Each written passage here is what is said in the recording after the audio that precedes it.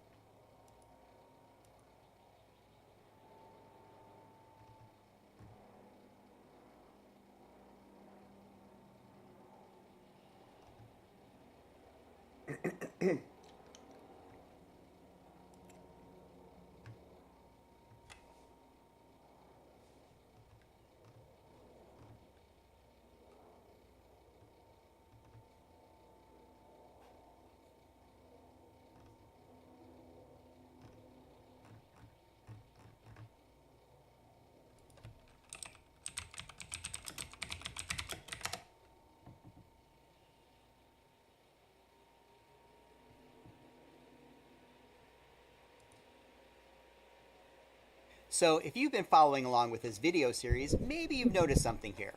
Cloud Firestore consists of a bunch of documents, which are basically key value pairs, as well as collections, which are collections of documents. But then within these documents, we let you store maps, the JSON-y looking things, that also kind of work as key value stores, like a document. Not only that, but you can also store arrays, which look suspiciously like collections. So at some point, you might start asking yourself, well, why do we even have separate documents where we could just, say, put all of our data into these maps? Why create a sub-collection when I could just create an array of maps, or even a map of maps? When is it appropriate to use one versus the other, and what would work best in my app? Good questions. Let's see if we can find some answers on this episode of Get to Know Cloud Firestore.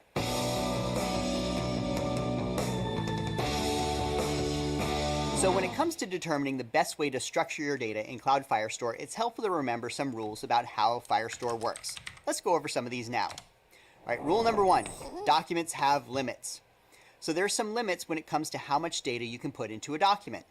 For starters, you're limited to 1 meg total of data in a single document. And I know that in our world of like high-res 16 megapixel photos, 1 meg seems tiny. All right, cheese. Whew. Oh, you gotta turn the flash off. But when we're talking about text and numbers here, and we generally are, that's still a lot of data you can fit into a single document. For example, the complete text of A Tale of Two Cities, 300-page book from an author who was paid by the word, only about 770K. You could fit all of that into a single document and still have room for a good Sherlock Holmes mystery. Also, another rule around documents, and this will come into play later, is that they can't have more than roughly 20,000 fields. And by the way, this also includes fields within the maps that you have in your documents. So this is 6 fields, and this counts as 7, one for the overall address field, as well as one for each individual element in that address map. And this would count as 9. And one big reason for this limit is that Firestore is creating indexes for any field you have here in your document, even, yes, inside a map. Basically, from Firestore's point of view, my document here has a field called address.city, and it's going to index it. And even if you don't hit this 20,000 field limit, having documents with a ton of fields in them can impact your write performance because Cloud Firestore needs to redo every single one of these indexes when you create another document, make a change, and so on. One other rule around documents is that you're generally limited to 1 write per second on the same document. So if you've got a situation where like a lot of clients are all trying to write to the same document all at once, you might start to see some of these writes fail. Now, your client libraries are generally smart enough to retry these writes with some incremental backoff if that starts happening, but it's still a situation you want to avoid. On the other hand, writing to lots of different documents in the same collection, that's generally fine, go crazy.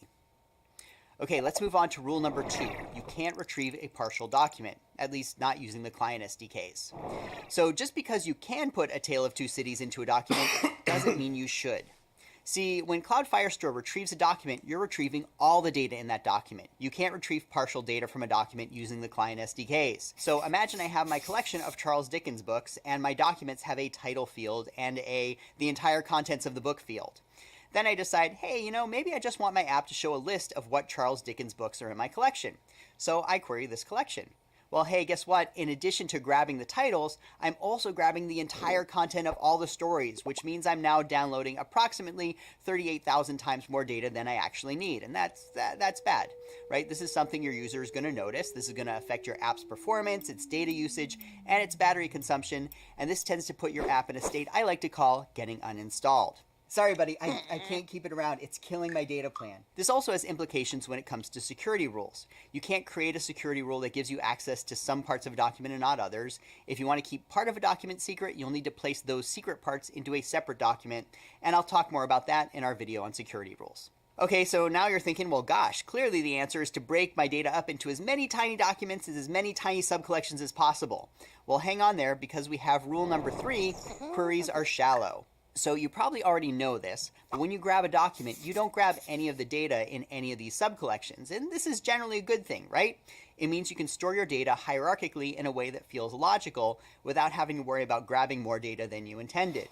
So if I took that content from my entire text of the books field and moved it down into a chapter subcollection, well, now I can grab my list of Dickens books titles without having to grab all the text associated with them. However, there's a flip side to this, which is if you think you're almost always going to be showing data together, it might not make sense to put it into a subcollection. For example, maybe I decide to put my list of main characters into a characters subcollection. In many applications, this might make sense. But if in my app it turns out that whenever I'm showing the title of a book, I'm also going to be showing a list of all the characters, well, now I can't grab all that data I need in a single query. I now have to get the book and then get a list of all the characters that are in that book by querying each book subcollection, and this is going to make populating a list like this a lot more complicated. So if this ends up being the look and feel of my app, well, maybe I don't want to put this data into a subcollection.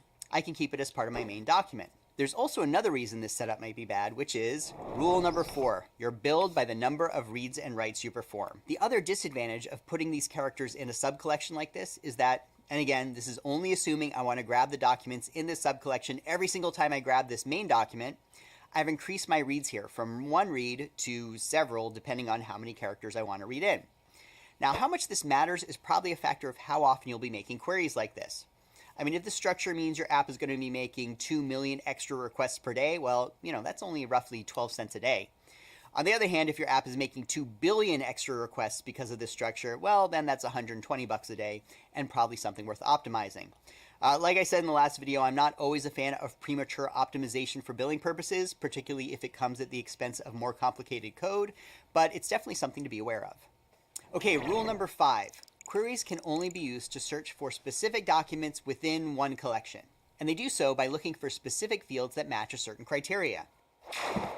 Hang on, Todd from 2018. Todd from 2019 is going to cover this rule. Let me take it from here. So on this side, I have my Charles Dickens characters stored as a subcollection for each book. I've included their name and an occupation as 2 different fields. On the other side, I have the same list of characters stored as a map field directly inside the book document, with maybe the character name as the key and their occupation as the value. Now these 2 structures let me run very different types of queries. With my characters in a subcollection, I could say, hey, show me every character in Great Expectations with a name that starts with P, or every character in Oliver Twist who's a doctor. And if I wanted to say, hey, show me all characters in all books named Oliver, I can now do that with a collection group query. Now this would require that I set up a collection group index for the name field in the Firebase console, and do keep in mind you're limited to about 200 of these. On the other hand, what if I put characters in a map like this? Well, I could kind of say, hey, show me every book that has a character whose name is Oliver, and I would do that by looking for a field called characters.oliver with a value that's like greater than an empty string. But I'll be honest, this is kind of weird in that I'm relying on there being a field in a map with a key named in a particular way, and that seems all sorts of error prone to me. In addition, I wouldn't just be returning character data here, I'd be returning information about the entire book that contains this character, which may or may not be what I want. And I wouldn't be able to do queries like show me all characters whose occupation is socialite, or show me all characters sorted by name. So my search options are a lot more limited here. Yeah, I'm pretty sure socialite is an occupation. It's just that in 2019, we like to call them social media influencers. Now, a third option is to put your characters in a top-level collection.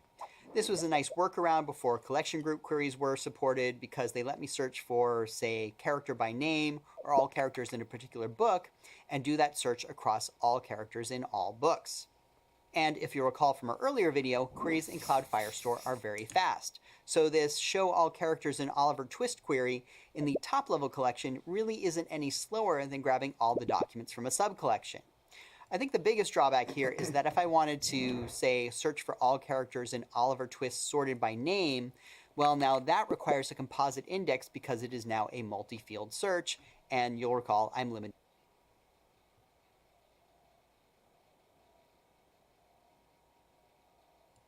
200 of those. So if you think you're going to be searching for individual records from a group of data, you should put them into a collection. And you could use either a sub-collection like this, or a completely separate top-level collection. As a general guideline, I'd probably say store data hierarchically if you think you're mostly going to be searching for items per sub-collection and only occasionally want to do a collection group query. And put them into a top-level collection if you think you're mostly going to be searching across all documents and only occasionally want to do, say, a per-book query. And putting your data into a map like this, it's not really useful from a querying standpoint. This would more likely be useful if you're just storing data you know you're always going to want to retrieve with the parent document. All right, back to you, Todd from 2018. Oh, too far. This might make more sense when we get into some more examples in the next video, so stick with me if you're confused. We have one more rule to get through, and that's rule number 6. Arrays are kind of weird. So there's a really good blog post out there on why arrays are evil, but basically a lot of traditional array operations don't work very well in a service like Cloud Firestore. Because when you've got data that could be altered by multiple clients, it's very easy to get confused as to what edits are happening to what field. Like, at least in a map, if I have several clients all trying to edit different fields or even the exact same field, I generally know what's going to happen, right? I'll end up with a map that has fields that are equal to that of the most recent client update. But in an array, if one client is trying to edit a value at like index 2 and another client tries to delete the value at index 2 and another client tries to insert a value somewhere at index 0, I'm going to have very different results and possibly out of bounds errors depending on what order these instructions are received in. So for that reason, Firestore's actions with arrays are a bit different than what you might expect. For instance, you can't perform actions like insert or modify or delete an element of an array at a specific position. And you can't run a query on like the element contained at position 2 in the array. So are they useless? Well, no, not at all. By the time you see this video, the team will have added some operations that do make working with arrays a lot more useful. See, it turns out a lot of developers don't really care about the exact order that they're storing things in an array. They just want to use arrays as like a simple way to contain a bunch of flags. For instance, maybe I have a bunch of keywords that I'm storing for each of my Charles Dickens books. So what do I do if I want to find all of my dramatic books, or books that involve war or crime? Well, we now have an array contains querying feature that will search for documents in a collection where an array contains a certain value. So I can keep my keywords in an array like this and say, hey, let's find all dramatic books by looking for books where keywords array contains drama. So if you're wondering how this works, you can kind of think of it like behind the scenes, Cloud Firestore converts this array into a map where all the values of the array are fields in this map. And like a typical map, every one of these fields gets placed in an index. So asking for books where keywords array contains drama is kind of like asking for books where our imaginary keywords drama field is equal to true. Along those lines, Cloud Firestore also added some new features to add or remove specific values from arrays as long as you don't really care about the exact position of them. So editing this array of Firestore converts this array into a map where all the values of the array are fields in this map. And like a typical map, every one of these fields gets placed in an index. So asking for books where keywords array contains drama is kind of like asking for books where our imaginary keywords drama field is equal to true. Along those lines, Cloud Firestore also added some new features to add or remove specific values from arrays as long as you don't really care about the exact position of them. So editing this array of keywords is a lot easier now and doesn't run into some of those problems I talked about earlier. So go check out the documentation if you want some more info about that. So that's a lot of rules. Can we turn these rules and restrictions into guidelines? Well, let's see. For starters, put data in the same document if you're always going to display it together. You generally want a happy medium in the size of your documents. Don't make them so big that you're downloading more data than you need, but don't make them so small that you're downloading like 30 documents from 2 different levels of the database just to fill out one screen in your app. Put data in collections when you're going to want to search for individual pieces of that data, or if you want your data to have room to grow. On the other hand, leave them as a map field if you're going to want to search your parent object based on that data. Another good time to put data into a map field is just if you want to put related data closer together for organizational purposes. For example, take a typical address. Sure, I could make each of these fields top-level values in my document, but I think it looks a lot nicer if they're put into a map like this. I can still query them just fine and actually reduce the risk of sort of keyword conflict naming later on in my document. Vectors in games might also be another good candidate for maps, something like this. And if you got items that you would generally use as flags, go ahead and stick them in arrays. So that's an awful lot of rules and guidelines. Something like this. And if you got items that you would generally use as flags, go ahead and stick them in arrays. So that's an awful lot of rules and guidelines, and maybe examples that mirror more real-world situations. And it turns out, minor shock, I know, Charles Dickens apps aren't exactly a hot category in the App Store right now. Maybe next year. So follow me along to the next video where we'll look at how to put these guidelines into practice. Come on, it'll be fun. I'm sorry, you're asking for a $10 million valuation and the Charles Dickens app market is already too crowded. I just don't see the numbers, and for that reason, I'm out.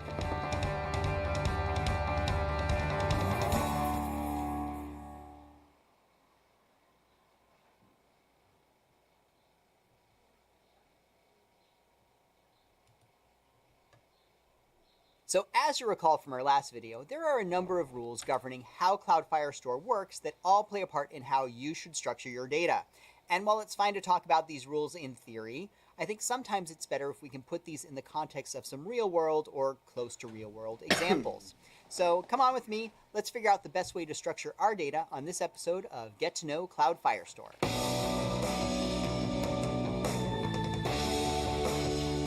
So for the purposes of this video, let's keep pretending that I've got this great restaurant review app that I'm powering through Cloud Firestore. Maybe it's got a search page where you can search for the top 20 Japanese restaurants in Boston, stuff like that. And from the search results screen, a user could click on a restaurant to see details about it. This detail screen would have more info about the restaurant, along with maybe a few snippets from its most recent reviews. We'd have an option for a user to see more reviews, and if they click on any of these review snippets, we would show them the full and complete review. So pretty standard. Let's tackle a few questions around how we want to store our data. For starters, where will we put the reviews? I mean, when I've used this example in previous videos, I've generally assumed we've had this kind of database design. We've got the restaurants in one collection, and all the reviews are in individual sub-collections. But is this actually the right design? Let's look at a couple of alternatives. Alternative number one, let's not make these reviews separate documents. We can stick all the review data into the main restaurant document as a map or an array of maps. Once a user clicks on a restaurant, I could give them these little review snippets immediately because I've already got them loaded up. And hey, as a nice little side effect, I've also saved myself a bunch of document reads. So this is an alternative, but maybe not a very good one. One problem with keeping our reviews in a map field like this is that when a user decides to search for the top 20 Japanese restaurants in their city, we're not only grabbing all the information about the restaurant, but we're also grabbing every single review for every restaurant on that list. And that is a bunch of reviews and, frankly, a whole lot of data that they will probably never need. I'm also going to run into limits, either the 1 meg of data limit or the 20,000 field limit if these restaurants get too many reviews. I also can't query these reviews either, right? I can't filter for just the 10 most recent reviews or anything like that. I only get back my giant restaurant document with all the reviews in there, and if I want to sort those reviews or filter them or something, I would need to do that on the client.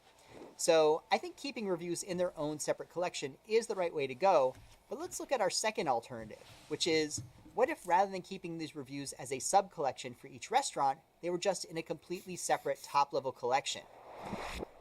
Hey there, Todd from 2018. Todd from 2019 will handle this one. Now, this gets interesting. Your first impression might be, oh no, don't do that. It's going to be a lot harder to get reviews for a single restaurant. But that's not the case. Remember, queries in Cloud Firestore are always fast. So grabbing all reviews for Todd's Tacos from a collection of 3 million reviews takes essentially the same amount of time as just grabbing all the reviews from a single sub-collection. I could also do things like search for all reviews by an individual author without having to enable a collection group query. On the other hand, some things are a little harder. Specifically, doing something like grabbing reviews for a restaurant sorted by date or sorted by score or sorted by most popular would require a composite index, whereas I wouldn't need that if these reviews were already in their own sub-collection. Also, a number of security rules are probably easier to write when I'm dealing with sub-collections of a specific document instead of another top-level collection, mostly in cases where you're going to want to restrict access to a sub-collection based on what's in their parent document. So, like I said in the last video, if you really think most of your queries are going to be across all reviews and not by restaurant, go with a separate top-level collection.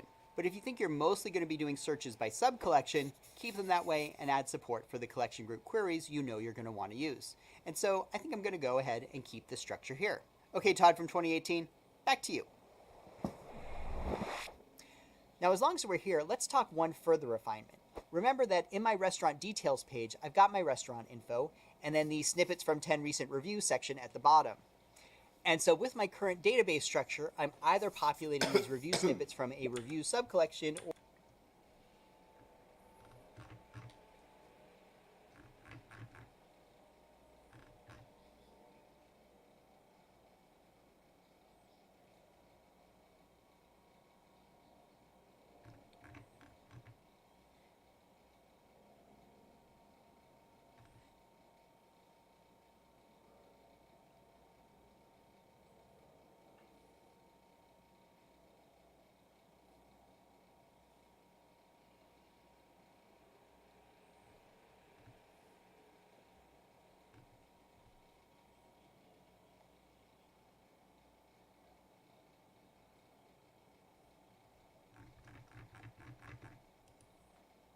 top level collection, and that's fine, but that does mean bringing up a single restaurant page is now 11 document reads instead of 1, and yes, I will get billed for those.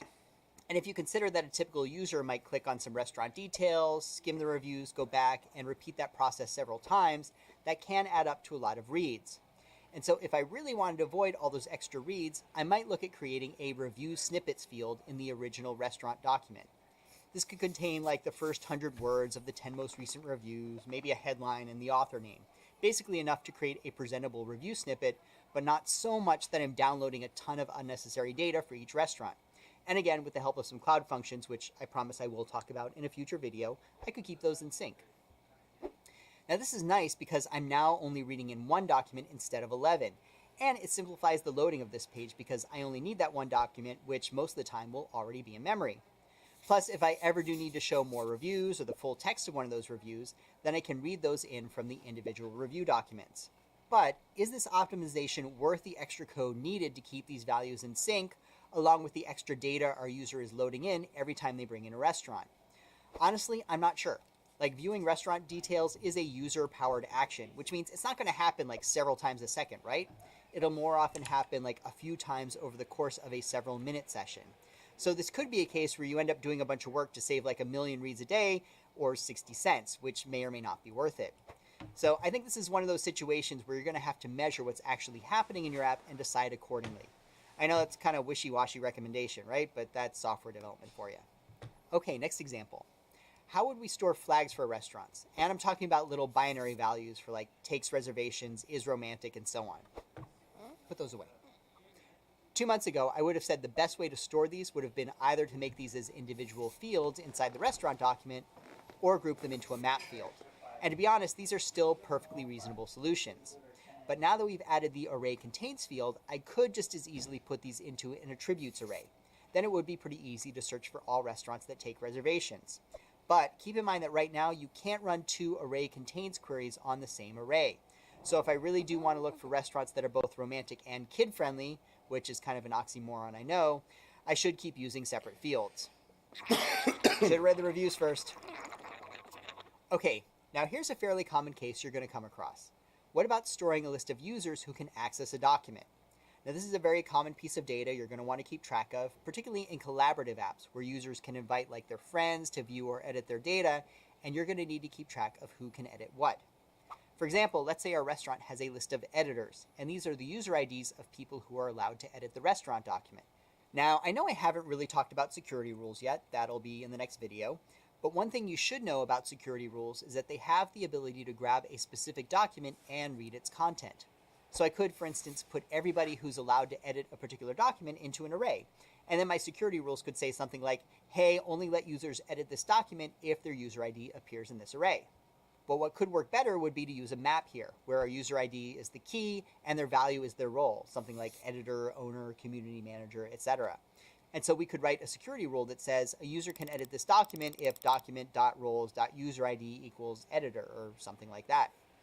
Now this is great, but it does have one small issue in that when you retrieve this document, all the contents of this document are transferred along with it. Remember, there's no such thing as a partial document query on the client. So you're kind of leaking the list of users and their roles for this restaurant. Now, this may be okay. These user IDs are pretty opaque. You can't really reverse engineer them to figure out who the underlying user really is, and they are unique per app. But still, the phrase, this may be okay, isn't super reassuring when we're talking about security. So this information might be better stored outside of this document in one of 2 ways. Option 1, have a distinct editor subcollection, where the document ID might be the user ID of the user, and maybe we store this person's role and some other little information about them inside each document. Or option number 2, just have a subcollection called private data that contains only one document. And this is where you can keep your who has access to what map that we talked about earlier, along with other information that you might not want to share with the general public. Maybe data for your internal sales team or data that cloud functions will need to perform its duties.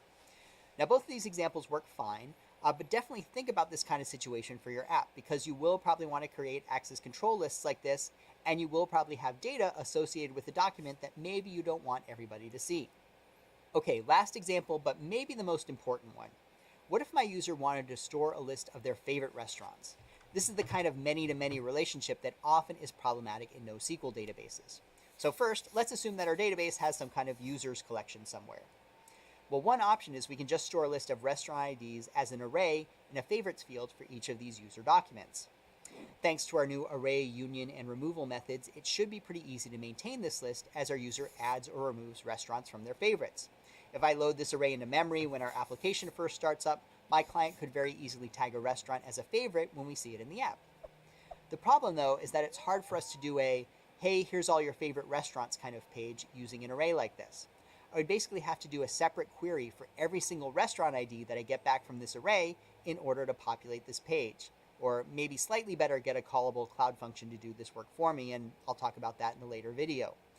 Now, this isn't a great experience, but it's not terrible either. And if I think this feature isn't going to be used very often, then this would be a perfectly fine solution. Don't let this scare you away. On the other hand, if this is going to be a frequently used feature, there may be ways of making this a little easier and more performant by using some denormalized data. For example, instead of just storing a list of restaurant IDs, I can keep like a big old map of maps that would contain enough data to populate a simple My Favorite Restaurant screen. Like maybe I have the restaurant name, cuisine type, and address stored in this favorites field. That might be enough to populate the My Favorite screen. And if the user ever wanted more information about a restaurant, well, then I can query the full restaurant document and populate a restaurant details screen just like normal. But the trick with denormalized data is that we need to make sure that if Todd's Tofu Hut ever changes their cuisine from Japanese to burgers, every copy of that denormalized data has to change as well. Which means we need to be able to query every user who has this restaurant listed among their favorites so we can make that change. As it turns out, though, we can do that. I can basically create a query that says something like, select all users where favorites.restaurant4215 is greater than the empty string. That would give me a list of all user documents where this restaurant is listed as a favorite in the map field somewhere, and it'd be fairly easy to have a cloud function update all those. Now, the disadvantage is that this is a big chunk of extra data that I'm loading per user, and we are eating away at my 1 meg/20,000 fields limit here. So I'm going to need to limit the number of restaurants my user lists as a favorite. Although honestly, that kind of makes sense. If you list 500 restaurants as your favorite, hasn't the word favorite lost all meaning? Ooh, this got kind of philosophical. Now, another option might be to keep my user's favorite list as an array of IDs, and then keep the restaurant snippets inside a subcollection. I could then load a list of the user's favorite restaurants in memory without loading all the extra restaurant details along with them. But they're also easy to load up if I ever need to show this favorite screen by querying the subcollection. And I can still find a list of users who have favorited a particular restaurant by running an array contains query across my users collection. Now, once I have that, it's fairly easy to get at the individual snippets that I need to change, although you'll notice I can't do it all in one single query now. I basically have to fetch these documents one at a time. Also, just a heads up, if you have an array that you're going to use with an array contains query, those array elements will still count against your 20,000 fields limit. So I'm still going to need to limit my user's favorite restaurants to a reasonable number. But you know what option might work best here? A completely separate top-level collection. Imagine that I have a favorite restaurants collection. Every document in there would contain like a user ID, a restaurant ID, and enough of a snippet about the restaurant to populate a My Favorite Restaurants page. Now, grabbing all the restaurants favorited by a specific user is a very simple query, so creating that My Favorites page is very straightforward.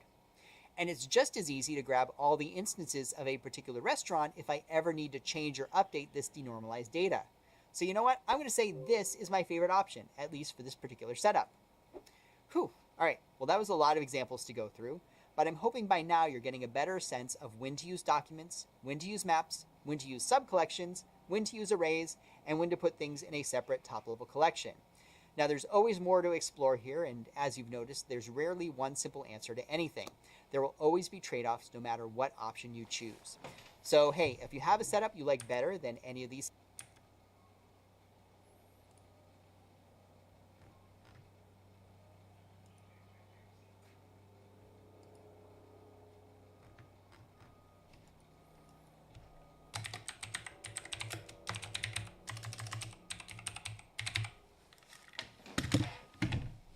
I'll be right back. I'm just going to use the bathroom.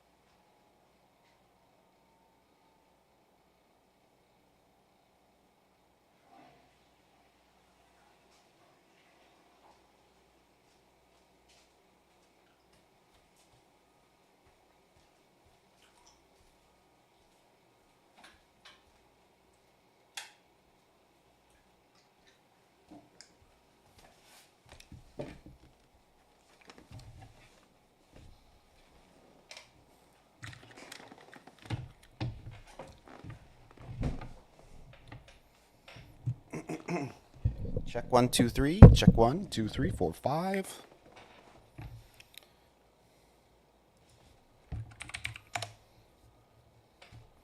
How's everyone doing?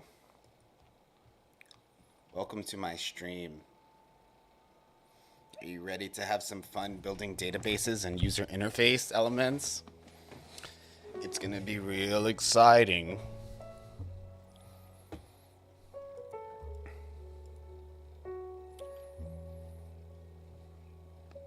Okay, so gotta figure out how I'm gonna structure my database. Exciting stuff. So basically there's the collection, which is Space Pirate. And I've decided for the naming convention, for my database, I'm gonna use camel case. And then for the game, I'll use all lowercase with underscores. What is that called?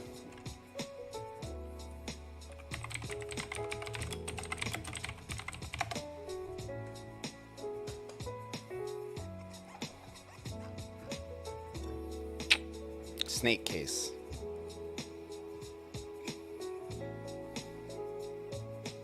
Kebab case.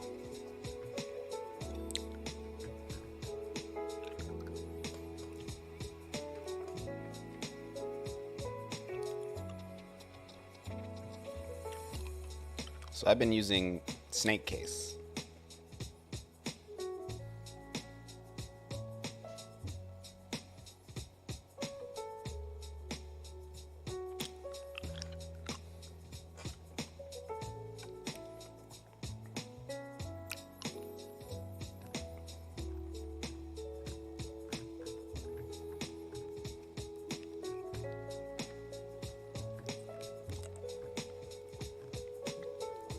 Kebab case and snake case.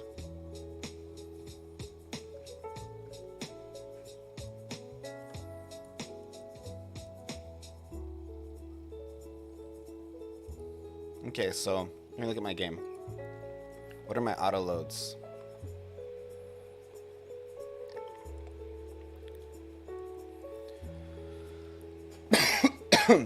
Game data, game events, meta progression, score data.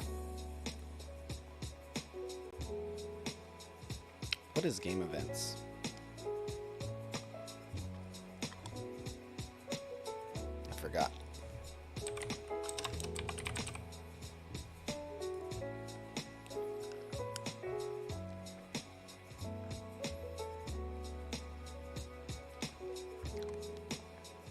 Okay, so this definitely doesn't need to be saved. Okay. So what other auto loads do I have? Meta progression. I didn't really finish that yet, so I'm not sure, but I don't think so.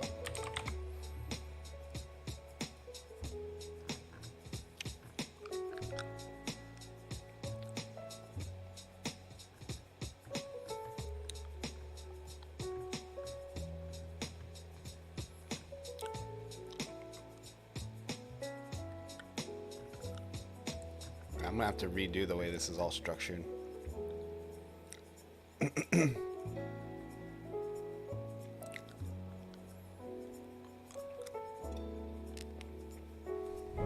I can use it.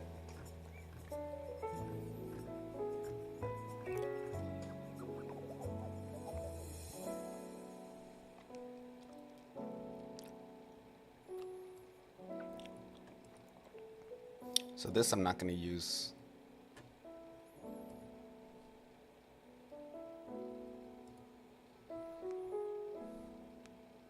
Screen transitions, Firebase. Screen transition. That I'm not going to need. What's in this Firebase auto load? Firebase.t.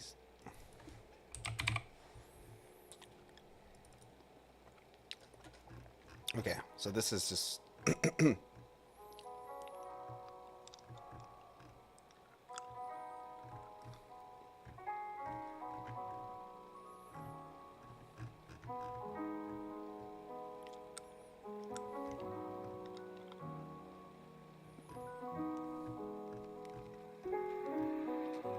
okay.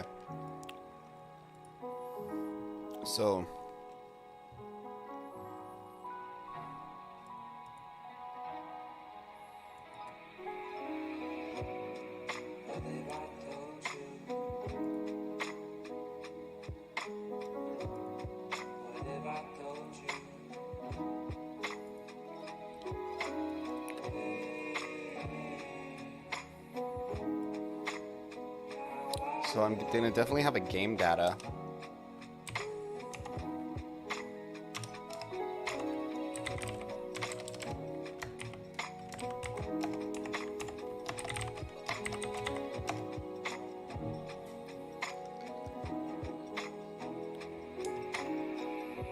Game data.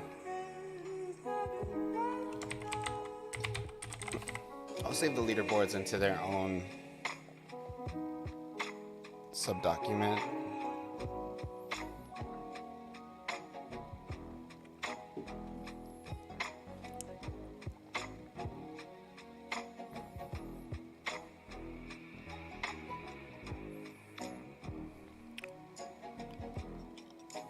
And then I would need one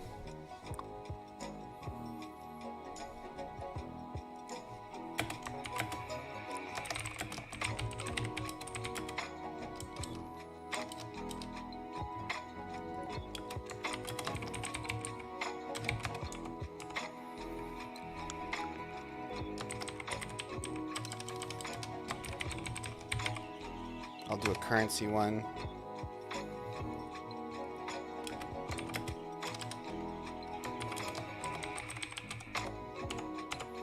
And then I need to save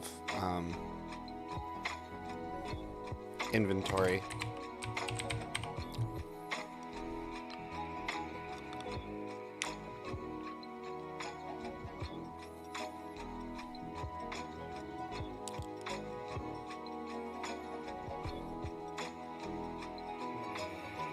So the only one that would have any kind of premium stuff in it would be this one.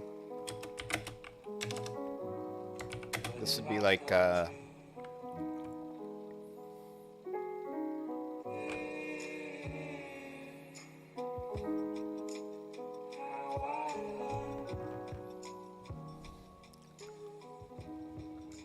I was gonna call it ship mods.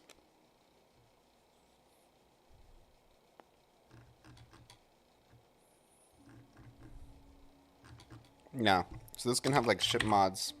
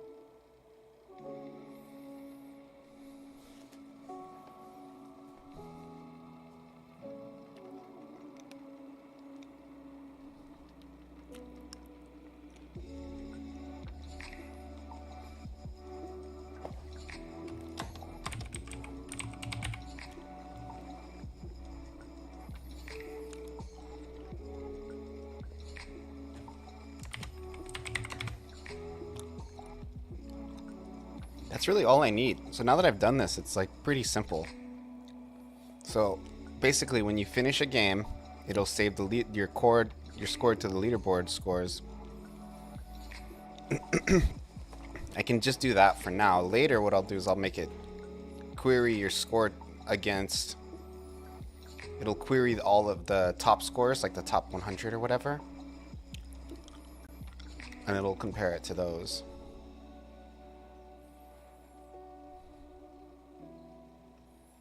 So scores will be like top score, level, total EXP earned, stuff like that.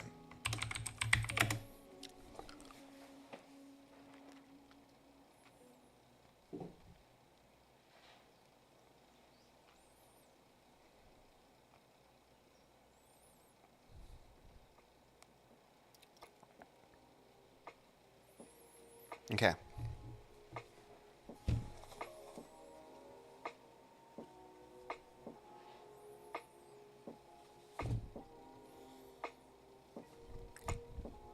Let's open my database. I'm gonna manually create an account. So we'll do Firestore. Put this over here.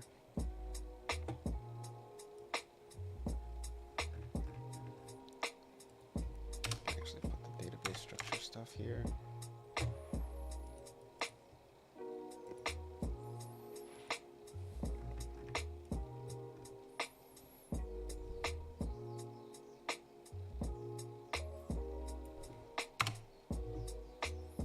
Had a server issue with Firebase? What in the world?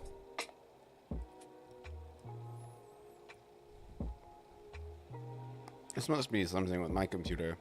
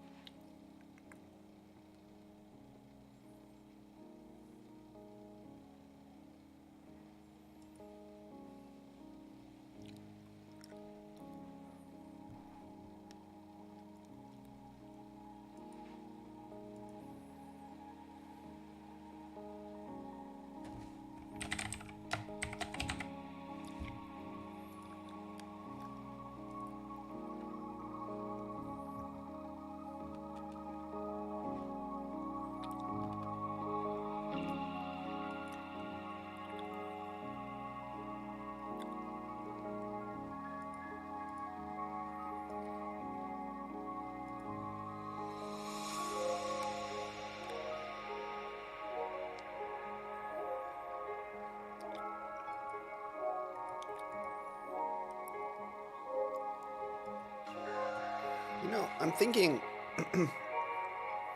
having game data makes more sense to be stored locally. Right? Like your settings for like your resolution and your control settings.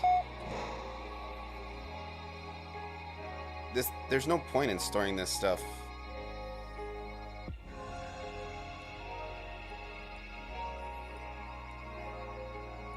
This should be stored on the device that you're using.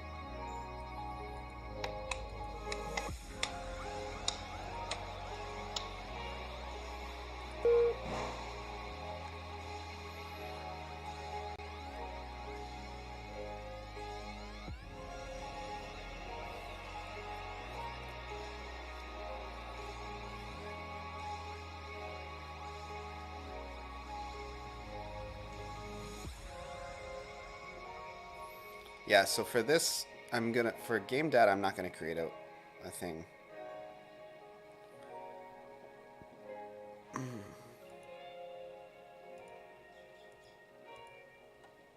So we're just gonna go straight to, you know, I really think currency is probably,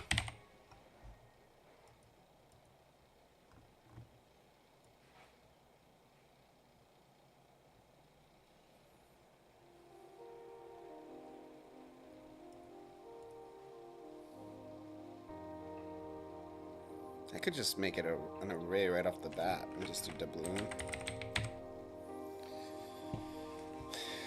Yeah, let's do that. That's the simplest solution, the least coding. So I'll just make it an integer.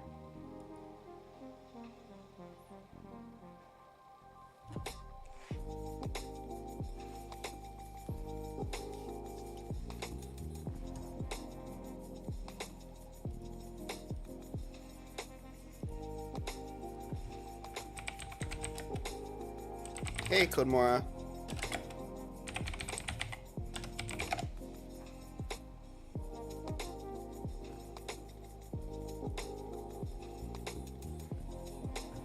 Pirate money doubloons.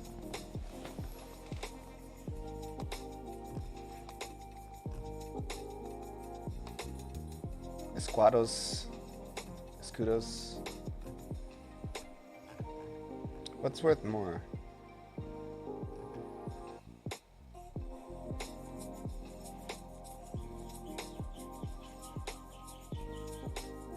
Reals.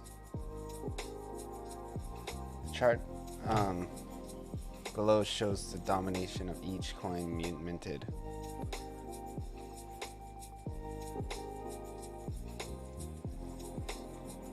Eight stamped on it.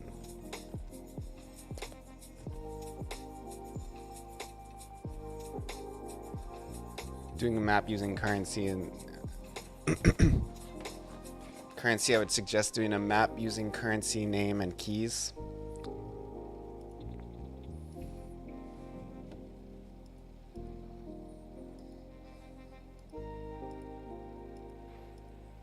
Yeah, let's do that. I'm with you, Code. So I can make a currency. So for the database, I was planning on, for the names of stuff, I was planning on using camel case. I feel like that'll help me in my brain distinguish between the snake case that's used in the local game environment.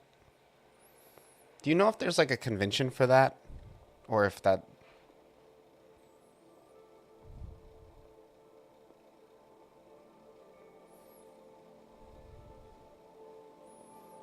Part of me feels like the opposite way would probably be better, but it's too late. Hey, what's up? Sorry, I got a little bit of a cough. Let's do the shout out. Indri Dev. What you guys doing over there? ENDRITDE. I'll drop you a follow. Thank you very much for the raid. I'm just doing databases and user interface with Godot over Firebase. So right now I'm gonna have two currencies in my game. One is like is for a mobile game. One is like a currency that you can earn by playing, and the other is by paying. You know. I never understood this part of game dev. Me either, dude.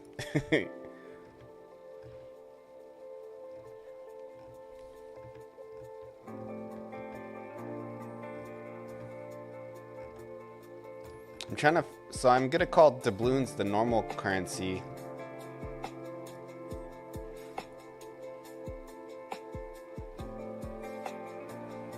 Doubloon.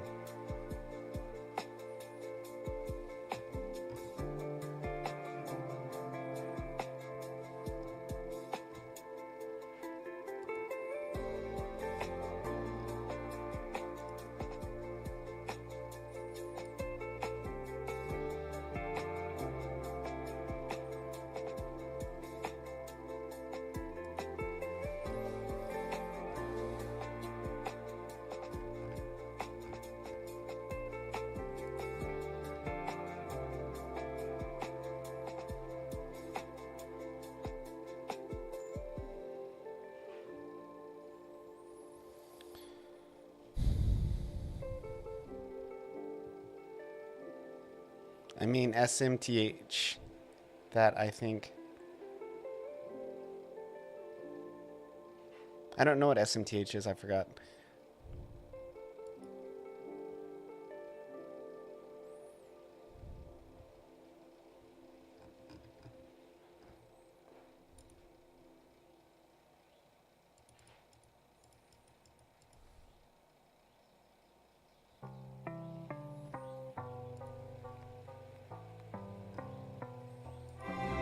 Thank you for the follow. Shilling?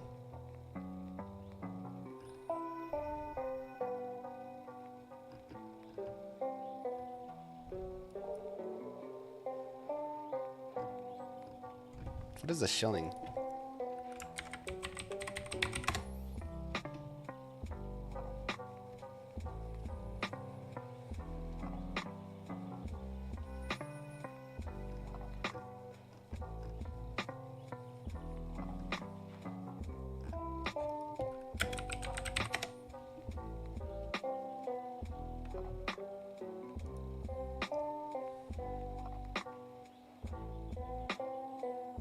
A gold coin that replaced.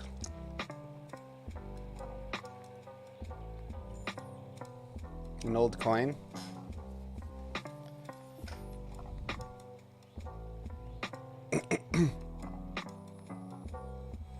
Okay, so I could do a shilling. What do they look like?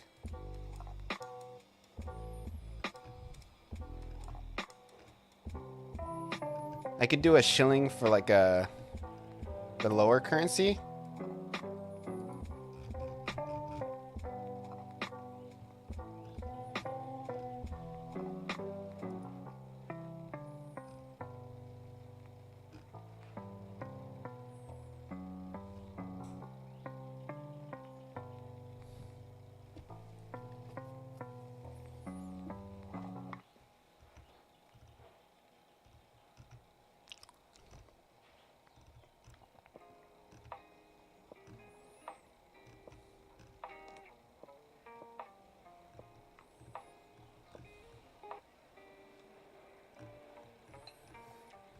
I basically need two currencies. I need the play earned currency and the premium currency.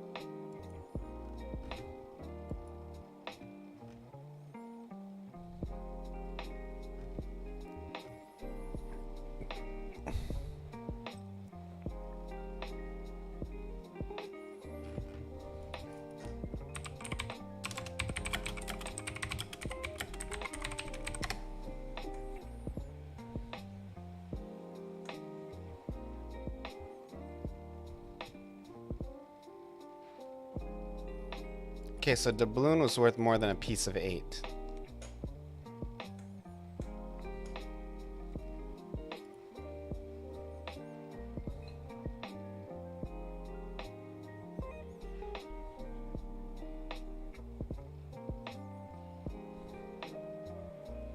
So what I'll do, I like the piece of 8. It seems like a bit of a mouthful, but we'll do piece of 8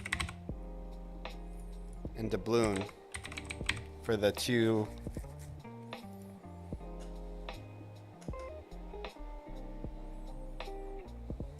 these are numbers.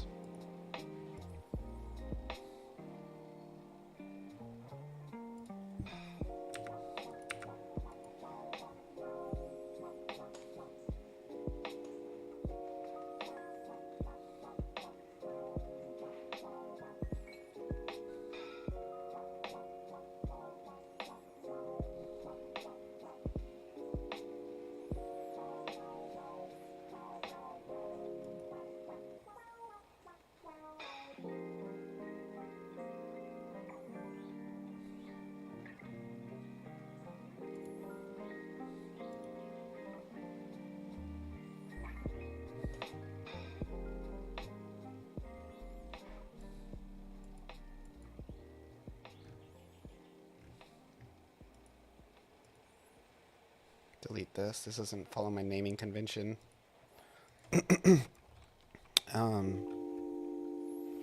We'll call this high score. It'll be a number. That's fine. We'll just do 1 for now. Actually, we probably want an array, right? Our arrays, which one do you think would be better for high score listings? An array or a map?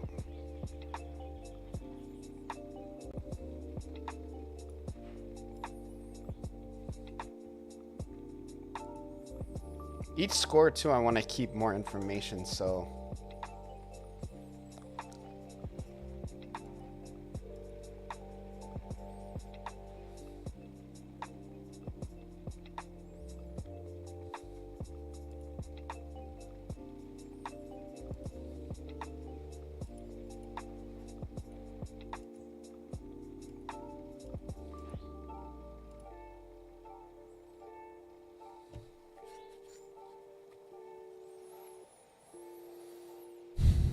is Firebase free? Yes. This is actually Firestore, which is part of Firebase, but yeah.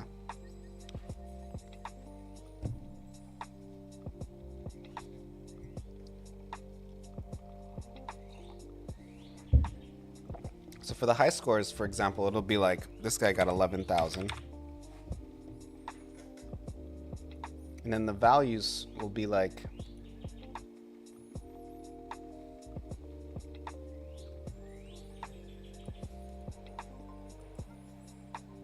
I don't know, I could do like a list.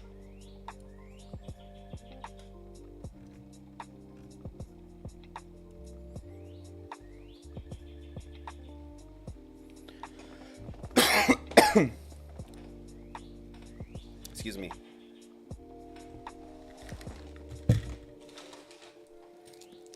Cough drops.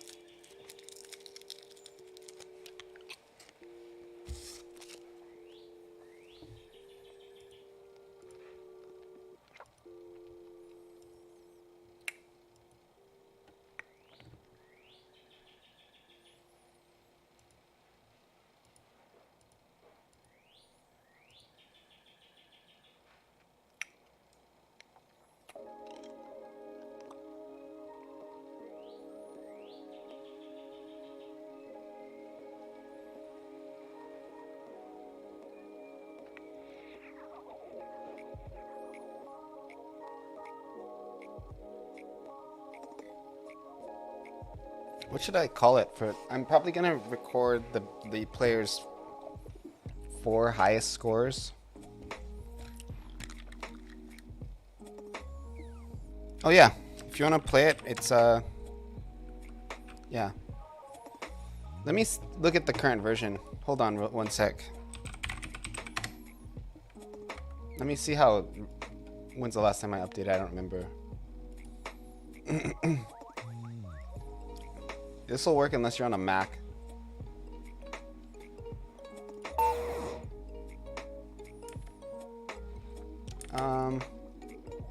Let me update it real quick. Give me a second.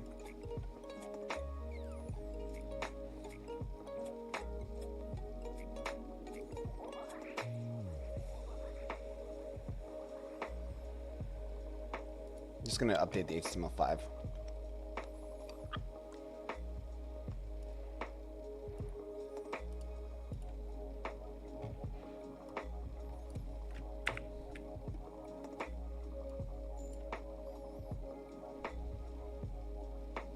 Yeah, so far I've only been doing HTML5. Give me a sec.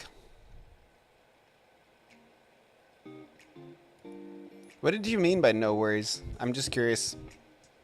Like, you mean like no worries you can't play, or because you can? Or do you mean like no worries it'll be fine you can play? I always have trouble understanding Twitch chat. Everything's so unclear.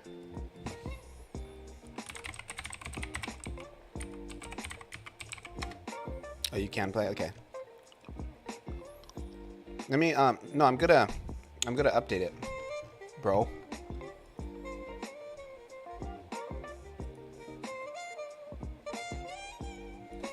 I'm gonna update it, give me a sec. The Android version, I'm not gonna update. I gotta really work on that. As of right now, there is no online stuff.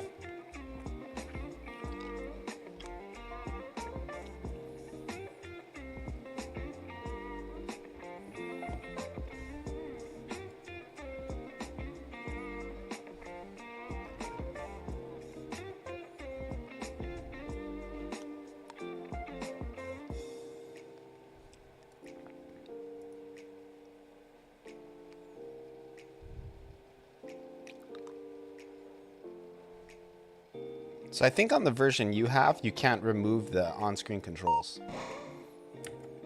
But this one you can. So.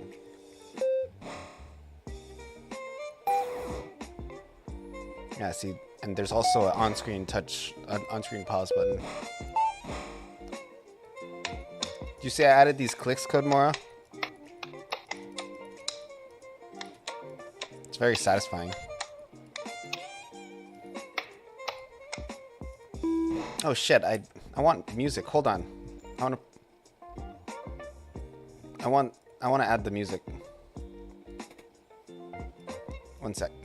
Let me add that back.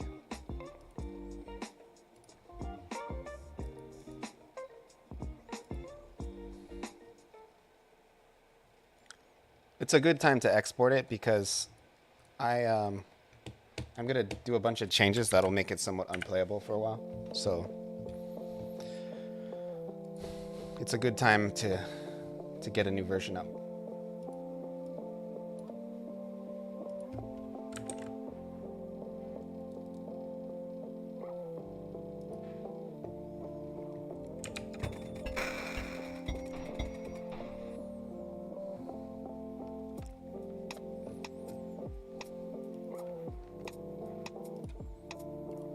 Okay, now we got the tunes.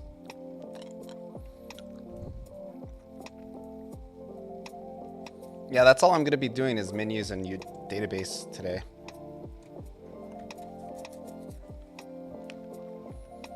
I'm going to make some ghetto-ass menus and just get them done, and then I'll clean them up later.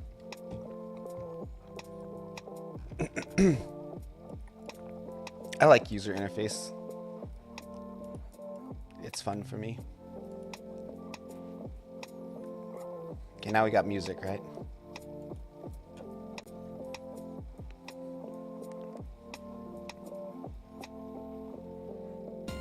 Yeah, now we got the full effect. And I want a sound for this. I could make it like...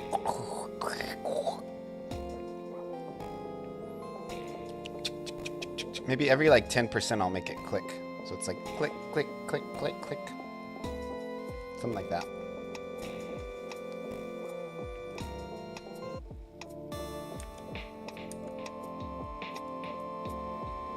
Oh, interesting. It's set to mobile by default. That's fine, I guess.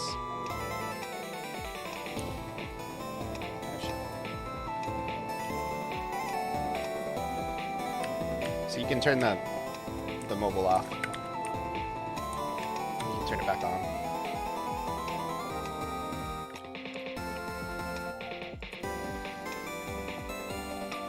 Dude, what the F? Oh, my sound effects volume is off. I was like, why doesn't it work?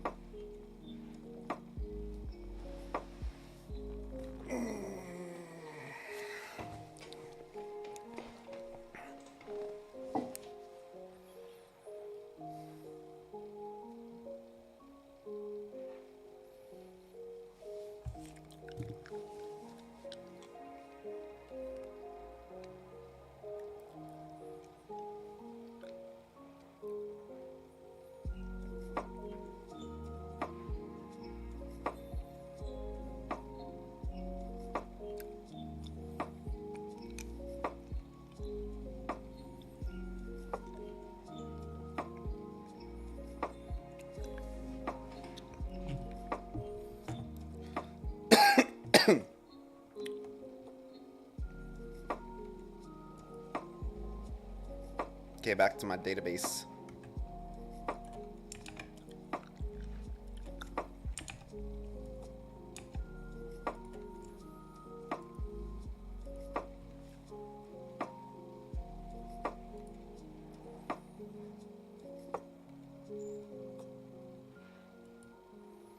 Having fun? Yeah, it's a fun game, isn't it? I'm glad you like it, man.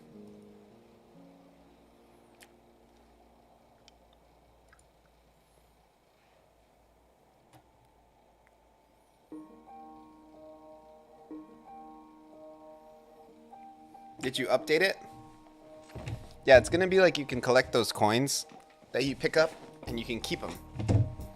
And then you can buy other weapons and stuff with them. Not gonna do so much like a power progression, but you can, it's more like a collection progression.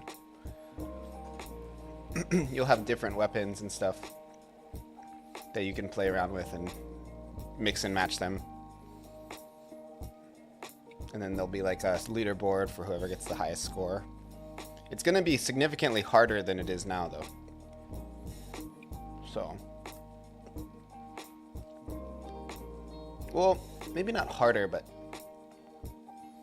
it's going to be a little different. The balancing is not where I want it to be. Let's just say that.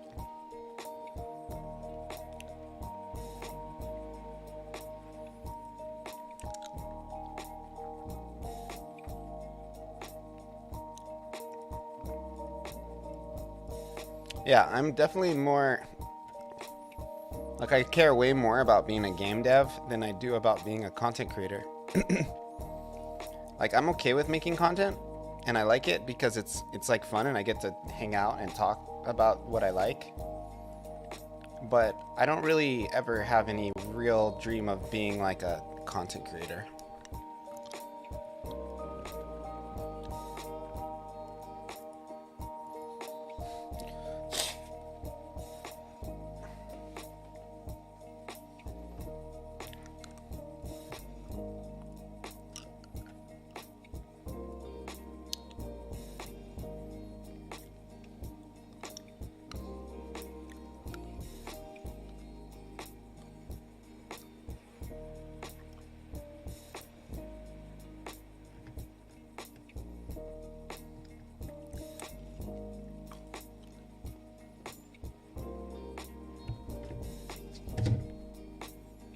It works on Android too. If you have an Android phone, you can go to itch and play it there from your phone. I have an APK, but I might just take that down. In fact, I'm gonna...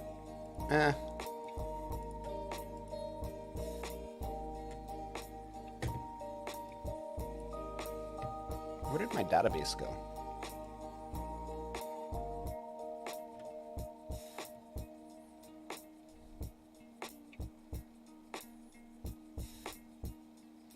Oh, you have an iPhone? I'm gonna get it on iOS. Just give me some time. It's gonna take a little longer. I'm not a native Mac user, so Android's the way I go first, and then I'll go iOS. I'm also an Android user. I have an Android phone.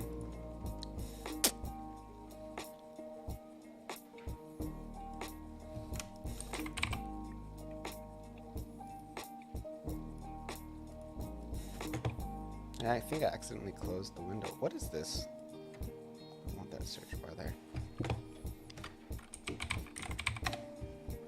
What kind of stuff do you make, Indri?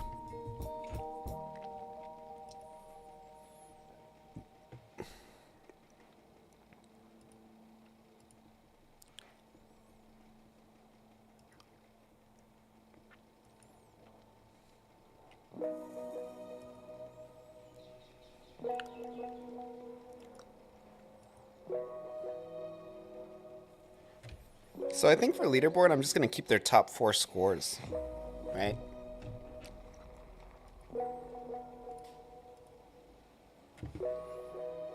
And we'll rip off of Dream Last, a casual game. I mean, some would say that my game is a rip off of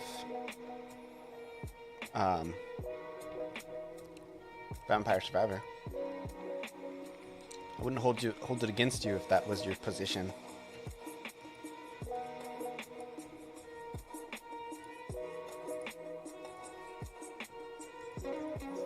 I think I'm going to make each of these. So I think I'm going to make this a map. And then I'll make these arrays.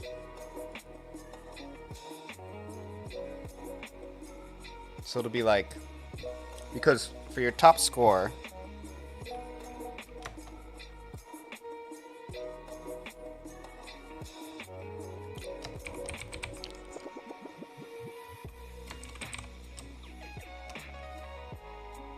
so I'll call this top score 1. So let's do score 1. We'll call it score 1, score 2. Like this.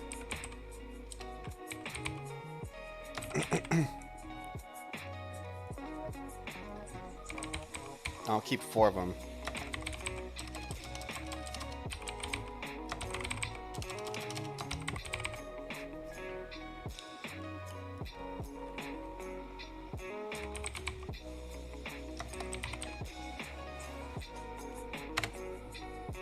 They're all gonna be arrays.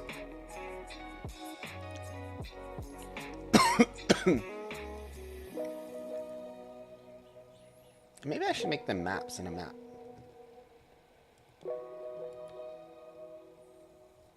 Actually, wait, I'm doing this wrong. So this will be...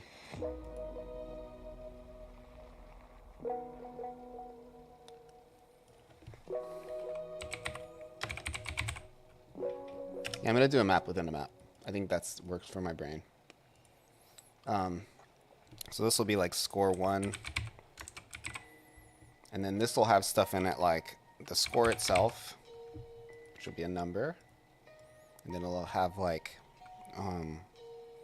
upgrades or ship mods.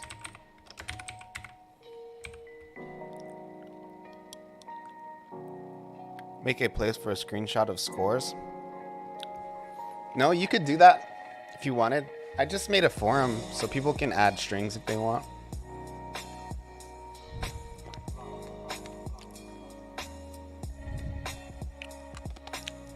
Oh yeah, I've written my fair share of spaghetti code. You can ask Codemora.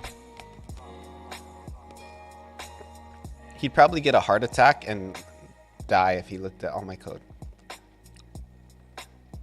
at once. It'd be too much.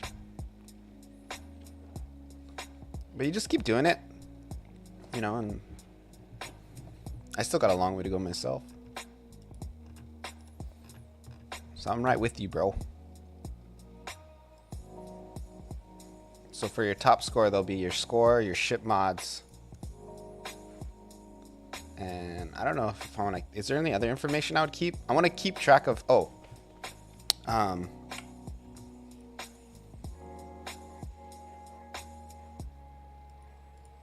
And I want to keep track of.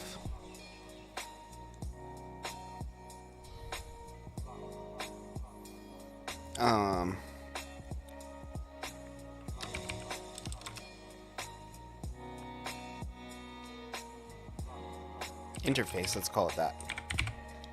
So it'll be like, it'll show whether you did it with which touch system.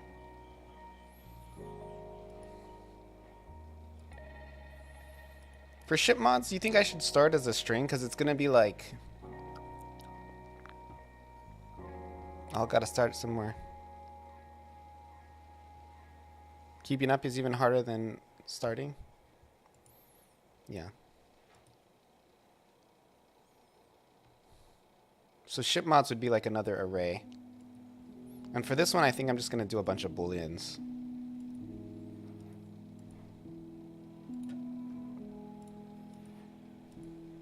So it'll be like, oh,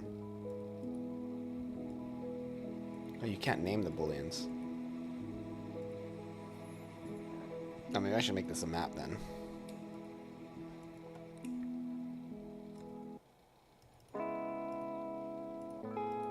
Yeah, so I can be like, cutlass.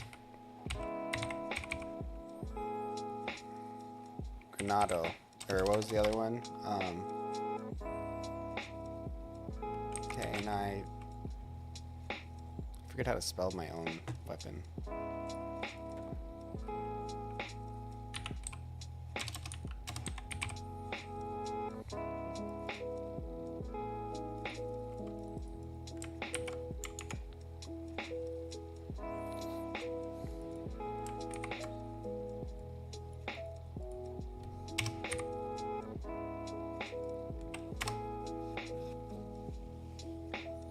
Something like that. So here it'll show what you have, and then it'll show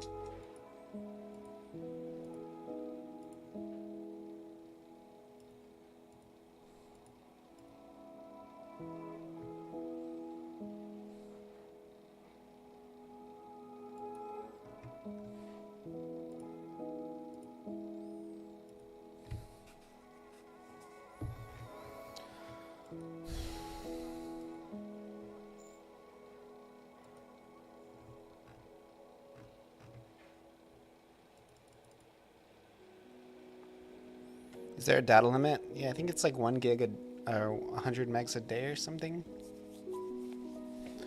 There's a lot of limits. What particular type of limit are you concerned about?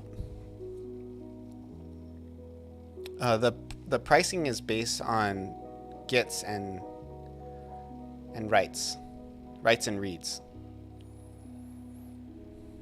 So you start paying more when you have a lot of writes, when you do more requests. It's not based on transfer size.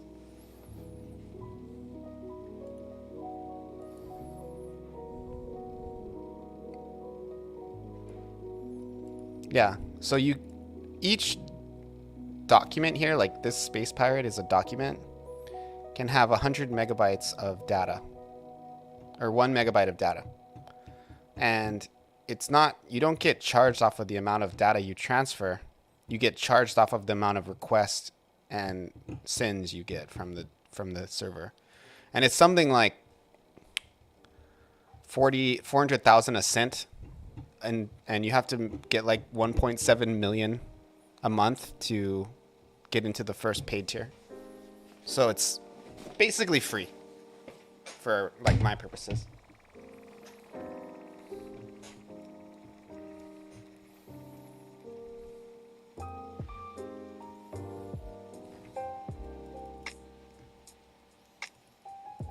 How come this isn't saving? Oh, maybe because this is empty.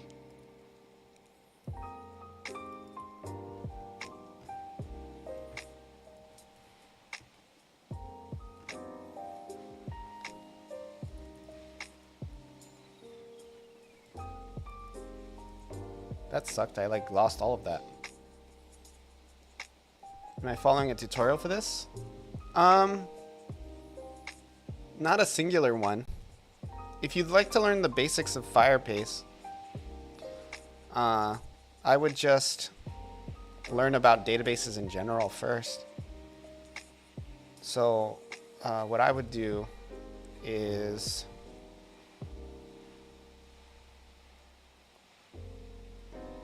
like watch all the videos about Firebase and read the documentation.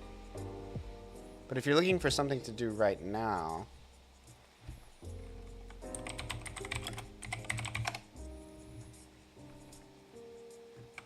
like you could do a Udemy course or something.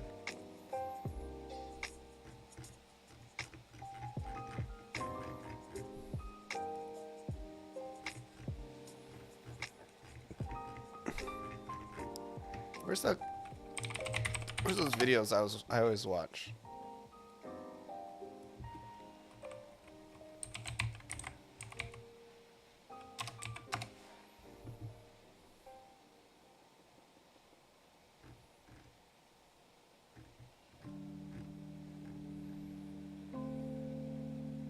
Are you using 3.x or 4.x?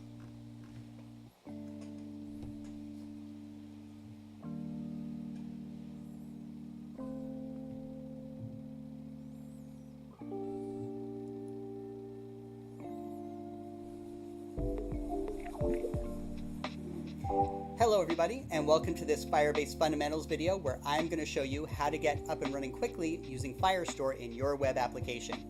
Now, this video assumes that you have already gotten started with the initial Firebase setup using something like Webpack or Rollup, as David has described in his Getting Started video. If you don't know what I'm talking about, I recommend you check out his video first and then come back to this one before continuing. And if you are looking for like a more detailed explanation around some of the things I'm doing, how Firestore really works underneath the hood, or like the difference between a document and a collection, I would recommend that you check out the Getting Started Firecast that will be a little more detailed and should be available. This actually probably isn't the one I would recommend. This video, and when it is, we will link to it.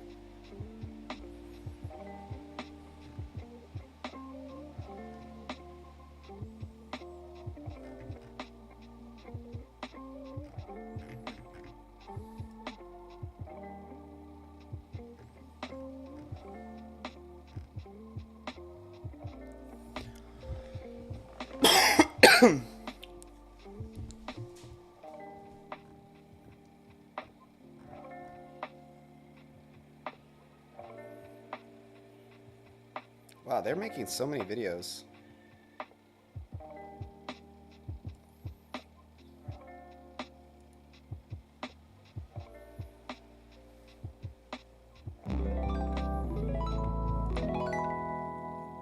Let's say that you have this great idea for an app. I mean, I have this friend who's always asking me for app ideas, but you know what you don't have? Time to build all the infrastructure from scratch. I mean, seriously, who has time for that?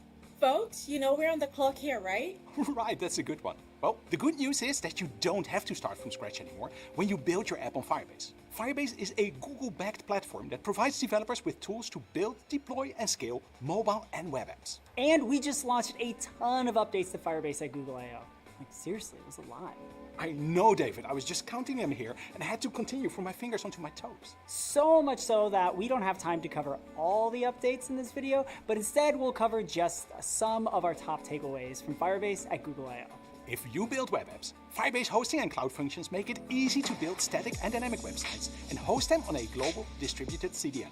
Now, what updates did we make there, David? Well, the second generation of Cloud Functions is now generally available and has early support for Python. So you can write and run server code in response to Firebase events all in Python. Want to take action when a document is created? Run some server code. Did a user just create an account? I wonder if they'll ever Run some integrate server a code. GD script. All existing Firebase triggers are native. now available for Python. Probably not. And you can also have better control over the concurrency of your Eventually, if I get super OP, I'll switch to C++ and then I'll do all of my calls in C++, which I think they support. code. So for example, you can handle up to 1,000 requests at a time in a single function instance, which can greatly reduce cold start. What about if I want to add some artificial intelligence magic to my app? Ooh, well, Firebase extensions are configurable pieces of functionality that you can add to your app and They're gonna add AI? then configure to your needs. Bro, I'm gonna make NPCs. And we launched 20 new That are extensions computers. with I/O, including some new extensions that let you tap into the power of Google's machine learning solutions.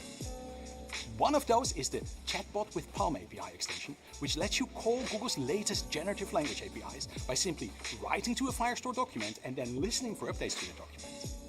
And we've opened up the ability to build extensions to everyone, so that you can let millions of Firebase developers connect to your service easily. But what can you do if you ship your app with Firebase but your users encounter bugs or performance issues? Well, there is no faster way to fix your problems than right in your IDE. And if you build native Android apps, you're likely using Android Studio. The App Quality Insight panel in Android Studio shows issues from Crashlytics right in your own code. So you can act immediately, and not just on crashes that you can reproduce, but also on stack traces that were sent by real users of your app. Wow, but you know, David, all this talk of crashes is making me a bit nervous here. Shipping features to production is already such a risk. My hands are often shaking by the time I'm finally ready to hit the publish button. Is there something you can do about this? You bet. Remote config allows you to separate the moment you publish your code from the moment that you enable the feature. And Remote config now has real-time updates that make changes so much faster. You first publish your app with the code for the new feature in it, but the feature is disabled behind a so-called feature flag. Then you go to the Firebase console and slowly roll out the feature to an increasing number of users. And if you see any crash reports, let's say in Crashlytics, you only need to click a button in the Firebase console to roll back the feature and bring back the app to a stable state for all users. So real-time changes in remote config allow you to get your app to production faster and safer. Wow, that does sound magical, David. And look, my hands stopped shaking. Those were so many great updates. And I said, these are just the highlights. For more about all these updates, visit firebase.blog. And cut. I gotta go watch. I don't want to get too stuck just learning about new Firebase stuff. I'm gonna be doing that all day if I keep at it.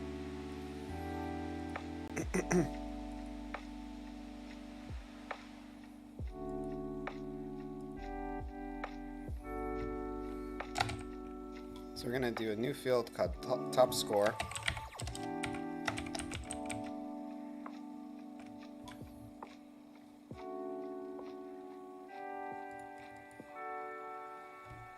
It'll be, actually we'll do score 1.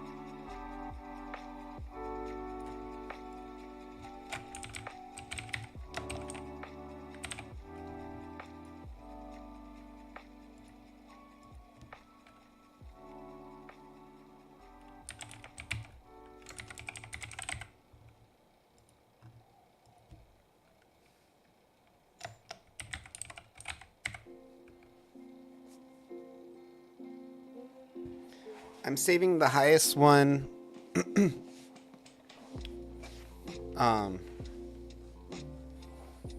Yeah, I'm gonna have it. I'm gonna use math to adjust and save your top 4 scores. Do you think I should make it so it saves all scores? I guess I could. And then I would just have to resort them. Do you think people care about like their low scores? I don't really think they do. It might be fun to have like a long list of scores.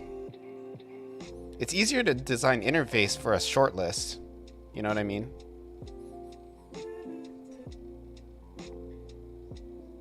I think I'm just gonna do 4.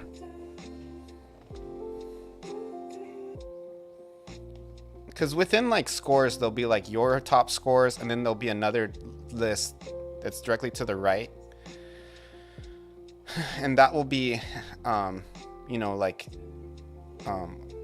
your overall top scores of everyone. And I'm probably gonna make it so that is a super long list of scores.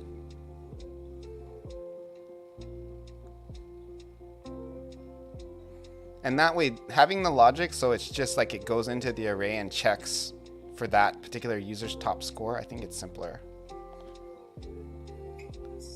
So basically the experience will be when you go into, in the menus, when you go into community, there'll be a leaderboards right there when you first hit community. And then within the leaderboards, there'll be sub tabs. And the first one will be like your top scores. And then the second one will be like top scores overall for everyone. And then I'll do something like maybe like top scores related to your configuration and stuff. So it'll be like your top scores, and then within the everyone's top scores, you'll be able to check off things like using this weapon, using that weapon. You know what I mean? And it'll like repopulate the list based on. So you'll be able to really quickly see like what weapons are working the best and stuff like that. I think that'll be fun. Does that make sense?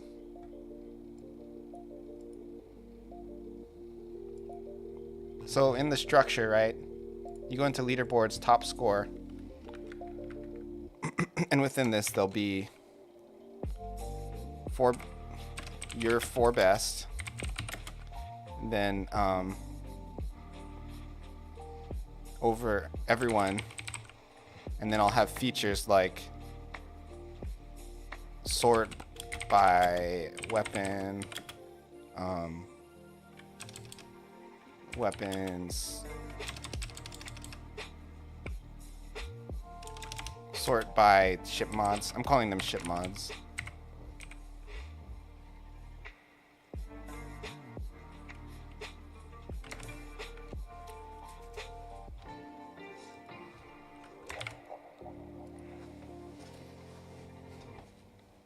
And you get charged per like document query, right? So it'll be like dinner time later, man. It'll be like too, like if it is one of your high scores. So first thing it'll do is it'll check like if the score is higher than your previous high score. And if it is, then it'll query the database to add your score to the global high scores. And then that'll be saved in a separate document. Something like that. I don't know. We'll just try it, and along the way, if I decide to pivot, we can. This is still the test server. Like, I'm going to actually... Maybe I should just switch the server already and put it on the main, because the main reason I made a test server is so that I could build it on stream and have it, like, not show you any sensitive data. But at this point, like, there's no sensitive data that will show with the way I'm doing it, you know? So it's like, I might as well just put it on the production server now. Don't you think?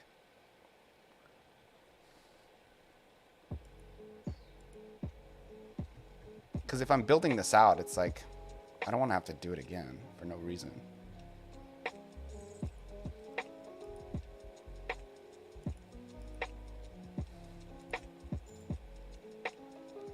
As long as nothing harms security to the users, yeah. No, it's not though. Gamepad and touchscreen.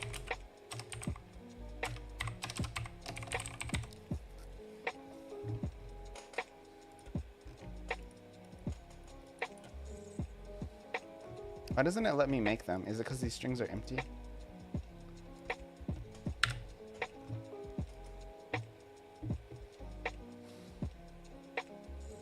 Better than building it twice, yeah. I've shown my info on the stream for this one. Is there a way to copy Firebase?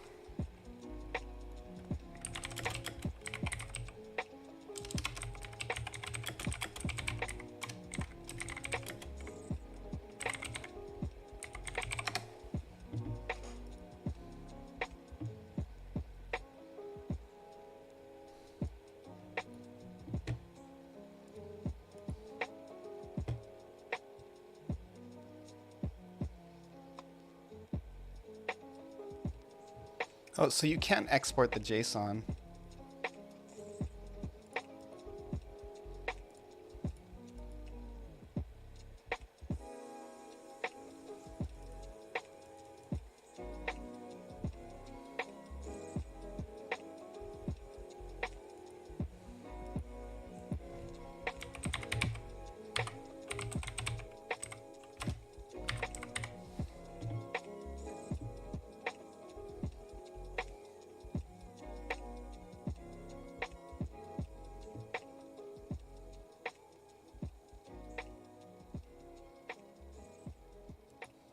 I can't change that, huh? I can't change the project ID. That's gonna kind of bother me.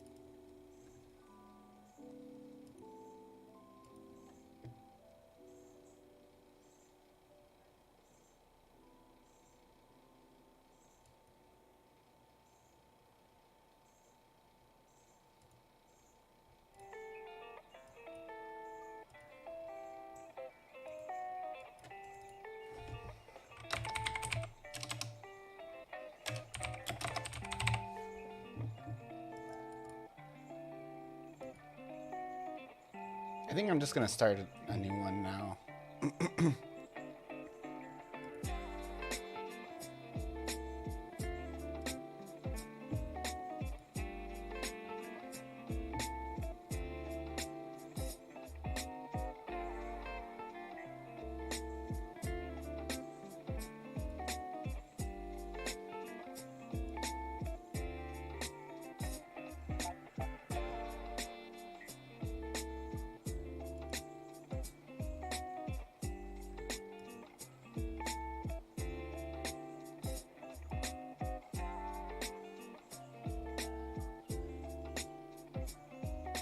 I'm kind of doing it off screen just because I don't want to share for this account.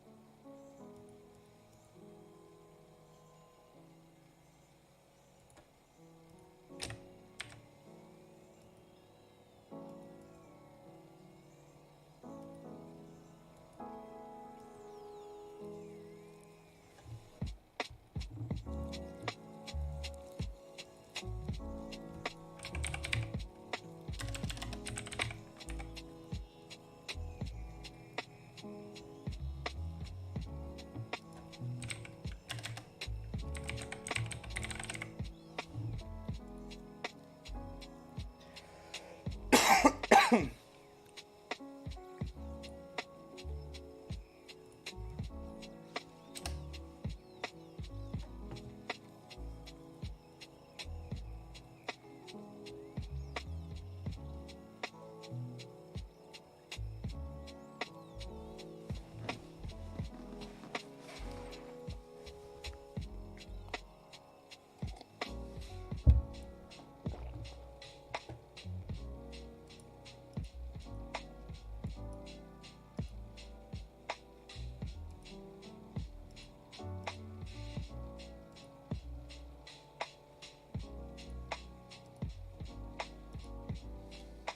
I'll be right back. I'm gonna use the bathroom.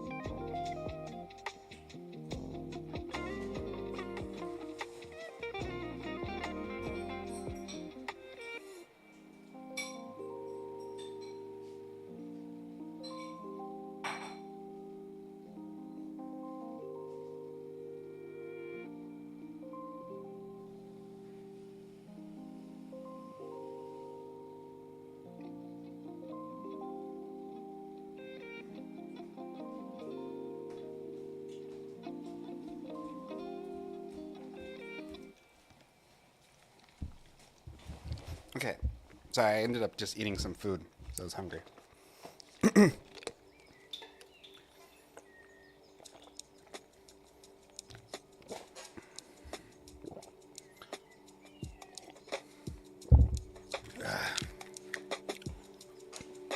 Okay. So first thing I gotta do is update this. I'm gonna actually hide my screen for a bit. I'll be here hanging, but I'm just gonna enter all of this info.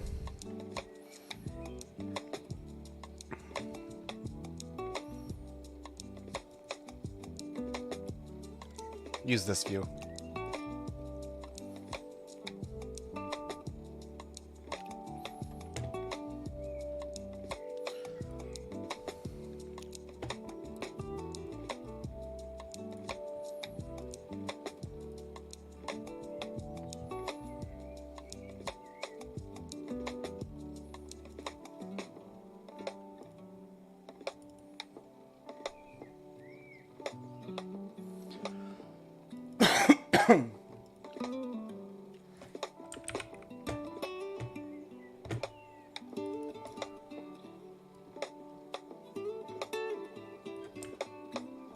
Sorry, my phone's ringing.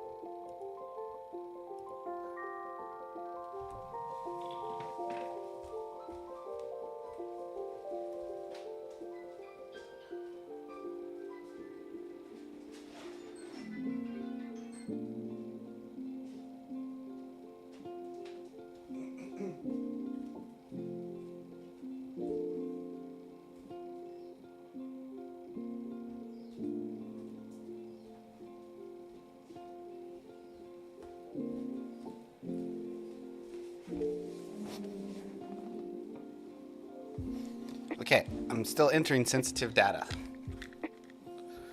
I'm using a different database.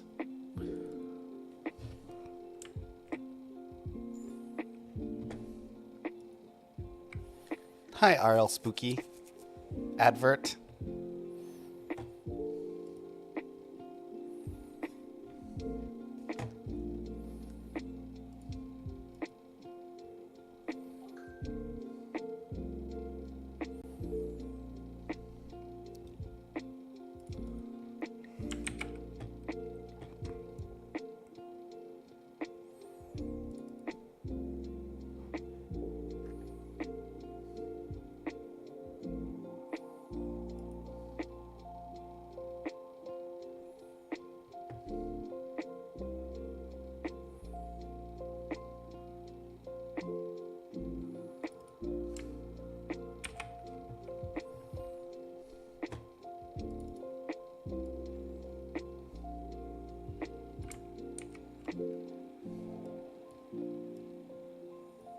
Where's my auth domain?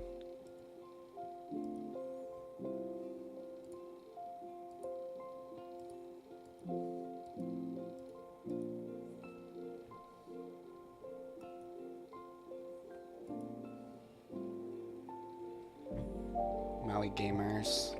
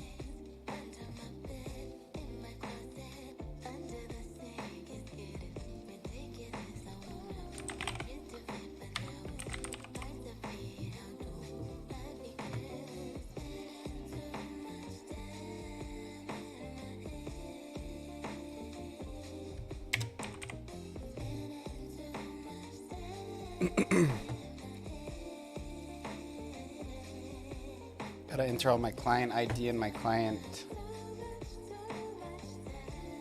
secret and all that. Sender ID.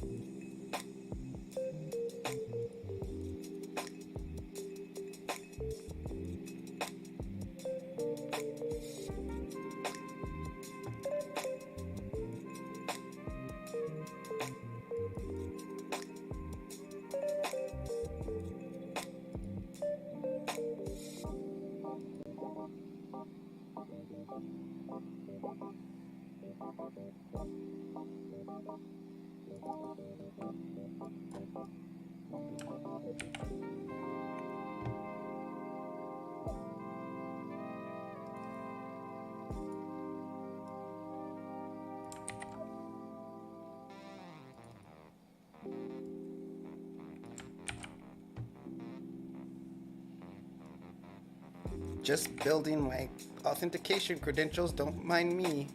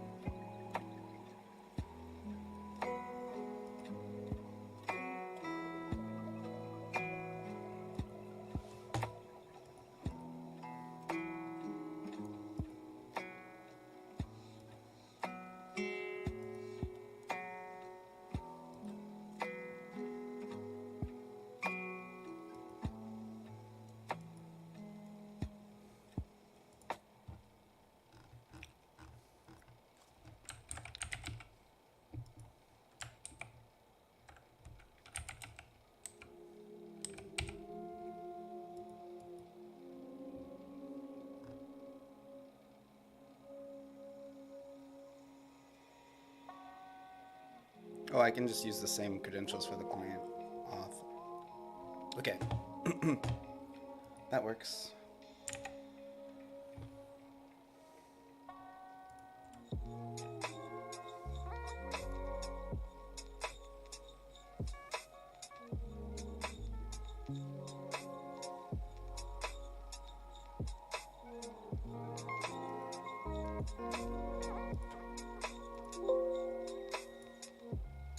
Okay, so I'm gonna try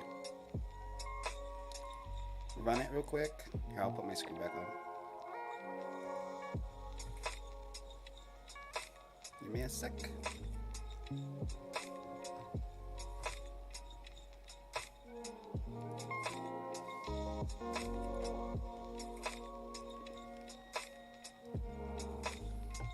So we're gonna go to my login screen and I'm gonna enter the login and see if it works.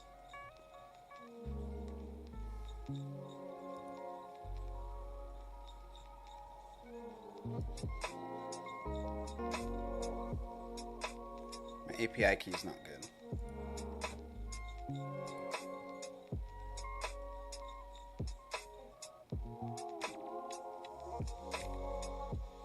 Gotta hide my screen again.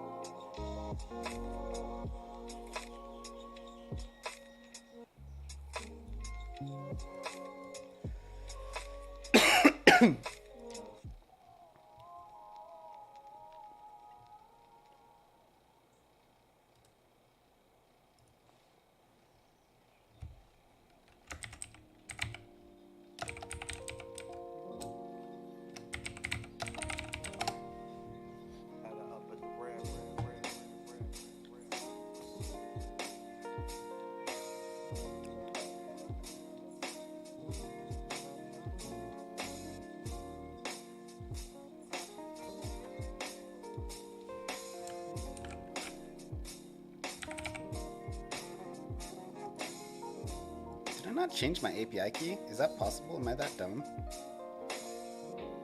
Yes, I am that dumb.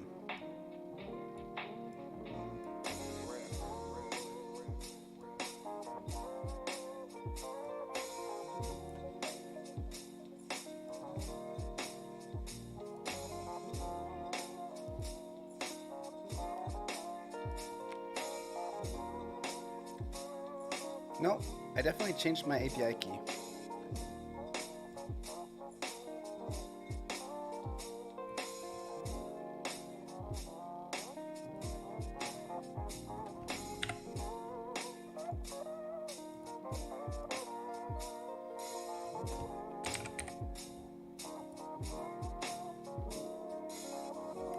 I think maybe I formatted my info file wrong. Let me just check.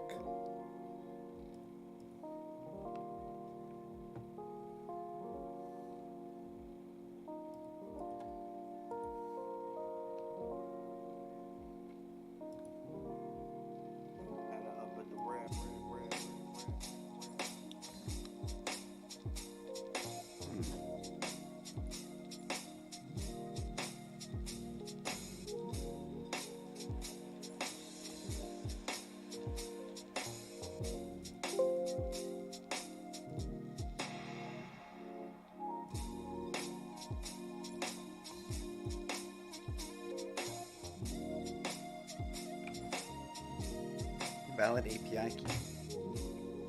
My API key is valid, jerk.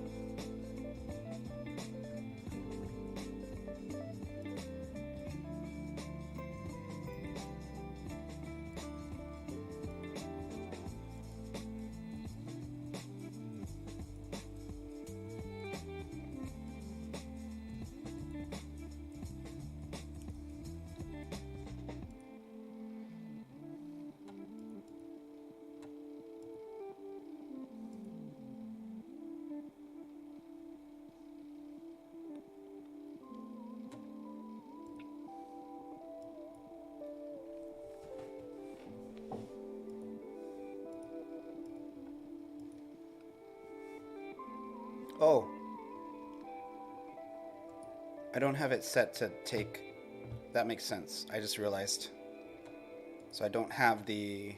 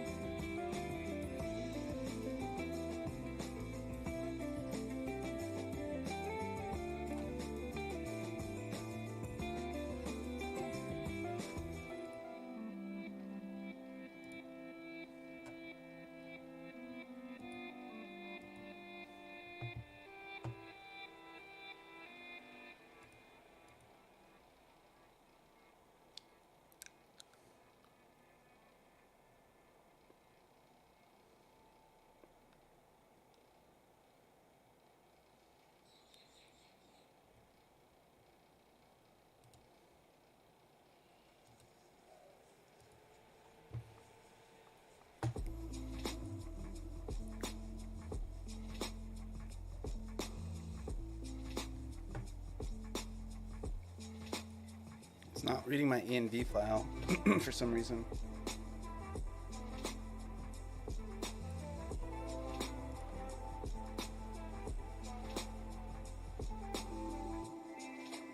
Indeterminate string. Line 26.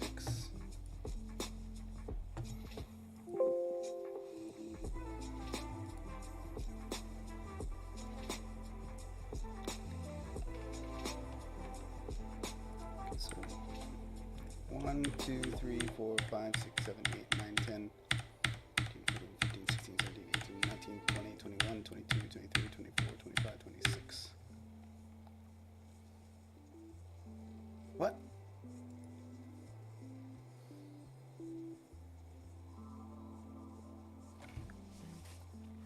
Unterminated string. What does that mean? Here, let's bring it into the code editor.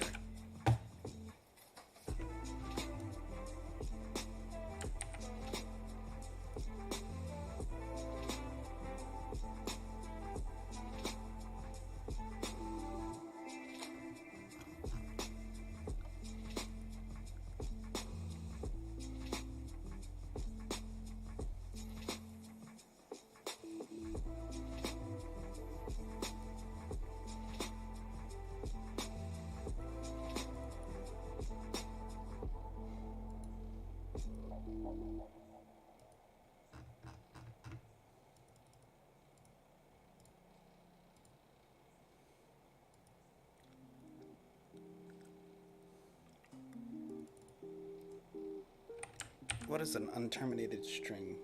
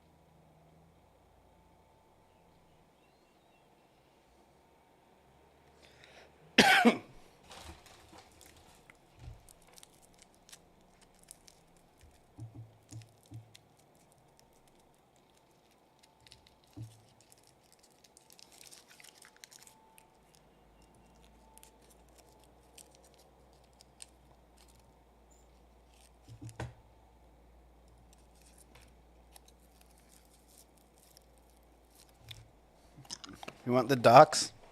Bro, I'm setting up my production database. I'm just going straight to it because I figured out after you get it set up, like you don't really show any API keys after that, so not a big deal.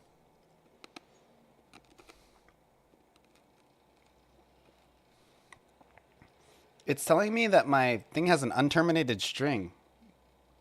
What does that mean? That just means like something's not in quotes on both sides, right?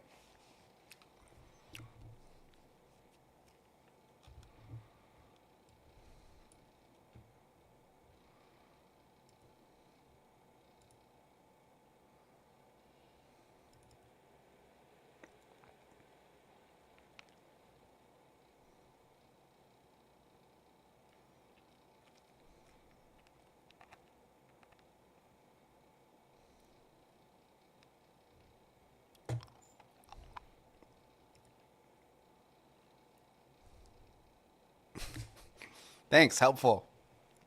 Terminator jokes. That's what I'm looking for. Nothing like a good source nigger reference to fix my database.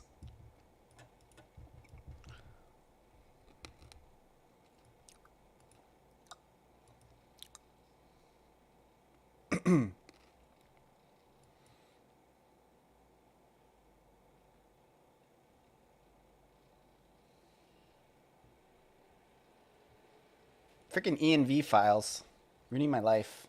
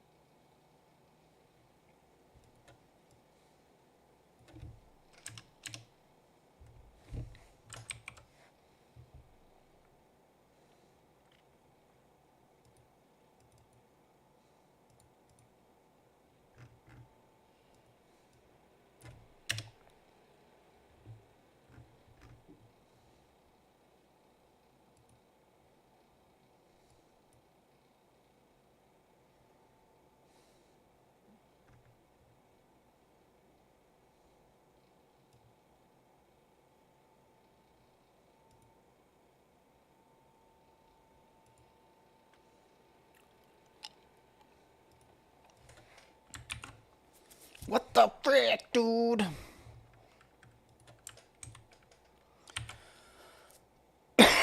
Let's try popping in Visual Studio, see if it picks up on some kind of syntax issue. Actually, Visual Studio Code.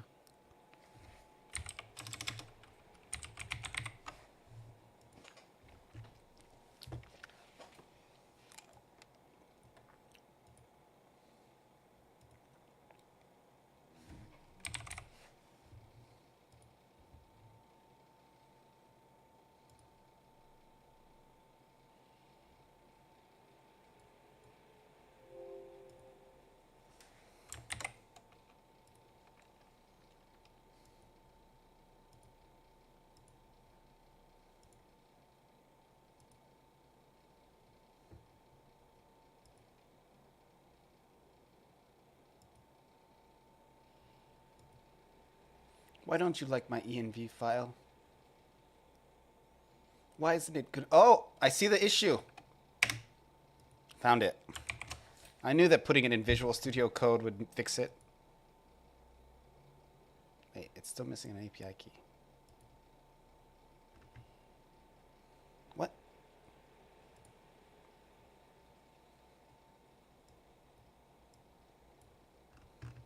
Wait, no, it's gonna work.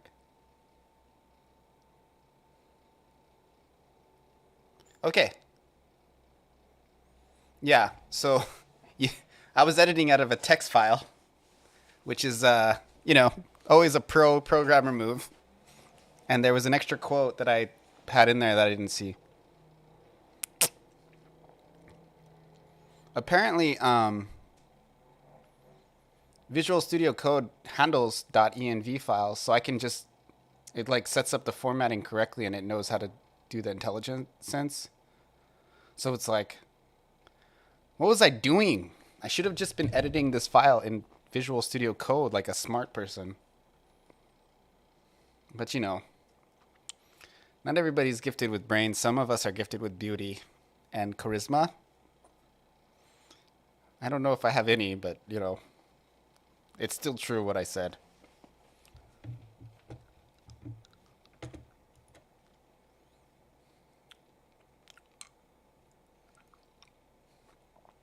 Okay.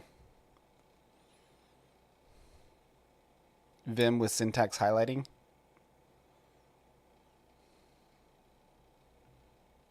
Okay, so now I have an access privileges issue, which I know how to fix that. I'll be back on my screen soon. Just give me, you know, I can put my face on here. Let's do that. Let's put my face on here because it's going to be a little bit longer. That way you can have a very averagely good looking face on your screen.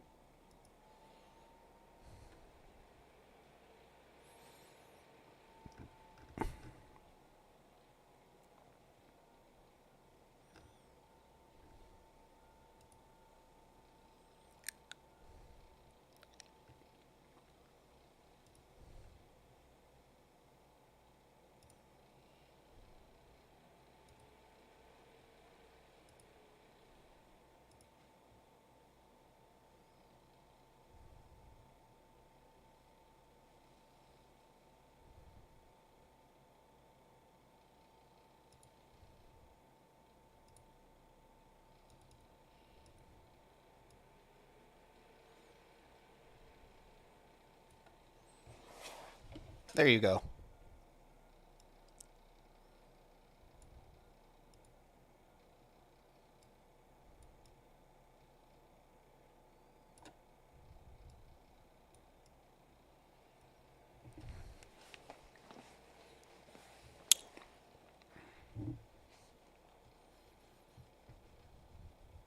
What a riveting stream. What riveting stream content.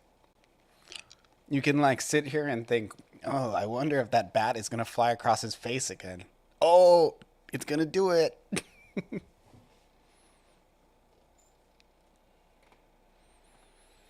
You are just a man thing. What?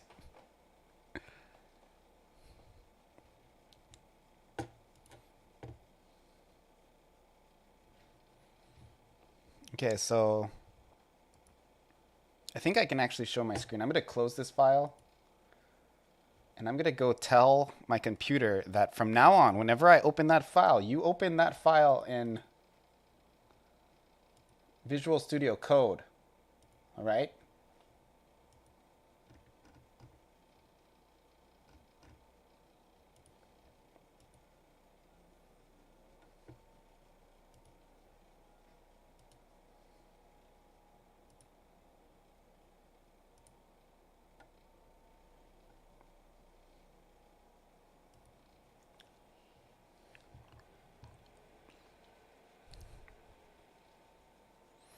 Better than some of the other things that could have been placed on screen? Like my wiener? What are you talking about?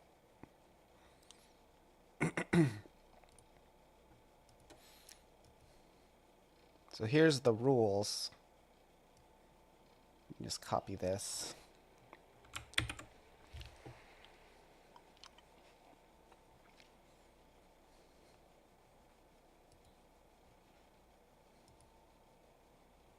Which ones do I have to avoid the most? So in Firestore, I can show pretty much whatever. Right? And yeah, anything in the actual menus of the services I can show. I just can't show the project overview settings.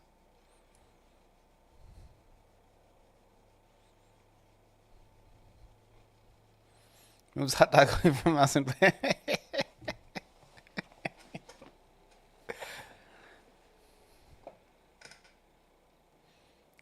Throw it in the trash.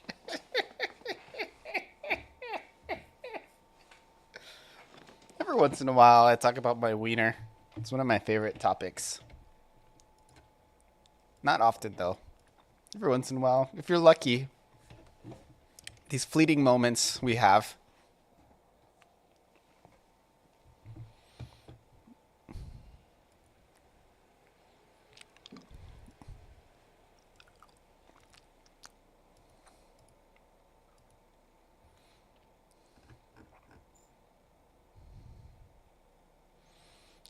If only I could ban the streamer. I mean, you could somewhere else. You could ban me from Bizmaster Studios channel if you wanted to. Are you a mod anywhere else, Codemore? You could ban me there.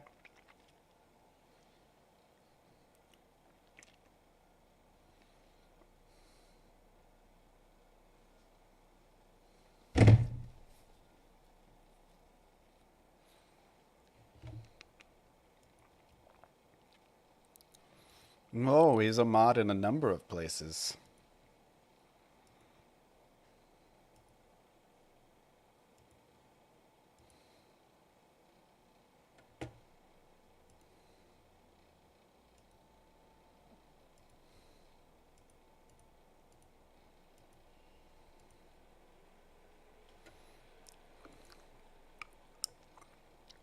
Fancy.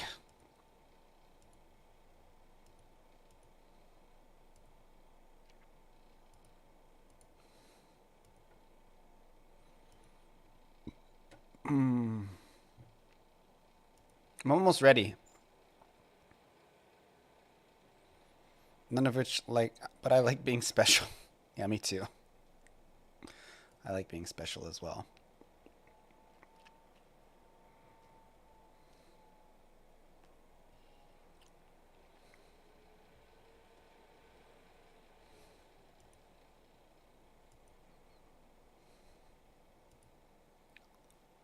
Fire Cloud Store. Rules. Edit.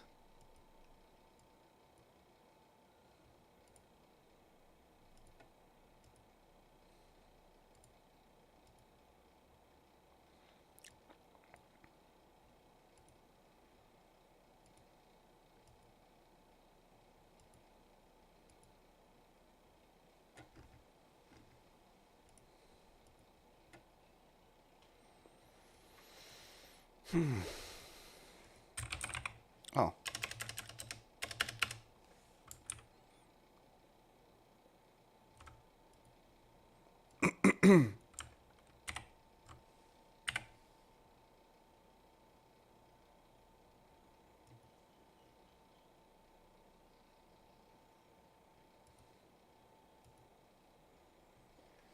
Okay, so let me just make a fake account real quick.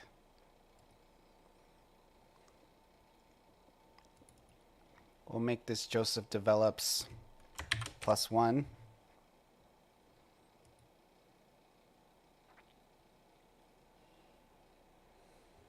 Okay, I can show my screen now, I think. Let me just make sure I got all the secrets hidden.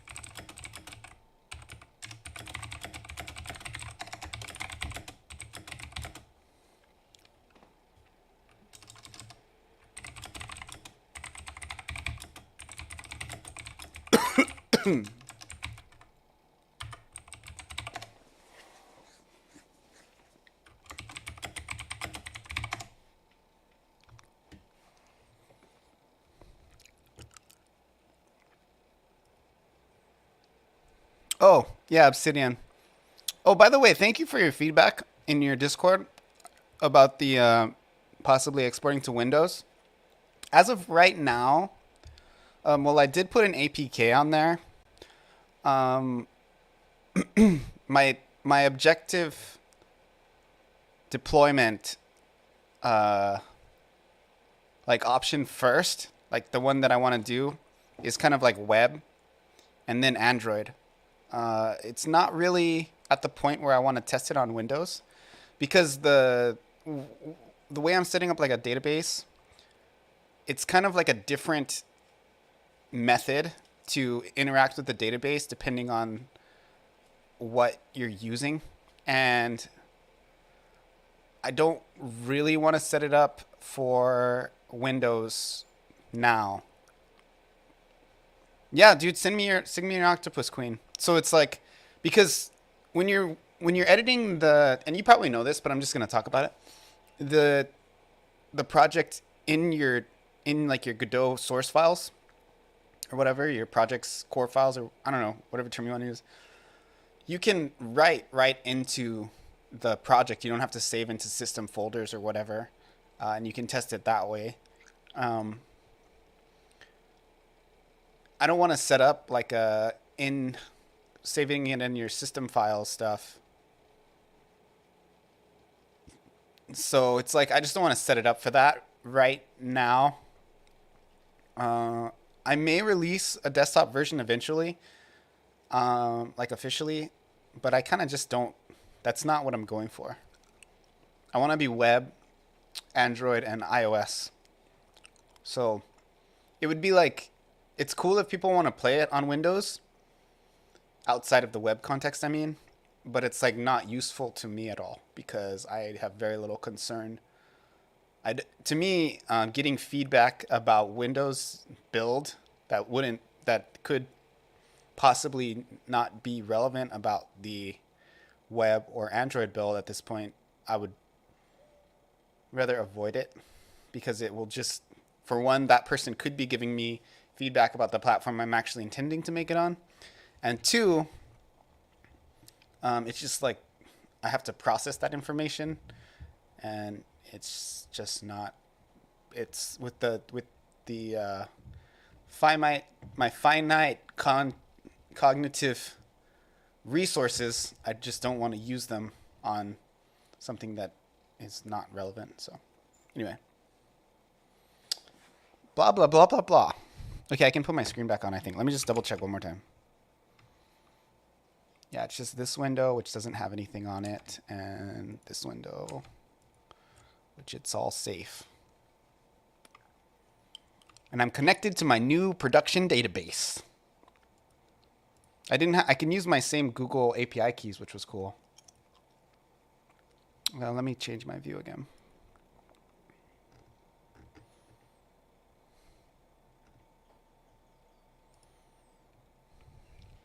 Okay, let's look at this crap. Oh, yeah, baby. Oh yeah, she's a... I wonder where those tentacles gonna be going. You know what I mean? Hey, ow.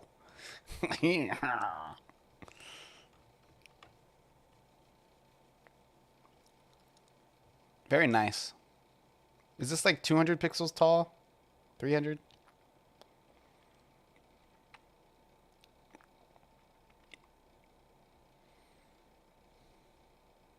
And look at the back. Holy crap. 162. Very nice. That's a lot of work to animate, though, with that resolution, but... maybe for a still, be really good. I've learned my lesson on trying to animate high-resolution pixel art. It's not worth it.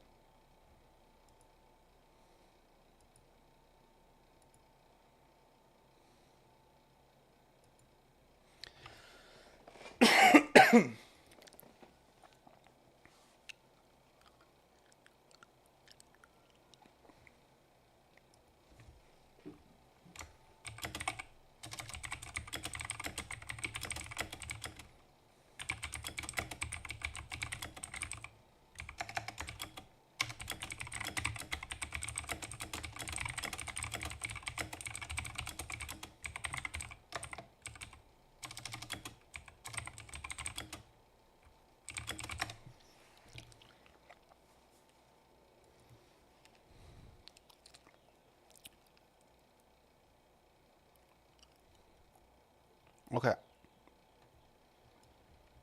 I might do another game jam. So, let's test it out. So here is my database, all my data. Oh, I created one. Wait. What? Okay. So,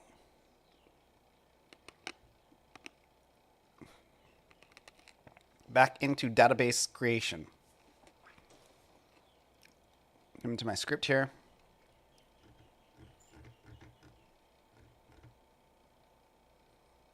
She will not be in the demo, just getting ahead of start on the graphics.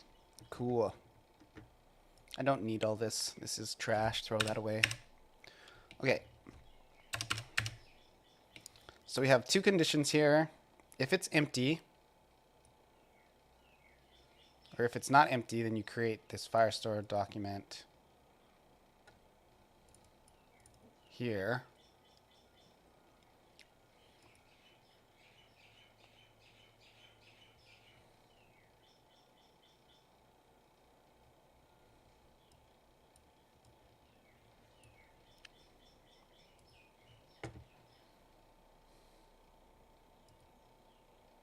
So as of now, it's a blank collection. What I needed to do is I needed to create, so what we'll do is I'm going to create a fake document. We'll call it fake document, fake player. And I'm going to use this as the first thing it's going to store is currency, which will be a map.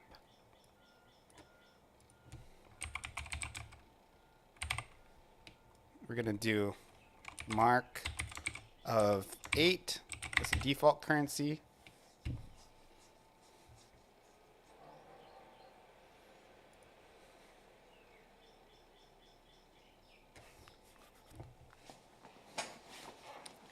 And this is a number. And then the other currency, which will be the premium currency, is the doubloon. That will also be a number. So we'll start the value at 0.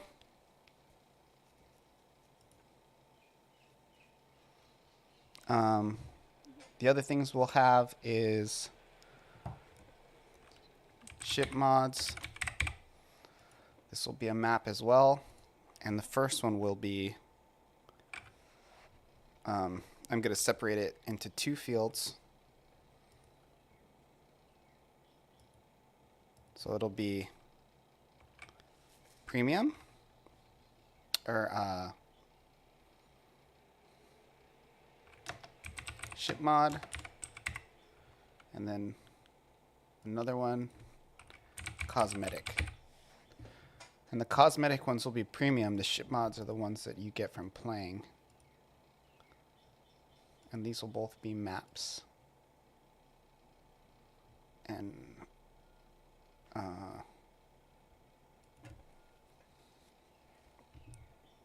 I'll actually change this to inventory.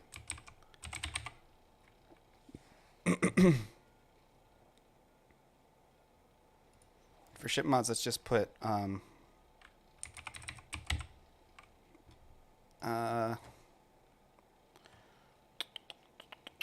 we'll just put cutlass in here, and it'll be a Boolean. True.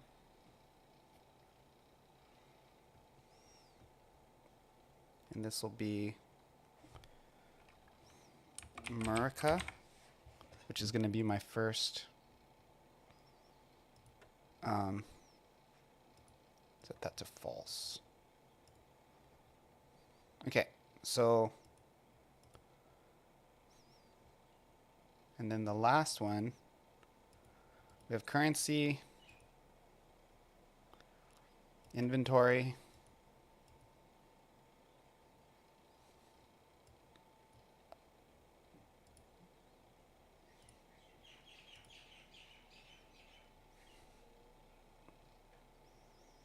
and then we're going to add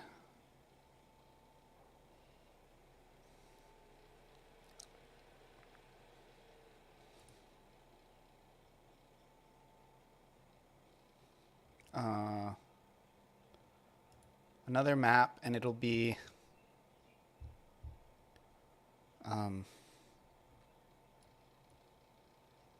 the leaderboards. It's called scoreboard. And this will be a map. And for now, we'll just put top score. And this will be a map. And it'll have things like score,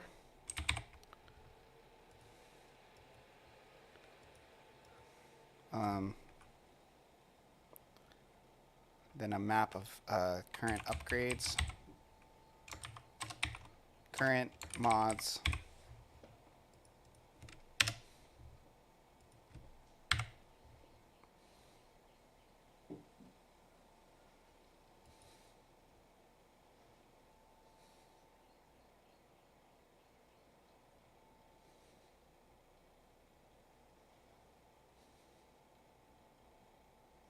and this can be a map of booleans.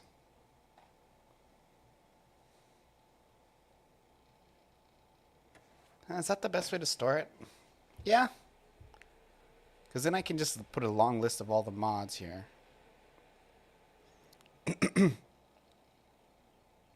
It'd just be easier to parse that way, and then as opposed to making it strings. Actually, we can do an array. That's what we'll do. So we'll do current mods array, and then we'll just like list the mods. So it'll be like cutlass.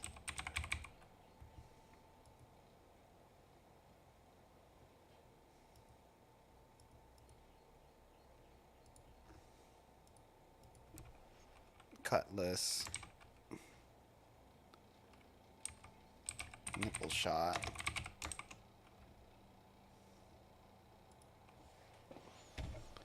Yeah, so this is what a player will have. I'm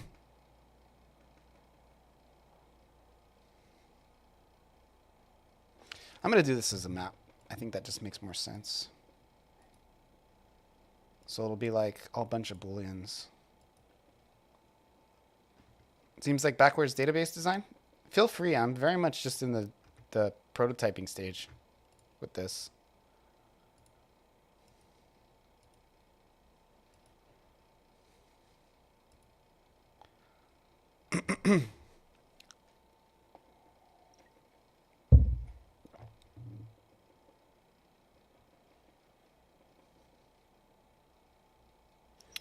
I mean, feel free to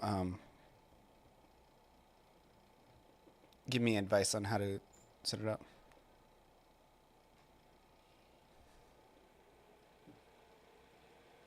Oh yeah, so I see what you're saying. Should a table for players and then the player ID is used in other tables as a foreign key? I think for traditional like SQL databases that makes more sense. But the way the retrieval is in Firebase, it's partially because it's a NoSQL method, is you can grab all the data from all players in one request, and it's essentially takes the same time as. No, this is a good conversation because it helps me to talk about it. It helps me to learn about it, to kind of reinforce kind of some of the stuff I'm learning. But yeah, it's NoSQL. So in short,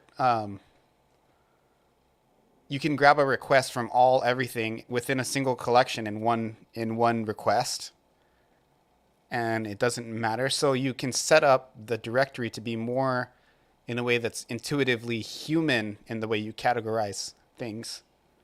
You know what I mean? So that way it makes it so the way you would think about the categories as a person, you have the luxury of using that as opposed to trying to ultimately less performant. You really think so? There's some debate there. Whether NoSQL, it just depends. For my particular thing, the only time I'm gonna save is the only time I'm gonna update the data is after you finish a game. So like when you play a game and when the game's over, it'll send an update to the server and be like, is this score the highest score? And if it is, it'll replace the highest score and then put the next score down and then, switch all the scores out. That's a relatively simple process to do. And then it'll also check within the same collection to look. I'm going to have a separate like scoreboard document here, and then you can it'll check that.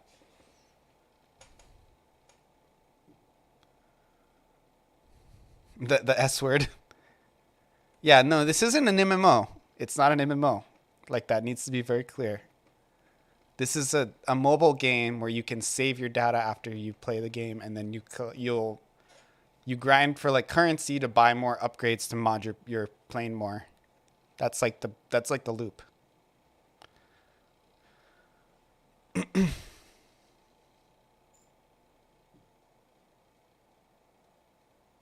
Yes, it's not the way to do in-game updates.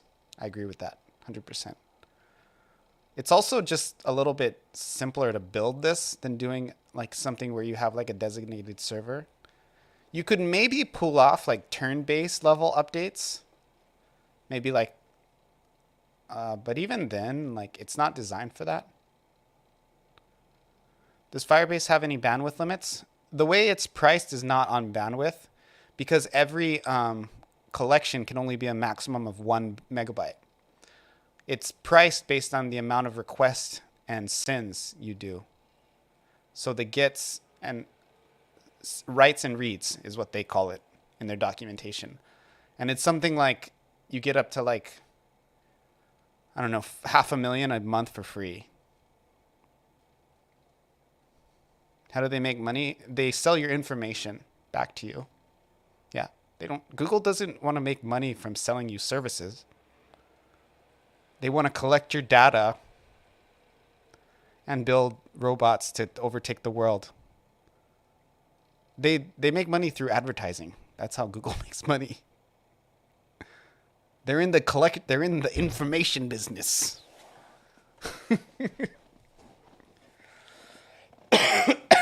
Data mining. Yeah, sure. However you want to think about it. Google's prices, like I have a Pixel, right? Like I use a Pixel phone.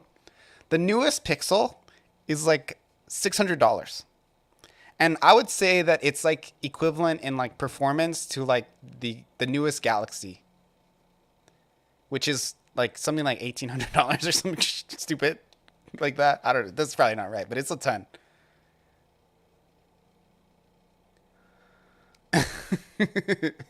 You got it, LMP. And also too, like, yeah, that's Google, man.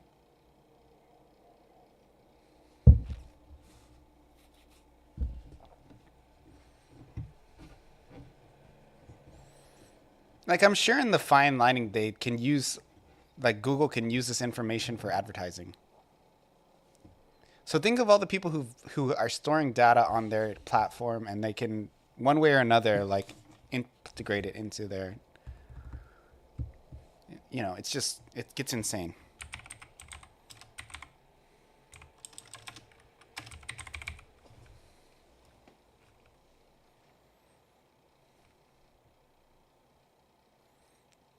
Cutlass, nipple shot.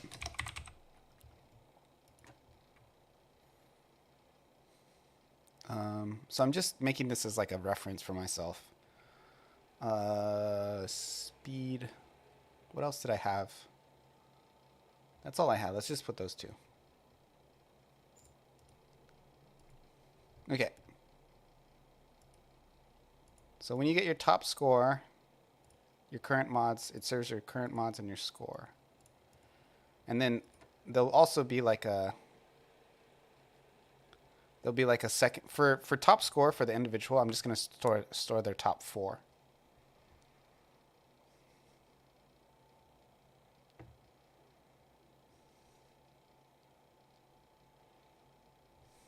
I'm probably referring to the $8.99 one.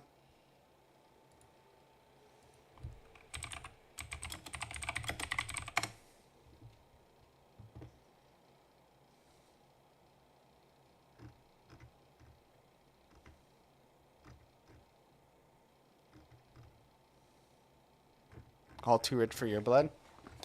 Well, I actually only have a Pixel 6, and I bought it used for $300 straight up. I don't really do contracts for phones. I don't think it's a good deal. But I bought a used Pixel for $300, a Pixel 6, and it's like super good. Like, I got no complaints about it. You have a Pixel 6 as well?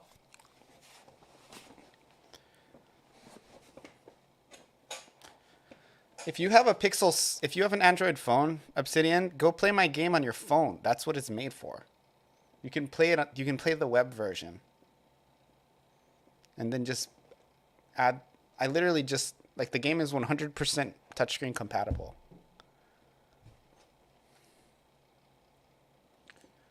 That's what it's designed for. That's the point of it. Okay, so this is good.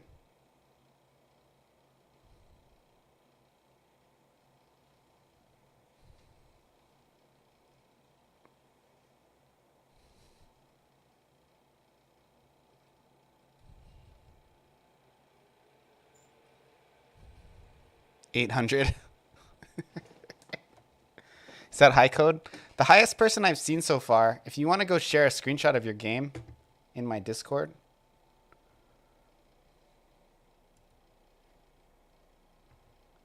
Oh, we have a screenshot one.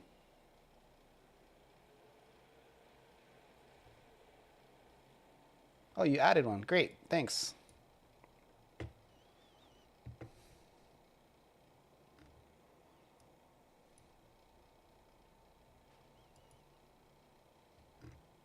I'll add a screenshot too. Do I have one? No, I don't have one. You didn't... Oh, your score was 80?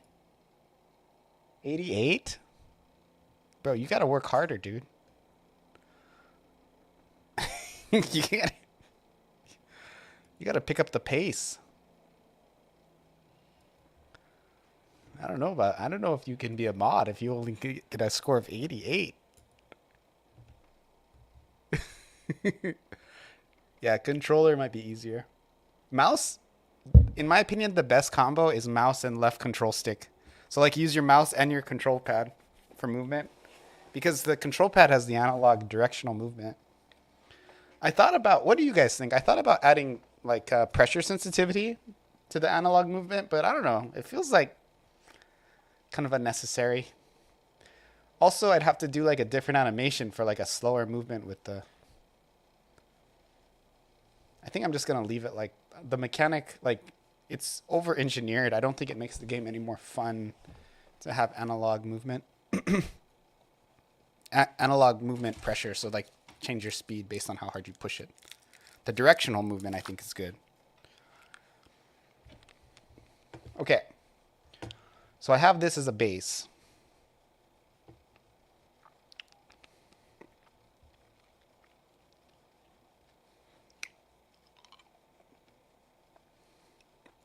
Basically what I'm going to do is I'm going to try to load all these things.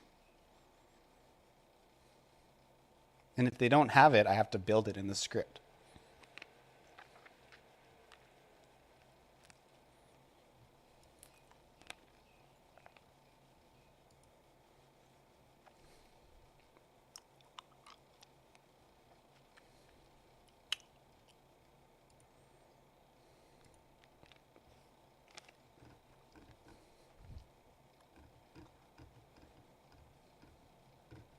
And then I have to save it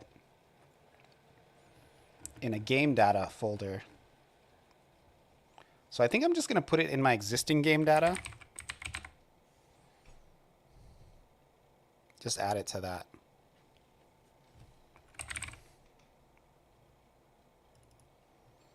So here's my game data.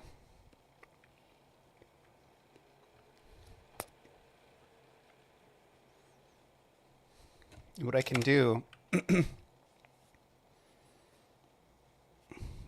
is I can update the vars with the information off the net. Okay.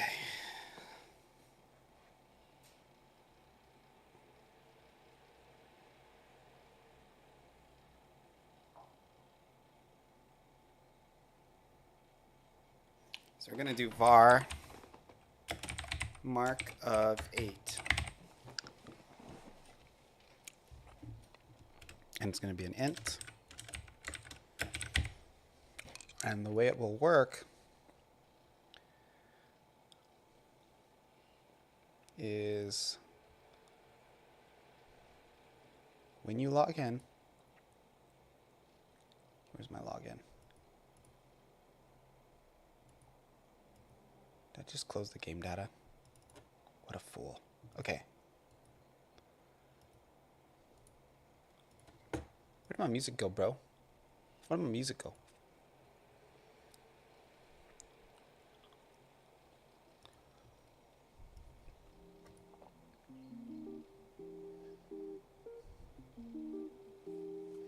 Yeah. You want reverse thrusters? Maybe for the America one. I kind of want to eventually, like on Christmas, dude, I'm definitely going to make a Jesus ship. Like, I'm definitely going to make religious themed ships. Like, I'll make a Buddhist one. Like the Buddha Blaster or something.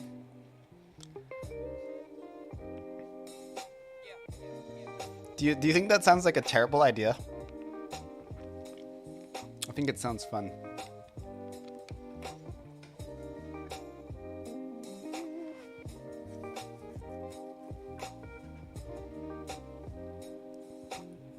Also, I just remembered there was some bad spelling on my page. I gotta fix it. I updated it on my phone.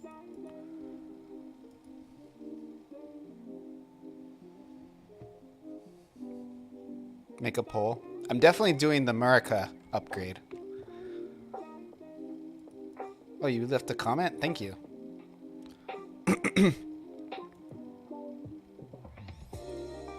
America. All the stars and stripes, baby.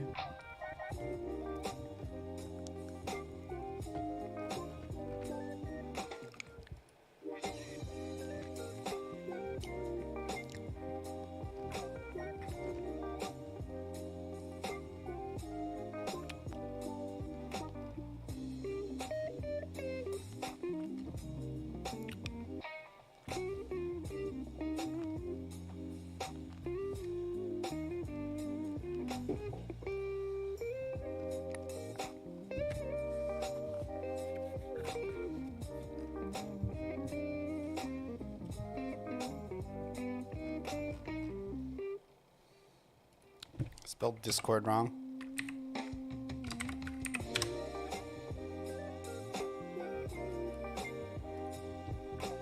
Thanks for playing Space Pirate Survivors game with a twist.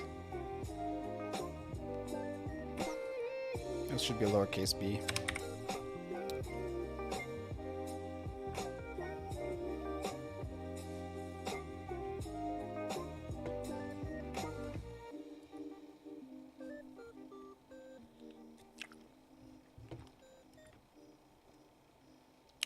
Okay, that's done.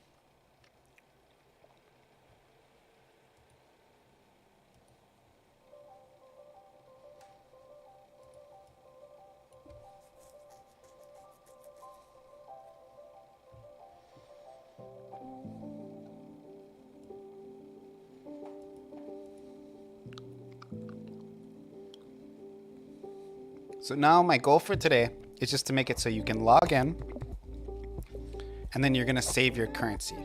Save your mark of 8.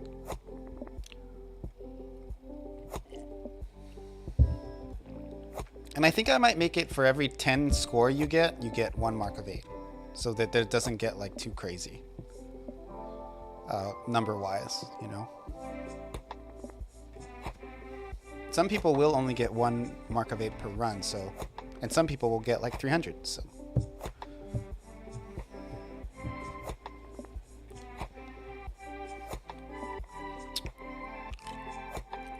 So when you log in,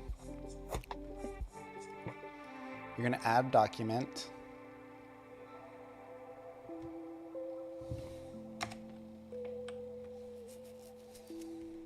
Do var mark of 8 / integer. I gotta look up the documentation.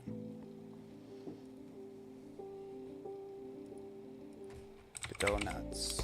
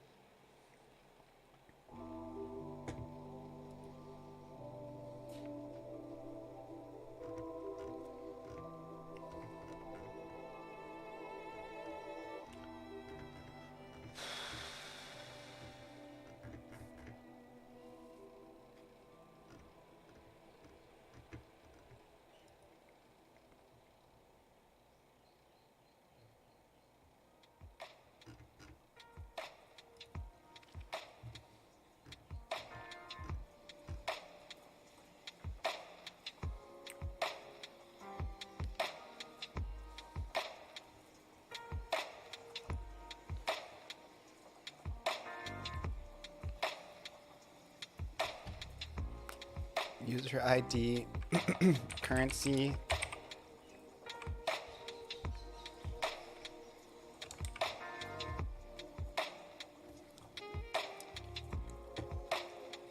Where's my...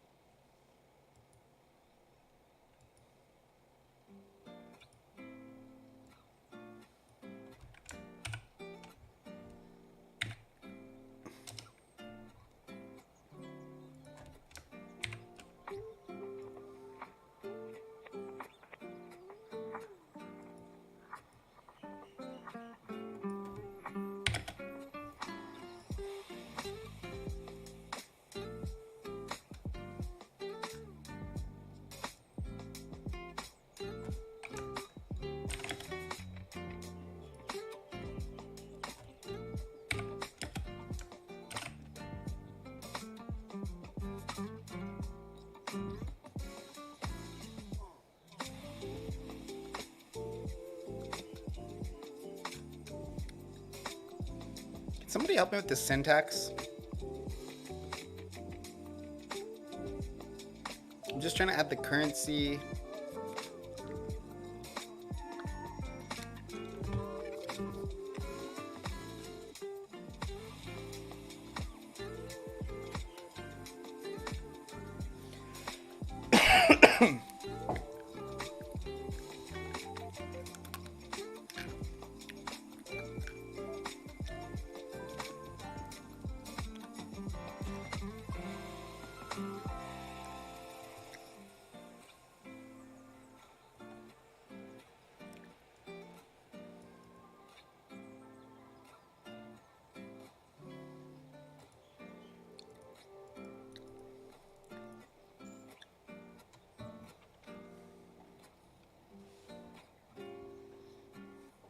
Well, currency is a dictionary. The way I was gonna do it was gonna be like maps. So when I create, so you can see this is the original one. This creates a document with the user ID, but it's blank. So inside of the user ID here, let me just change the indentation a little bit so it's clearer to understand. Actually, that doesn't really help.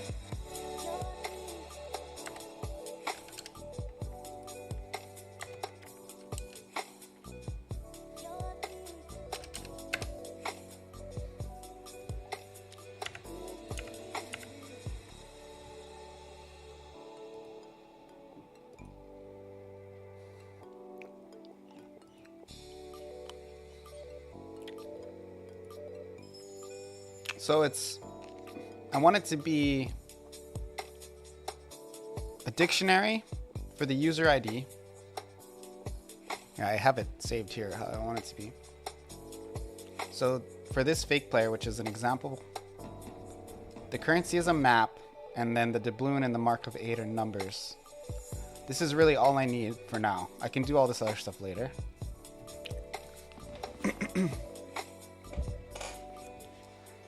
But I just want to make it so you can create an account and then you can save your currency so that you can start grinding for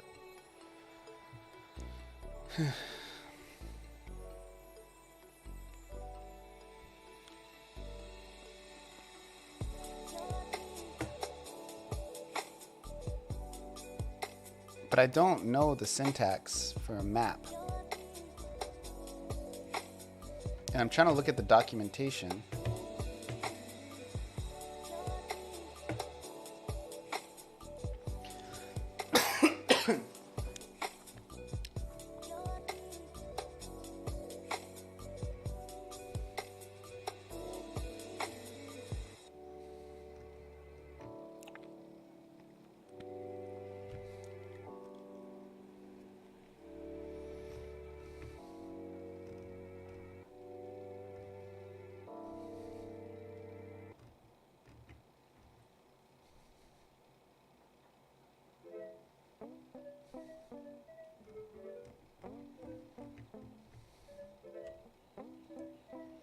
I'm gonna post in the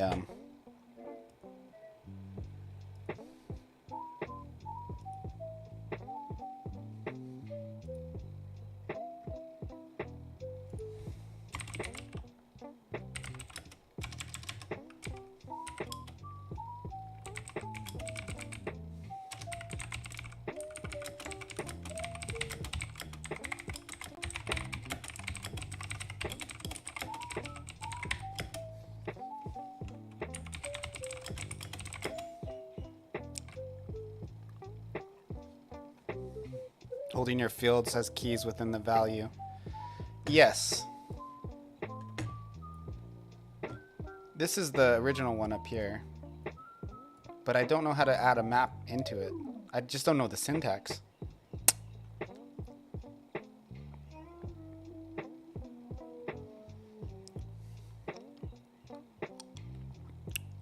But basically I just want to add this currency map, and within that I want to add 2 integers. A map in GDScript is just a dictionary. So as far as those interchangeable? So I create the user ID, and then I want to create within the user ID a currency map / dictionary.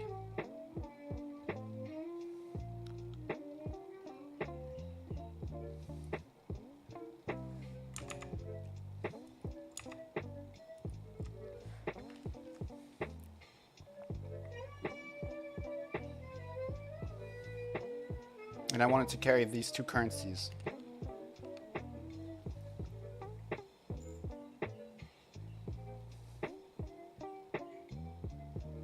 I can't say that, I'm just learning GD script. Yeah, me too, man.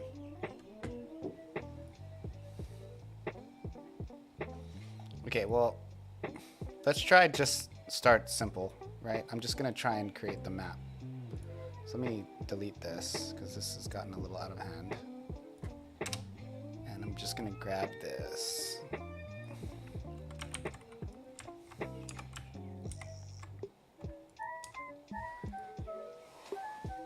And I'm just gonna try and put something in here. So I'll do currency.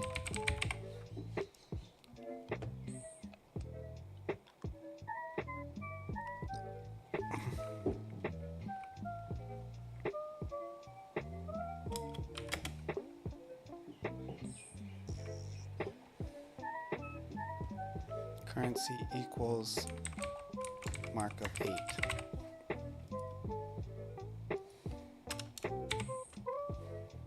Well, these are supposed to be, what you call, right? They're supposed to be strings. The user ID is already a string. The value is a string.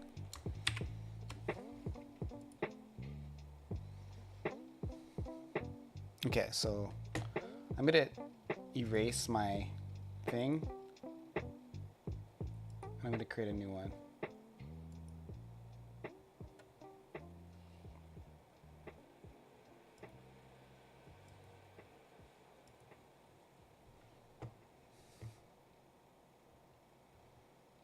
Okay, let's see what happens when I do this.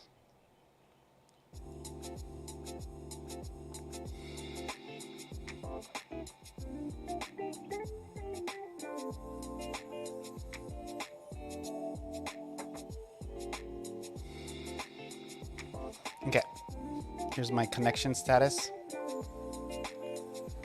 The leg needs to be stretched out. Good. Yeah, get some air, man. I might take a break too in a second. Okay, so I just updated my document. You can see here, there's not the account with the user ID is not there. I recreated it, and it has a currency with a string value markup 8. So I did create a currency, but it's a string, and its value is markup 8, which is not correct, but still I'm making progress, so I know how to make some adjustments. So what we want to do, keep the currency tag.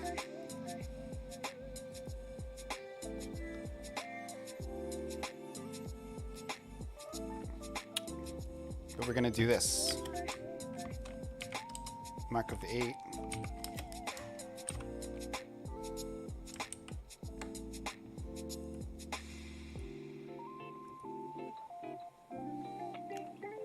Insert.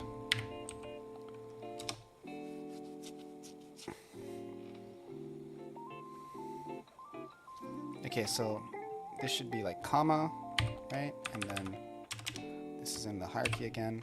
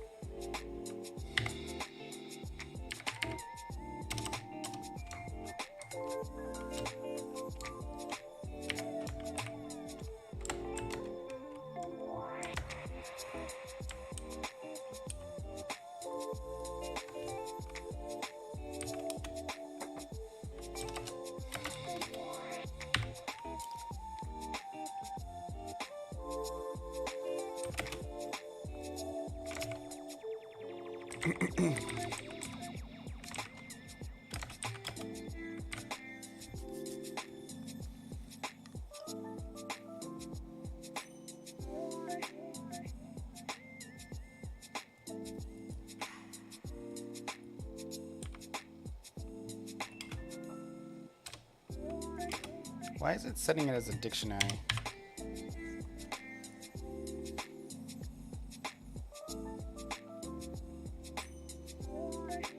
User ID, currency, mark of 8, and doubloon. Oh, and then I gotta close it.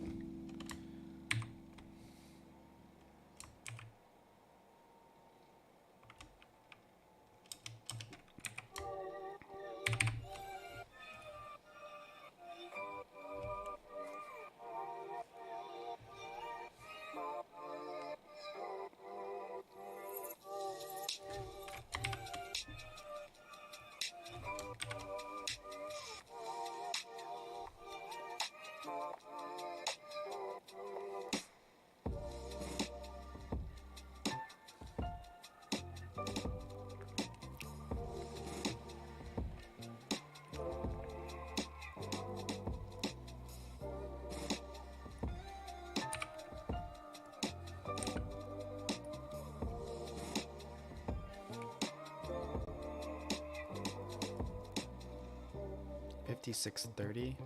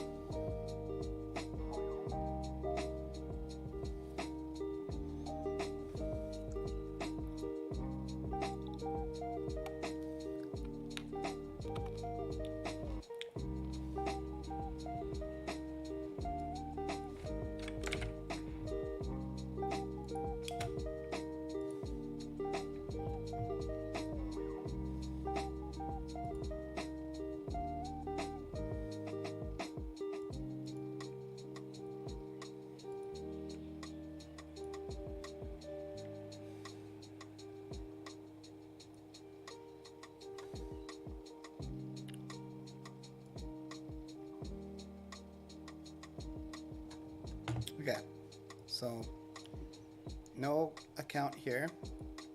And then I added it.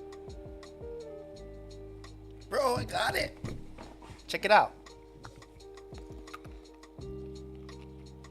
Okay, so from here, I just have to use that data and put it in the game data. And then go vice back and forth.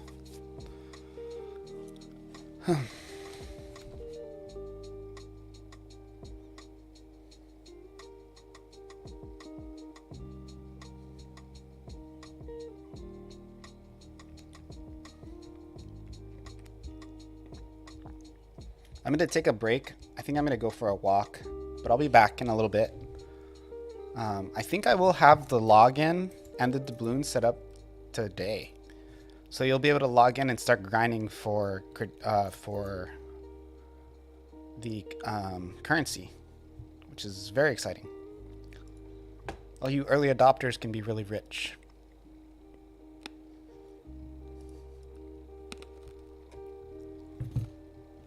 And then the leaderboard's next. I could get the leaderboards today, possibly as well. Bro, that's crazy. That is crazy. If I put in like another 12 hours from now, it's totally doable. Especially because I have a little bit more idea on how to do everything. So I'll be right back. I'm gonna take a break. I'm probably gonna do a quick rinse and then go for a walk after that.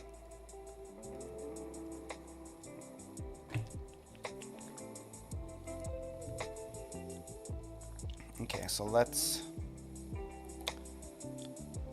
go AFK. Thanks for hanging out, guys. Stuff is exciting for me. I'll be back in a bit. Thank you.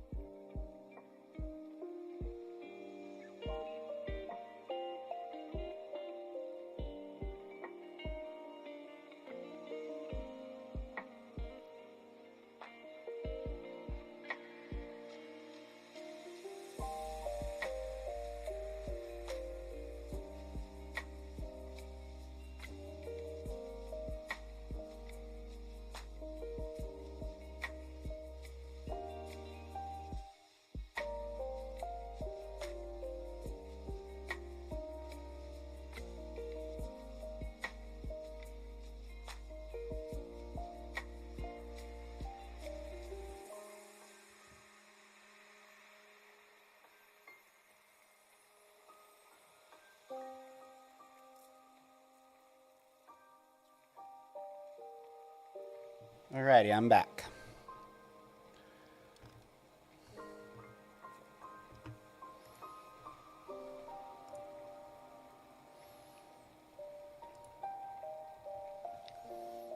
Nixo,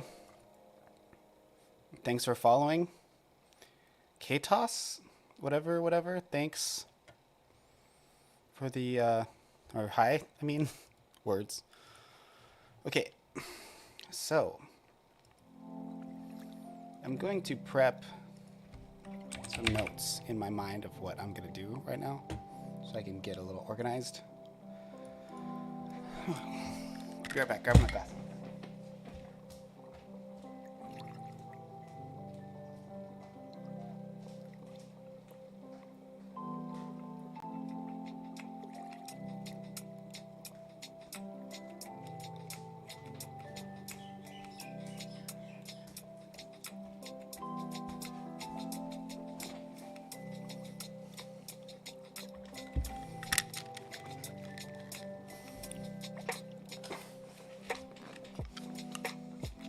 Okay, so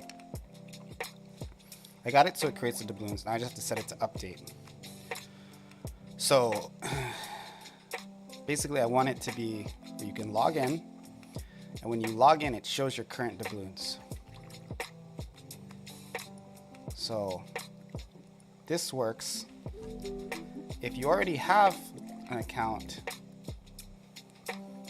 We're gonna do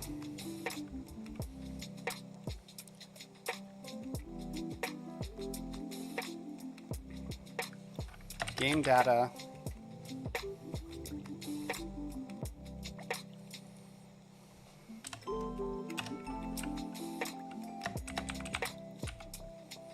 mark of 8 equals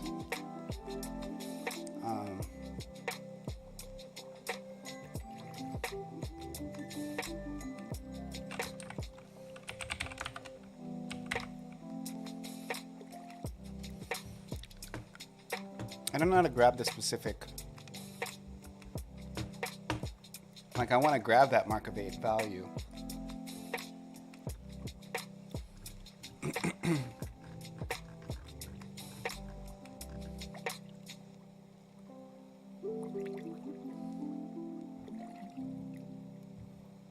Get dock. So it already has the dock.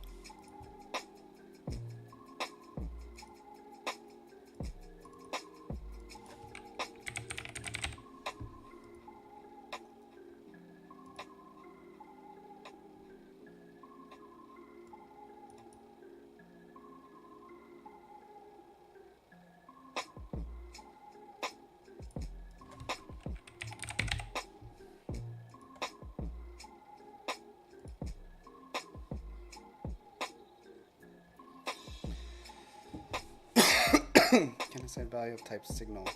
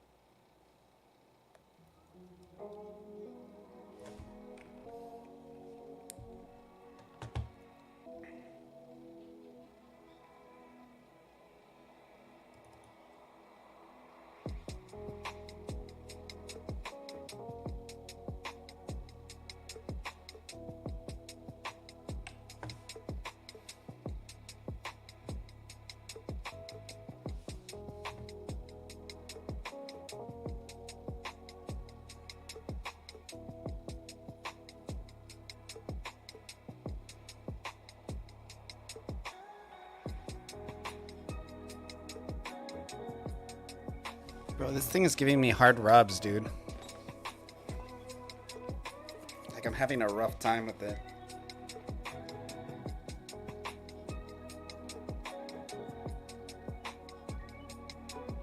It's weird because it's Godot 3, right?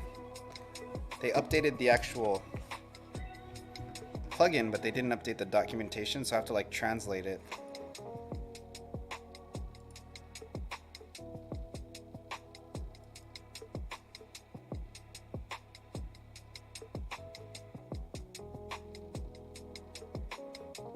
And I don't understand it enough to do that.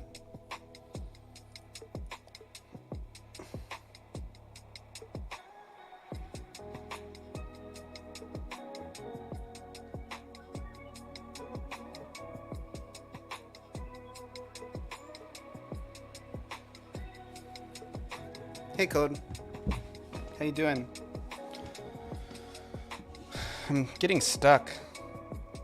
Trying to like pull from the document that I have on my thing, and it's the syntax is just killing me, dude. Like I don't know how to do it.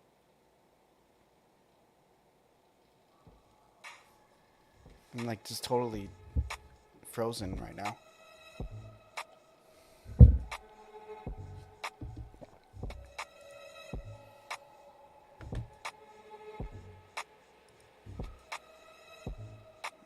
And what is the original? So if you look here, basically what I did in mine is I basically did a get doc and I got to here. And then what mine does is it checks to see if this document, if you get an error when you're trying to get this, then it says, oh, okay, well, we'll make one. Now, I have that set up. That works great. But what I need to do is this part here, where I can grab the document and store it in a local variable, like an array, so that I can, or a dictionary, so that I can access it later. So,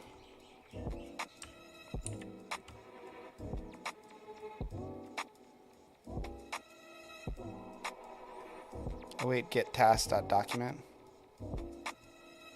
Let me grab all of this so I can reference it. Okay, so here's the else. I'm just gonna drop all this code in here just so I can see it. So I did it up to here. Let's comment this out. So this is the one I need to copy. So you're saying var await task document task.get. So you're making a version of this. Let me just check that out. So it's var await document task dot get document. Okay, so await is a keyword. Oh yeah. So it should be var document. like that. I can also add in the type as well. So let's just do that. Actually, let's not run it as type. And task.get document. So the actual one is like this. It's just task. So let me erase this old one. Which I run that.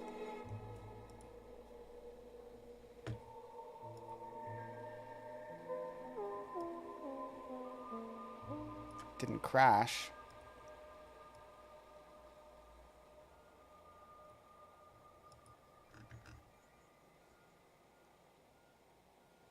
Load.auth file.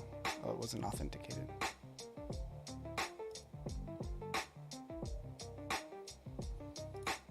Interesting. Signals are technically promises, or is await something else entirely? Await just is waiting until you get the information you want. Yeah, basically promises. Okay. Sure. I don't know. So what did I do wrong here? Task is here. Document is a new field. Get document. I think it's get doc now, dude. I think they changed it. The guy was telling me.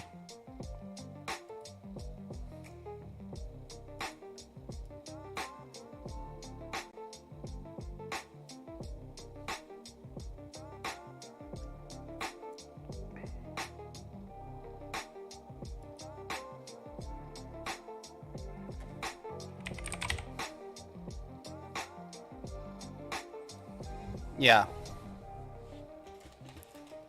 Yield is 3.x. Await is 4.x. It used to be done in a function.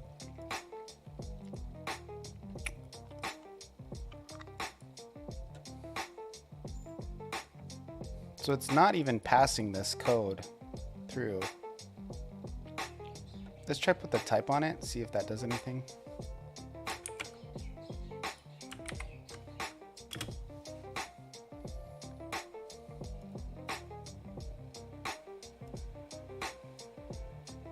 No. Fuck, man, this cough.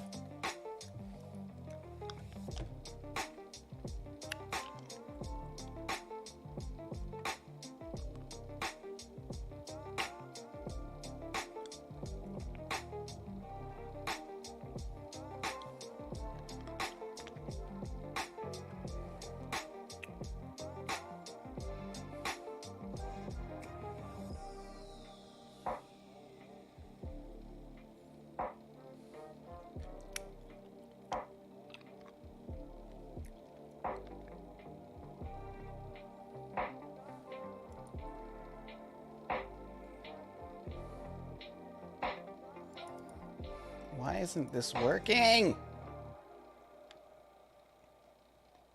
Is there already a document? Oh, so it should just be this. That's not gonna... That actually might break it. I don't know. Godot's weird. Okay, it's not displaying anything now. Emit signal IP. Error calling signal pressed.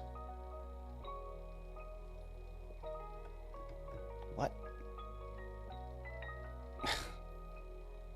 What? My login button doesn't work?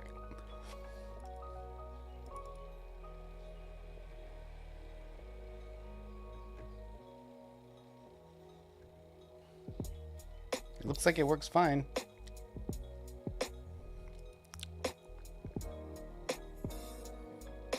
What about all the not configured errors in the terminal? Oh, that's just,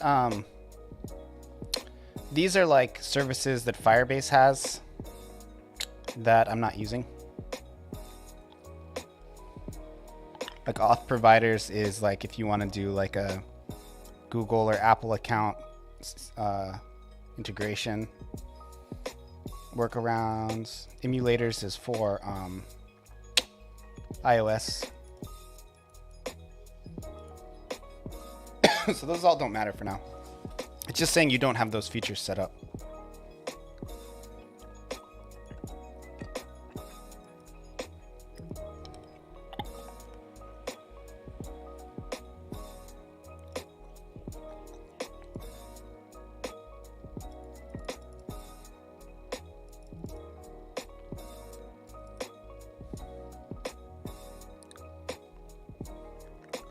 What is this?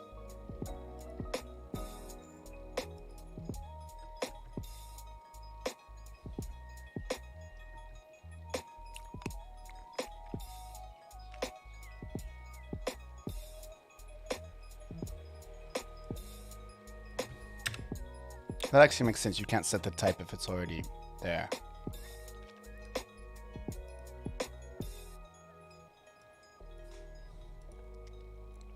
What do we got here?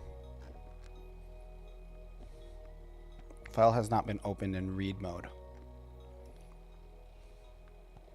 Oh, okay.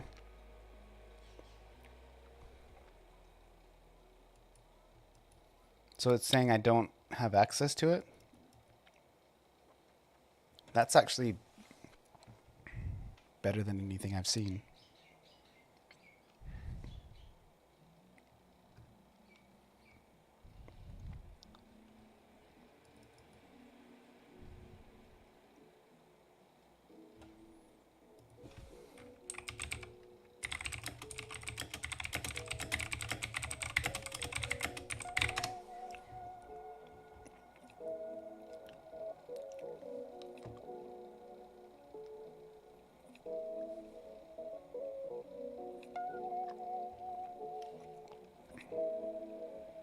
Okay, so it looks like I can't access everything in the document by default. Temporarily, I think I'm going to change the rules to just make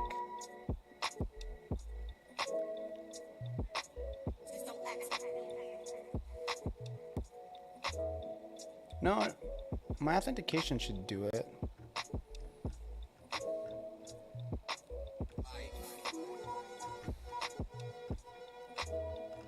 I wonder if I specify the specific document thing I want. If I do like document / currency. Something like that.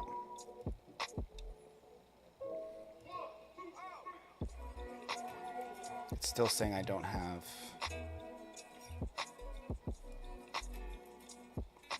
the file's not open in read mode.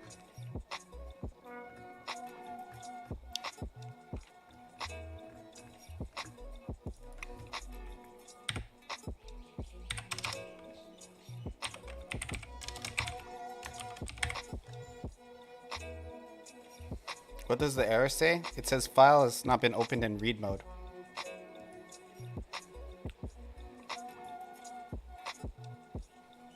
Same thing. File has not been opened in read mode.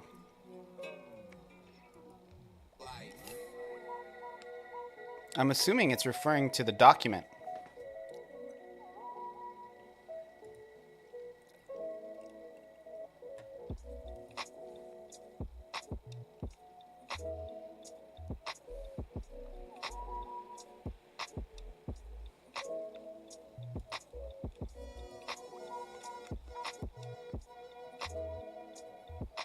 So first you're supposed to get the document, which I did, and then you're supposed to connect a signal to the collection and get the document separately.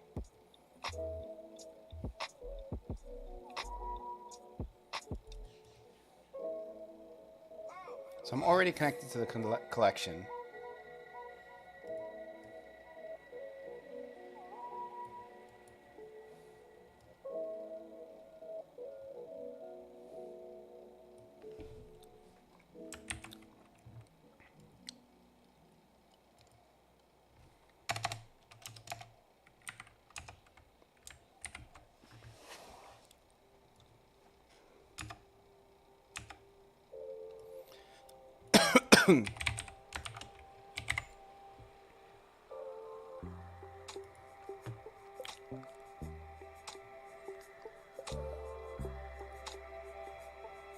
How do I translate this line to modern Godot?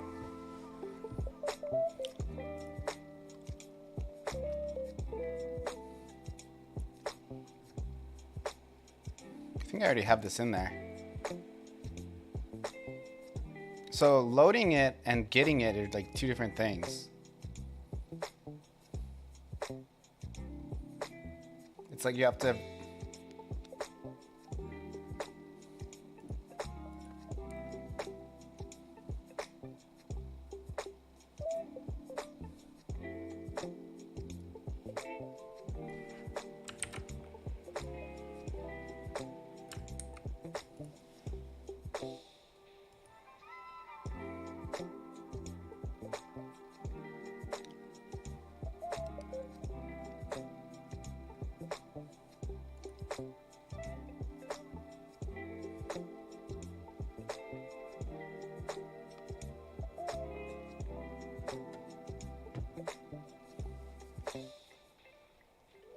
And then there's a function here, an onGet document function.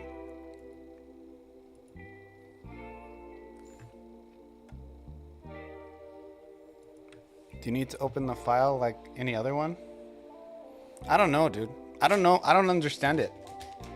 Like, it's weird because you can write to the database really quickly with one command, but you have to do like 3 commands to read it.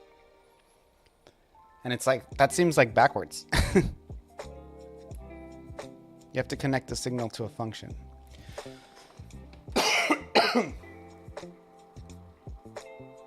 I know, like, once I'm able to do this once, I feel like it'll just make my life a lot easier. I kind of did it the day before yesterday.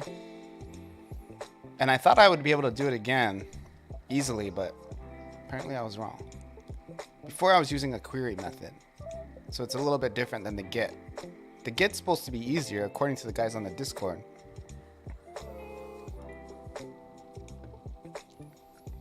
But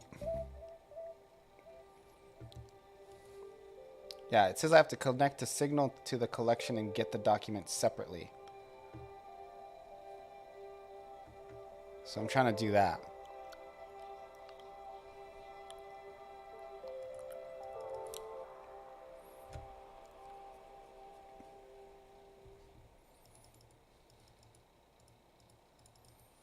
I don't know, man. I don't know if I'm gonna... I'm sorry. I'm sorry you don't like that, but I don't know if I can get to the point where I do that big of a change of my personal language. Like, I appreciate you, but...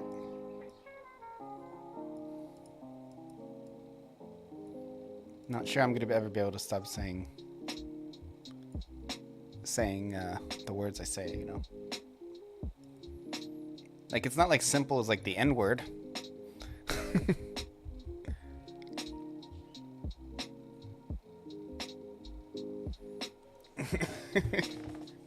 No, we're not gonna code a program that silences me on my own stream.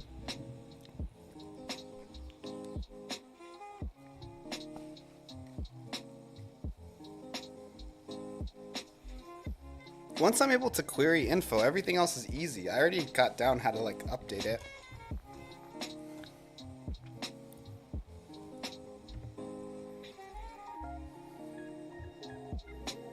Okay, I'm gonna use some, I'm gonna do lots of, the way to do this and get it to work is to just do lots of comments. So I can break down the steps in my brain.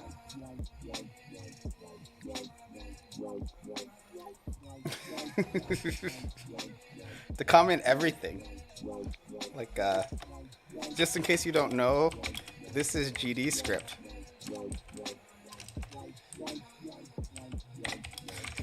And then I'll put right here. This is not GD, or wait, no. This is also GD script. I put down here.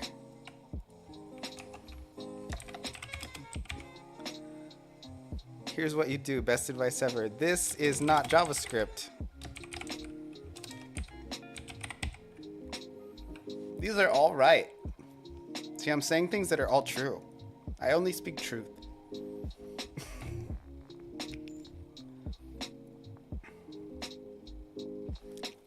Control A, Control K, Control S. Close the editor. No, bro, I'm so close to getting the things to save and then repopulate in your menu after you create an account. I'm like right there. I just have to do a signal. I already grabbed the document. I'm so close.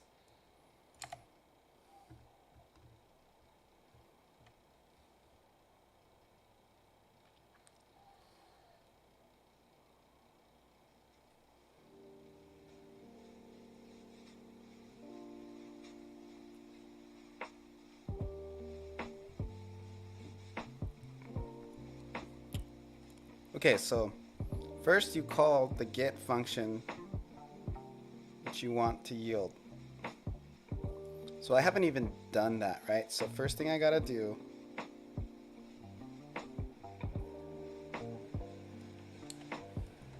so let's just put that here. Call get function. And then connect a signal to collection and get doc separately. Okay. So I'm going to use the document task way.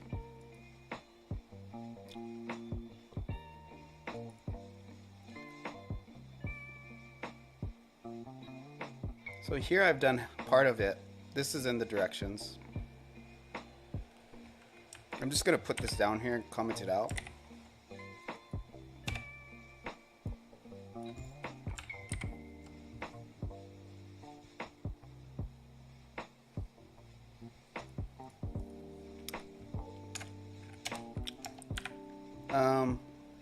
You want to draw a game? Draw 4-line intersecting X's and O's. Done.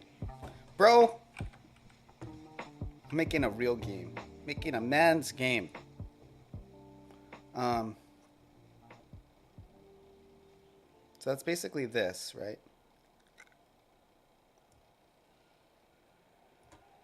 So the next part is the var right? In this case, just document, since it's already declared at the top. I don't want to declare it at the top. Why did I do that? We're going to declare it down here like a real man. So when I compare the code, a man's game with no titties sounds like a boy's game. Bro, there's no titties in like every game. Does that mean that everybody who plays sports like in the world, is MMA a boy's game by that definition?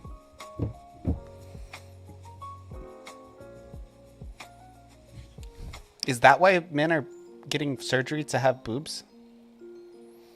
So that there's some titties in their game? So it's a real man's game?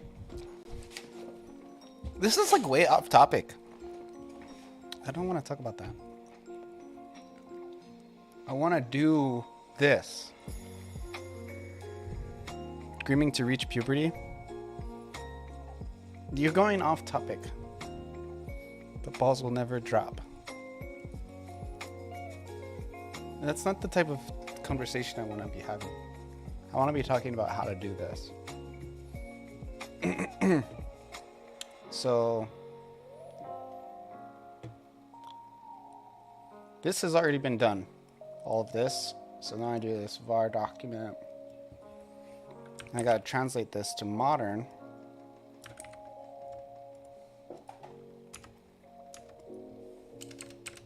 So it's var document.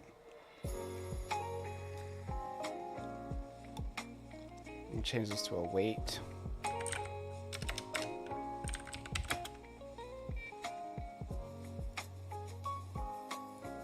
And it's not document task, it's just task.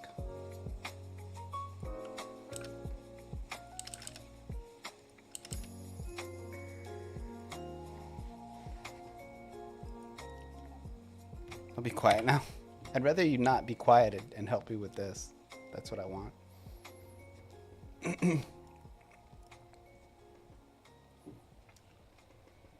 That is what I want.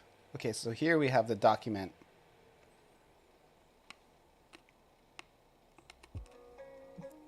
So the next thing they say to do is do a var collection, which is weird because we already declared a var of the same name earlier.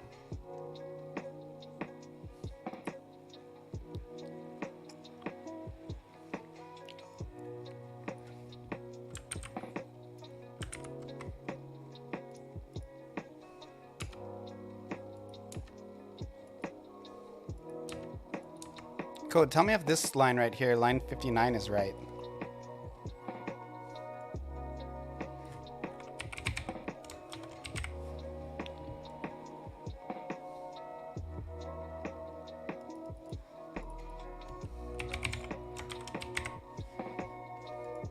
user ID, var collection. Isn't it weird that the directions have you declare a collection by the same name twice?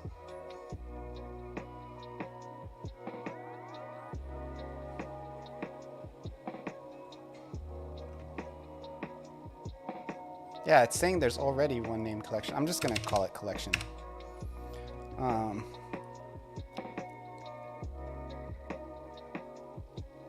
Okay, so first collection. So since it's already declared, you don't need the type.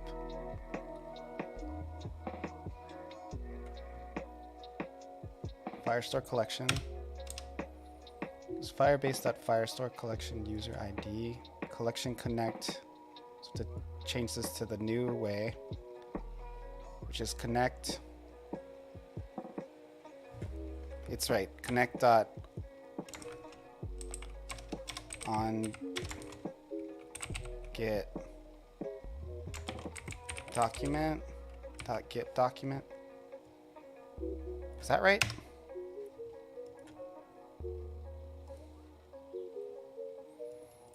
Is 62 is wrong?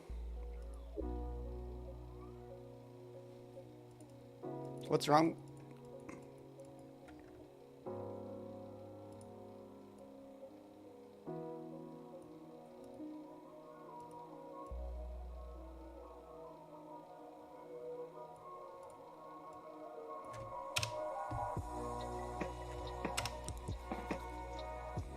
Collection dot get document connect.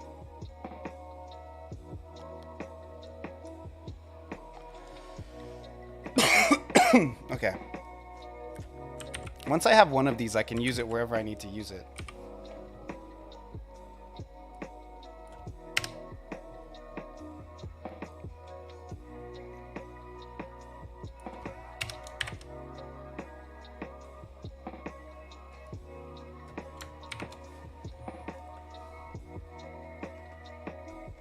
Oh, on get document is supposed to be a string too, right? And then this is a new function, right?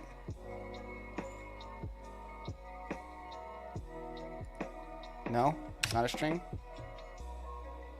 Okay.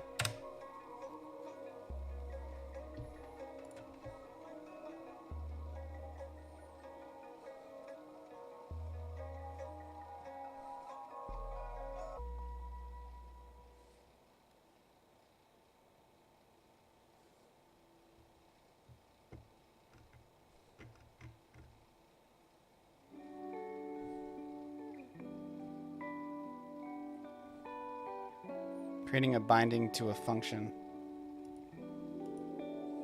So now if it's saying, now I have to create this function down here.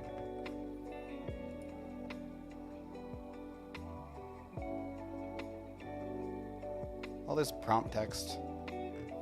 It's so far. Where should I put the function? Should I put it in the top level? Or just right in the... Or right, can I put it right in here?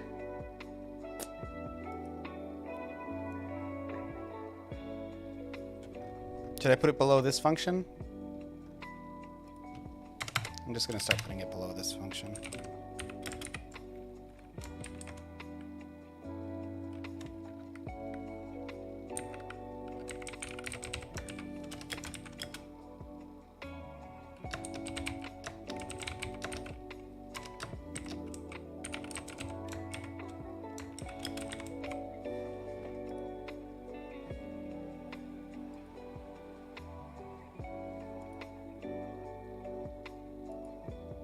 What did I do wrong?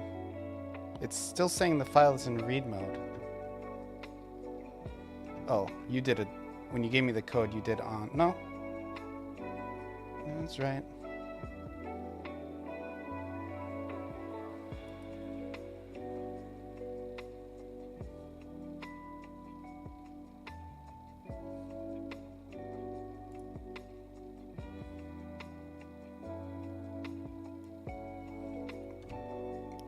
Take that out. Take that out too.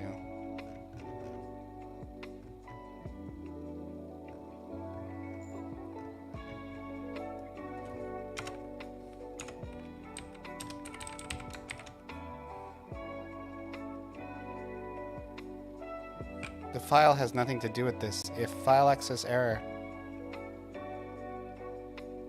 Oh.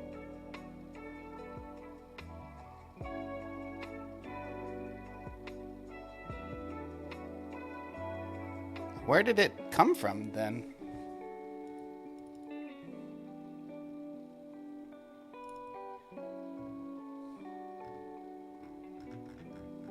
What script am I in?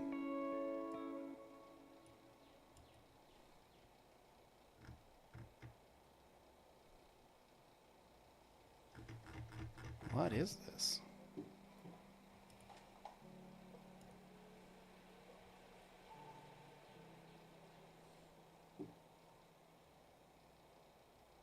Is this part of the plugin? I'm like super confused. In VD.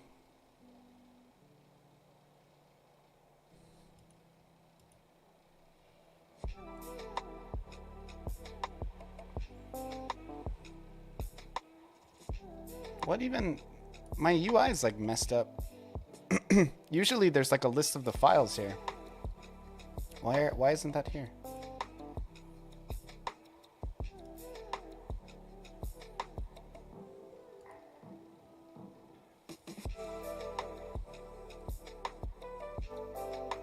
I'm on the node tab. Oh, that does that. So if I was... You gotta remember, I haven't even been using this... well, maybe a little over a month.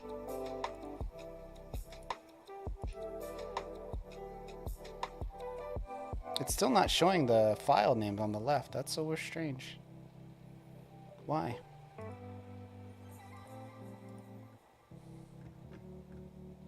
Oh, here we go. Wait, no. It almost always does. I don't understand what's changed.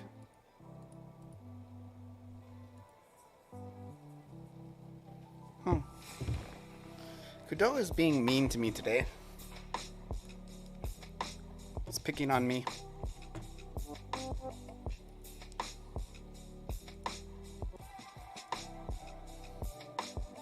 Makes me want to cry.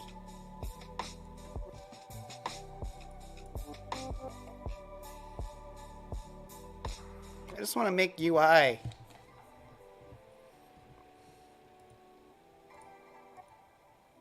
That's fun. This makes me sad.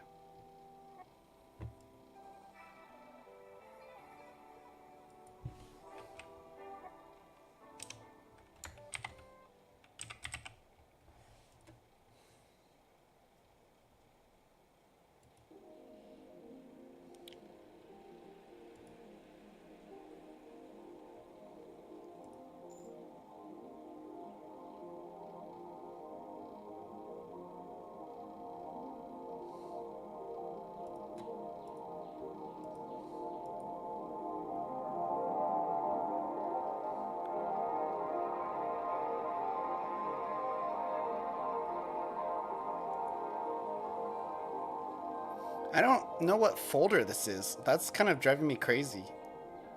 Like, what script am I looking at right now? Like, what the heck? Like, what is this?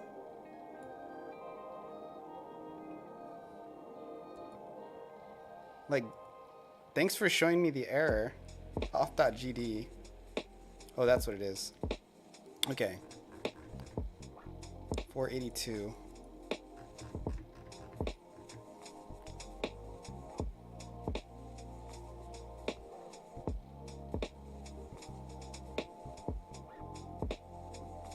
So I think whatever I'm doing, it conflicts with this file. See, like, for example, if I comment all of this out, let's delete this. We're definitely not going to use that. If I comment all of this out, I'm not going to get the same error. Oh, wait, what? Why is this? Oh, it's because I didn't comment out the else.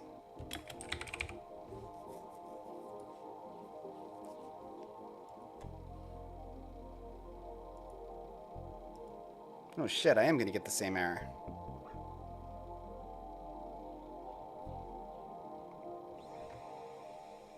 How long has that been happening?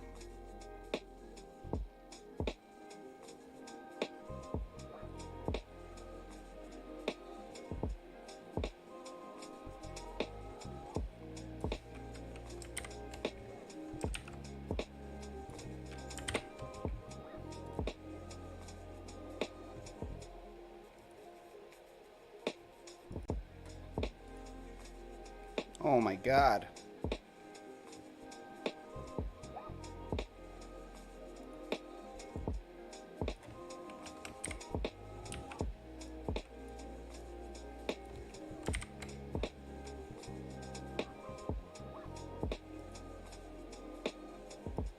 Okay, so I have a pretty good idea of what's happening now. It's when I'm saving the auth file to the computer.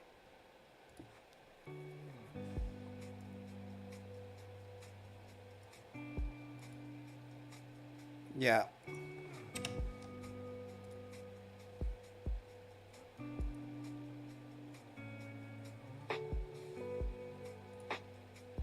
So now I have two issues.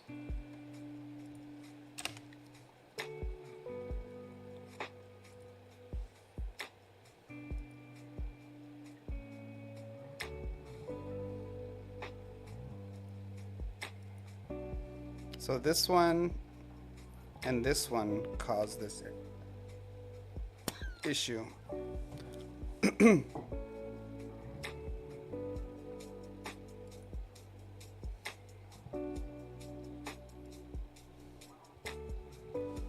Actually, this should be like this.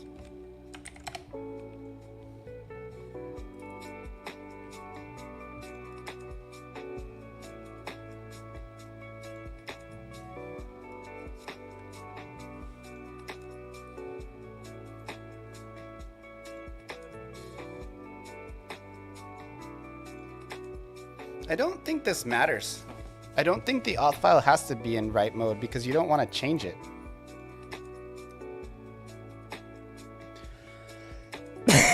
It's just one of those things that you got to learn to ignore. Because what the auth file is saving is it's saving like the token that you use, which it wouldn't make sense if the token was like writable. The authentication is happening, so I mean that's not a problem. Like the authentication works. It's more just an error.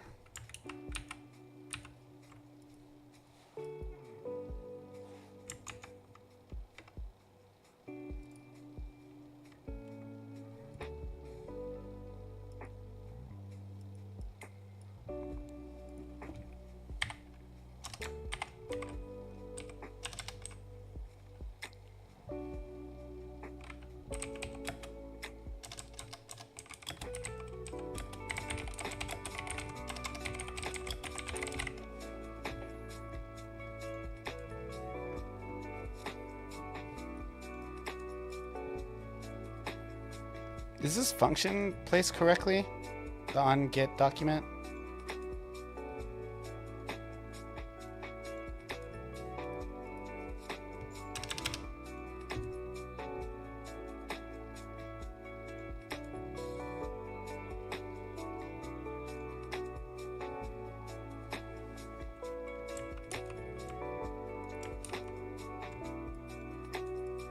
I don't have permission to access the data? I guess it's saying it has not been opened in read mode.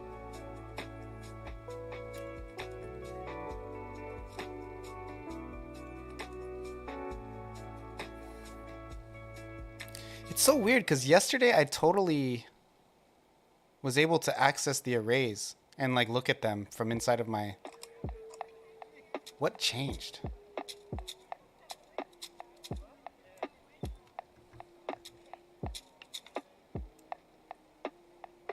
Did you set up the read writes on your test user?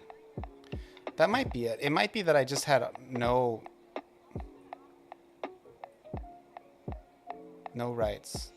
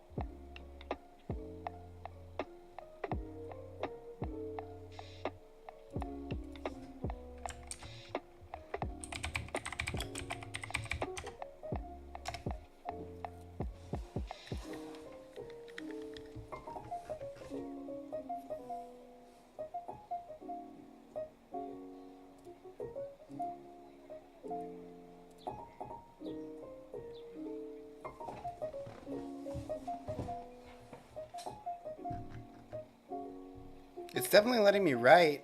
Why wouldn't it let me read?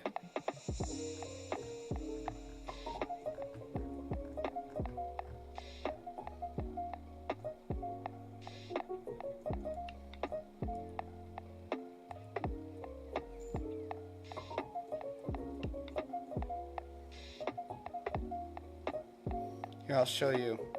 So this is the permission set up here. I have it set to allow read write if request auth ID is not null. So that's a pretty open thing. It's just basically saying if you have an auth ID, then you can request stuff.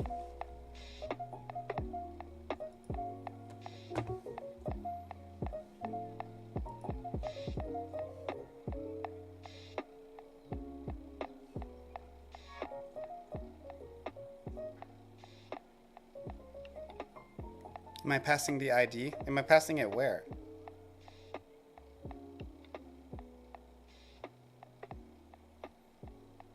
I don't know what that question means by passing the ID. Maybe more specific to where I'm passing what to when and from where to where. Maybe you mean am I passing the ID of the... Because Firebase has a login system and it's somewhat separate from the storage. So the way I'm doing it is my user ID that I create in Firebase, it becomes the save file for the user, essentially. For the user's ID, when you call the auth function, this one.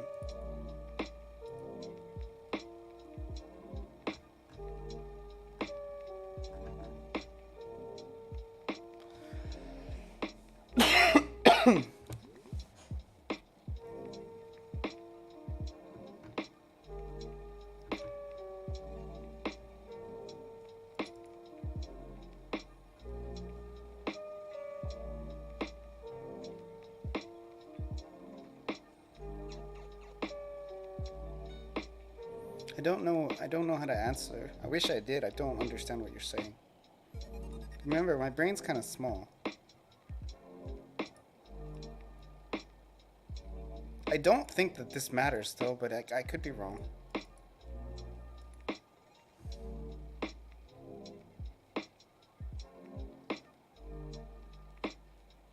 Like a lot of times when I'm talking to people on Twitch, I feel like they think I'm way smarter than I am. I don't know why. Like, you have to really map it out for me to understand what you're saying. Or else I'd have no chance.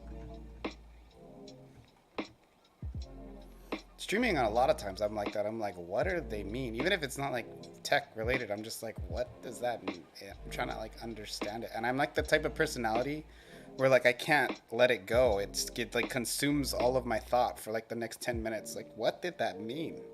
What did that... And they just, like, type something random thoughtlessly.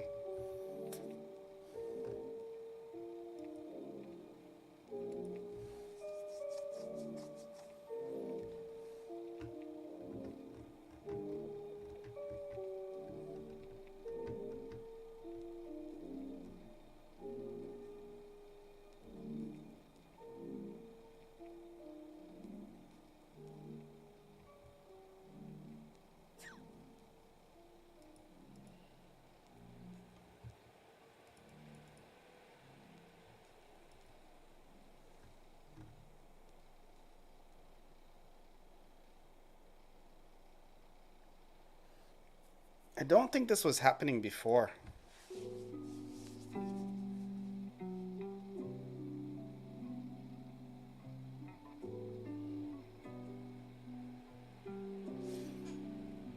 Let me try create a new one and see what it says.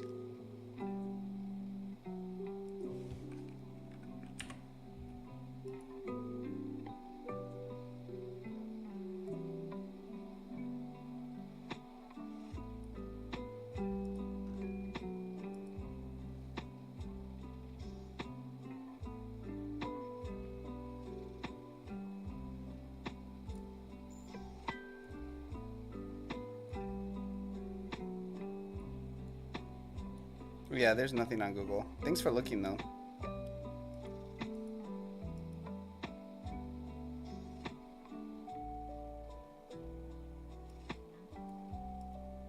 So this is the account I just created.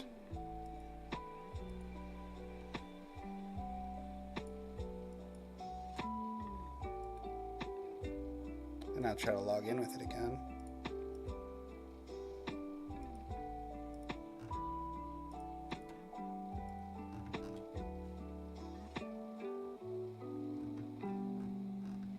Got the auth issue one more time.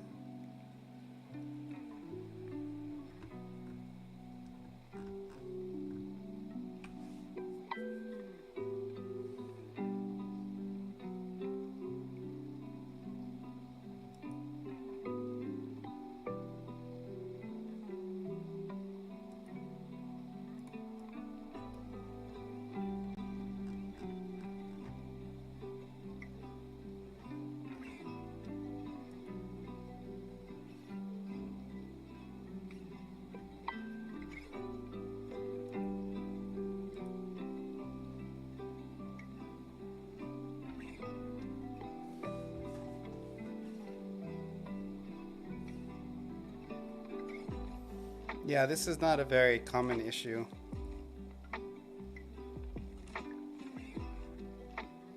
I'm trying to think if I had the auth issue before I switched it to a new database. It's possible that that's like an issue coming about from that.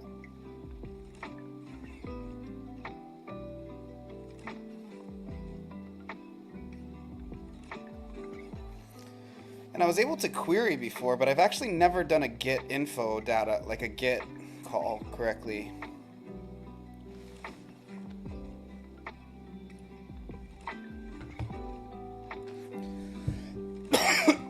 Freaking cough, man. It sucks.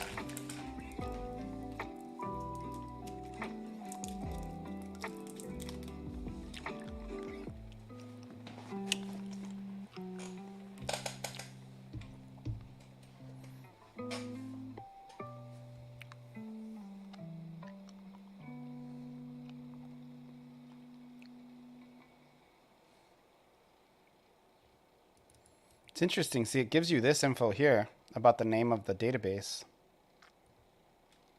Oh, no, it doesn't really. This doesn't give you any info. That's actually specifically what I asked for, so that's not.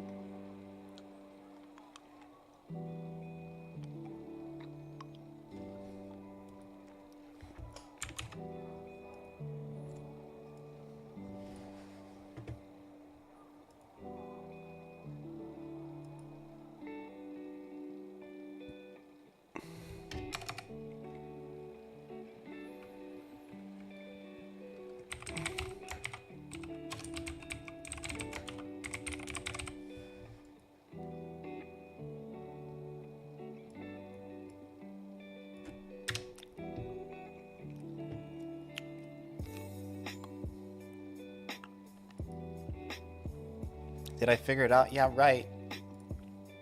What do you think this is? Me solving problems?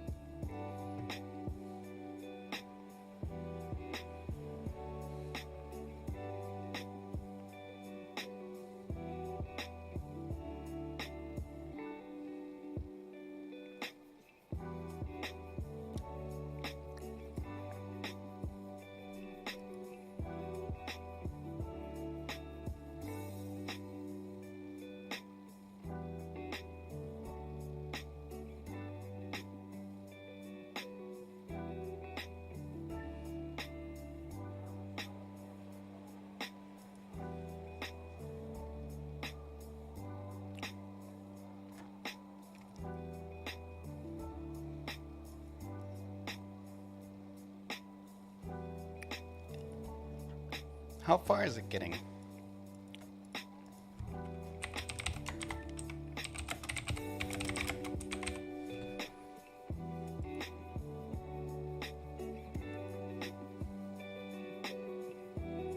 It's not even getting to there.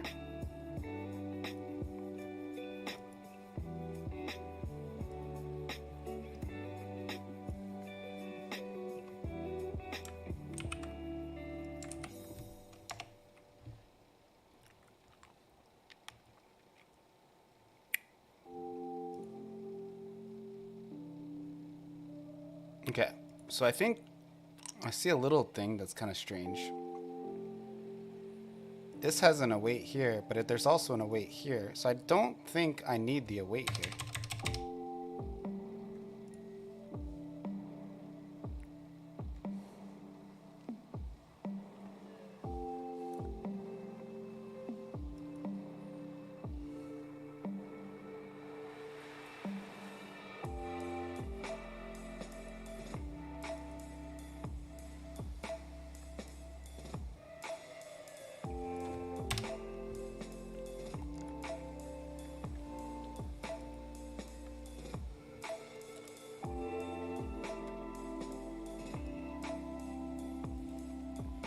So now at least it's running the code.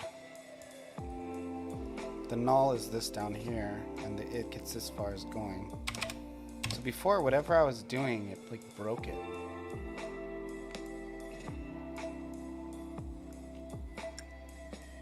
My code up here is different because it has an await. But I need the await to check for the error. Or do I?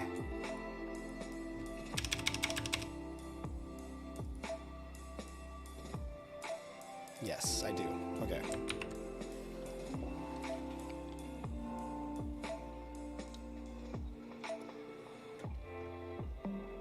This is the code that the guy at the GitHub who handles the GitHub gave me, so that works.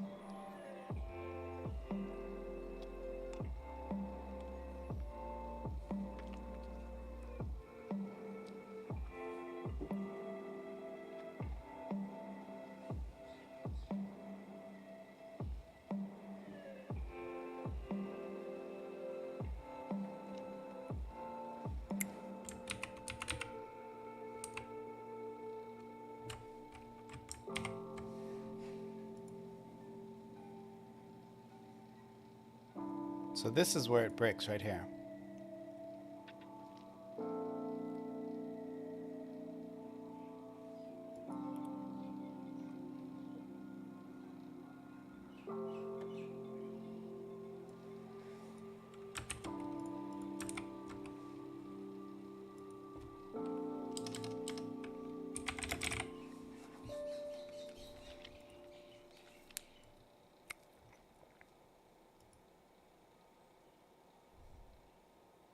Okay, so this line is still breaking my thing.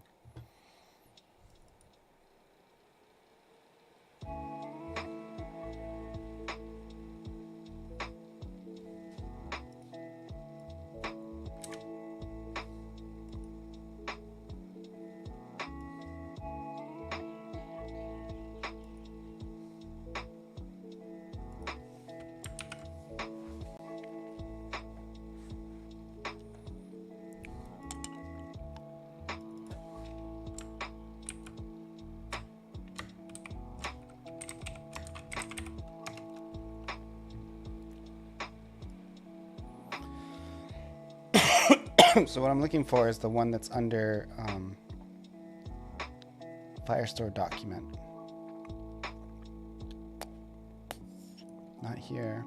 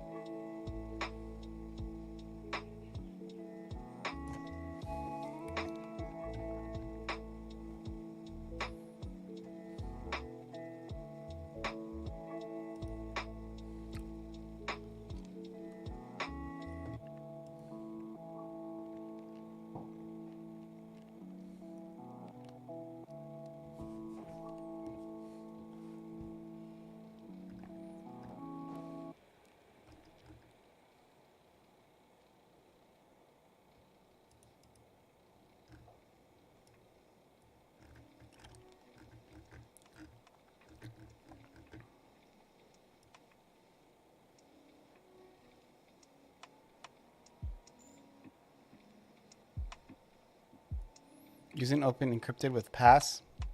I don't know how to check that. I don't know. This is the line that hates me. And it's quite a bit different in the documentation.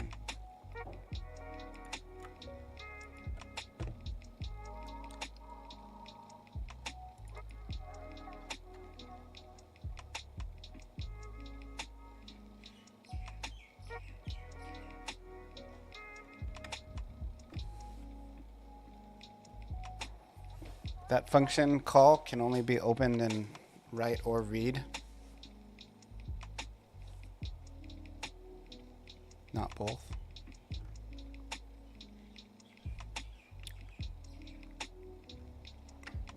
Oh. I don't think I'm using that. Yeah, there's no open encrypted with pass.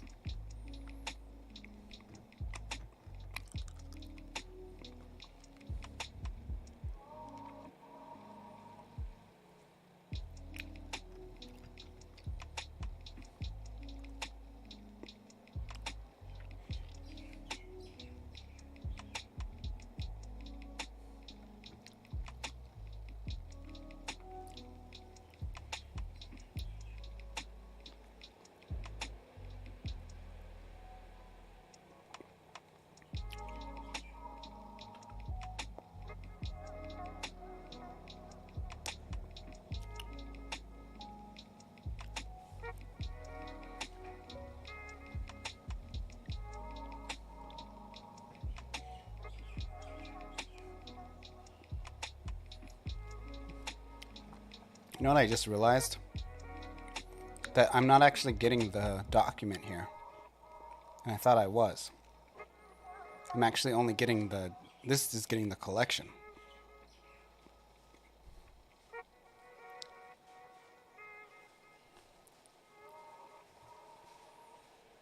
So that's something.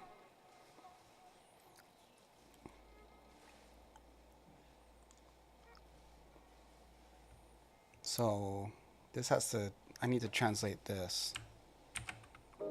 That actually makes sense. That could be it. That could be the issue.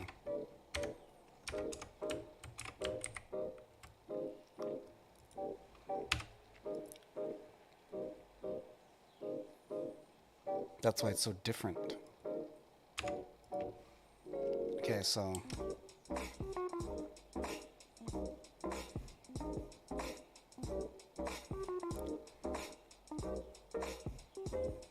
I don't have to do var collection. I can just do collection. Wait, no.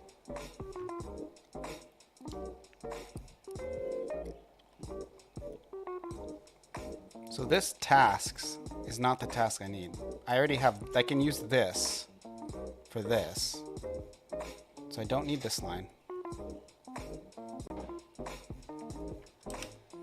But I can't use this task line. I need to create a new task. So this one's called document task.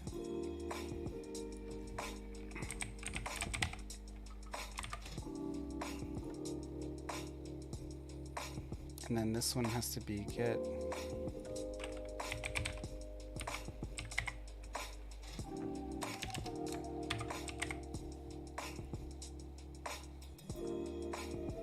This works, I'm gonna freak out.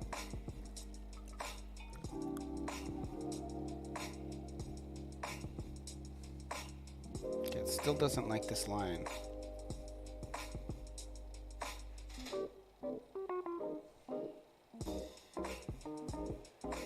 Usually the document tasks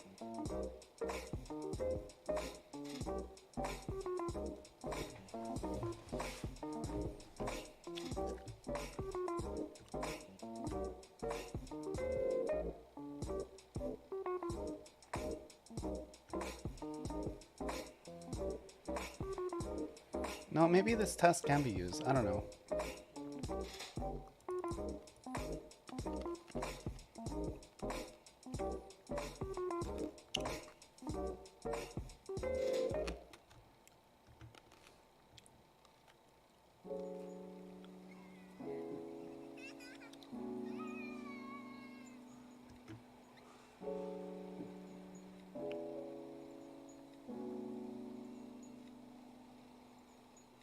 It's weird because this one has an await, where this one doesn't.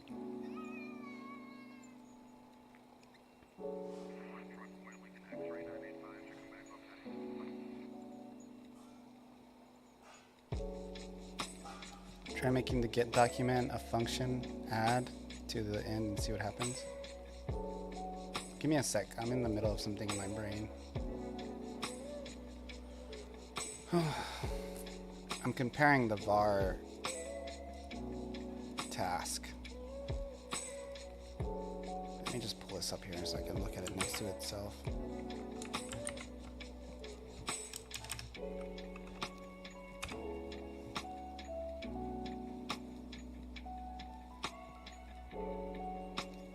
It's interesting that this one has an await.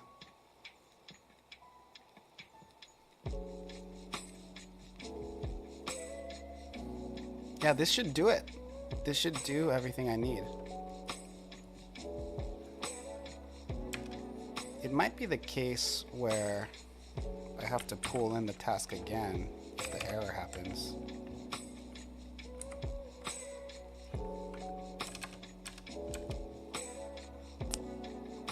I can pull the await out.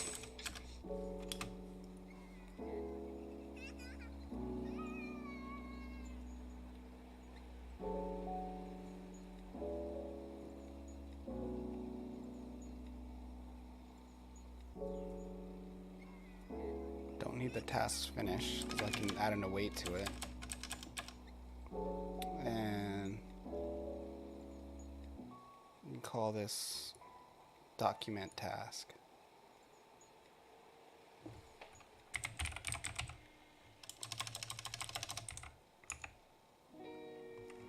Shit.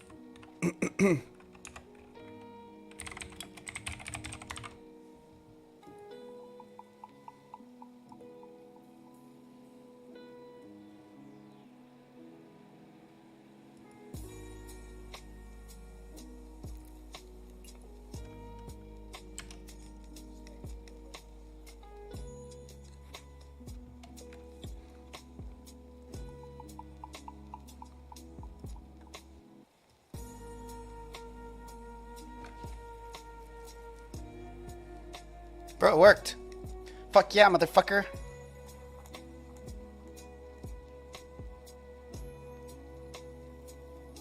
Look, it's got the doubloon quantity in there. Now, just to double check to make sure it's right, I'm going to change it in the database. So there was something weird about, I was trying to recycle this var tasks. This one has a task finish thing and a await collect, which the other one doesn't have. So I think maybe it was like finishing the process before this one could get to it or something like that. So it works now. Delete this. I don't know why exactly, but I know that it works. So just to double check, see, you can see my field in here. It's kind of covered here. I'll change my view.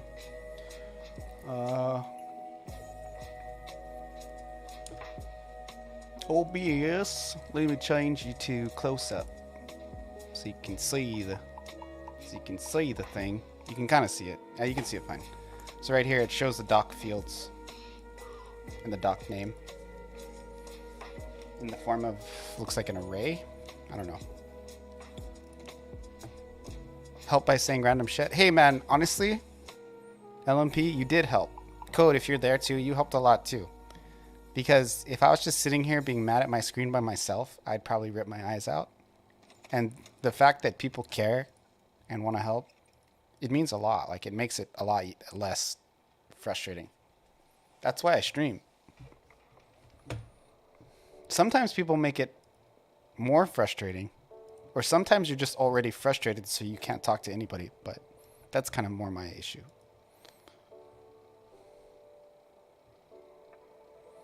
Some random shit. Sure. Yeah, so I think this... for some reason, it didn't carry over. That's interesting.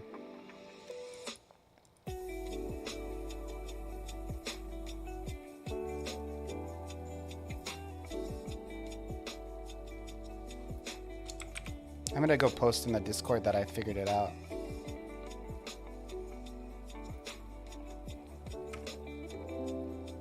Just so they don't try to answer me.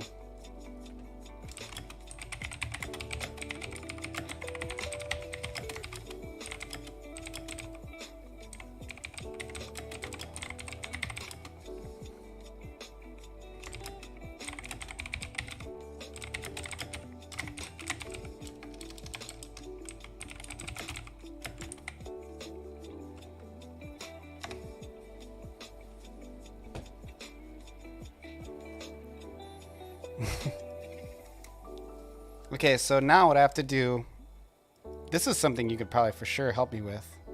I need to translate this array or whatever it is so that I can just pull out the marks of 8. It looks like it lists them alphabetical too, because that's not the order I have them in the Firestore database. Look. So this one has doubloons first. Oh no. I said it so doubloons are put in first. I don't want doubloons first. I want marks of 8 first. Let me change that. No. No, yeah, I guess I did put it marks of 8 first when I set it. I think it alphabetizes it here. It looks, yeah, no, for sure. Look at this. So, is there a view thing? No, it just automatically alphabetizes it. I guess that's fine. I can remember. Okay, so if I go in here and I change the marks of 8 to like 1,000, right? And then I run my login again. It'll show it, right?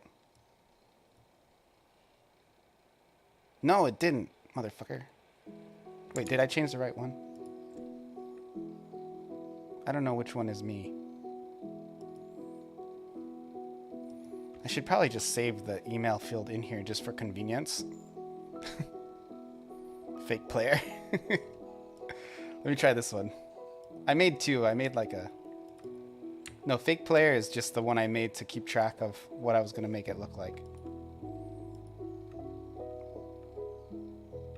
Look, it works!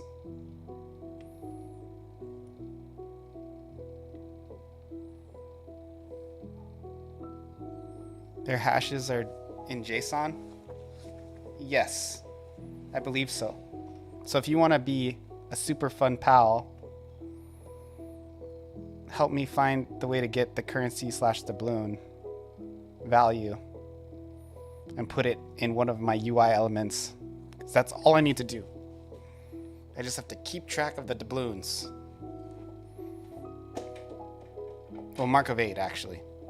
Mark of 8 is the cheap one. The doubloon is the premium currency that you buy with money.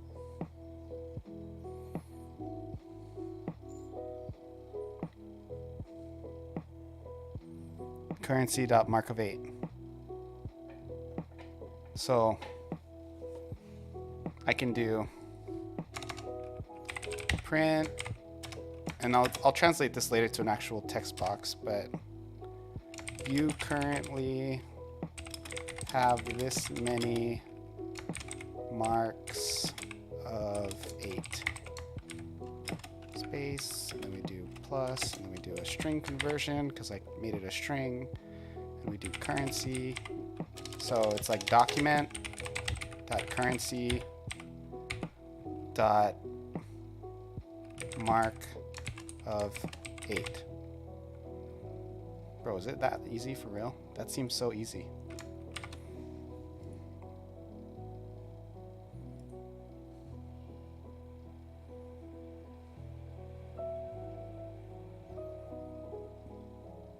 What's wrong with this line? I did close the print function. What do you think? I'm some kind of newbie?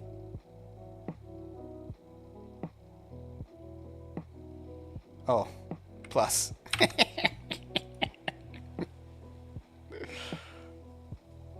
I had a plus sign instead of an equal sign.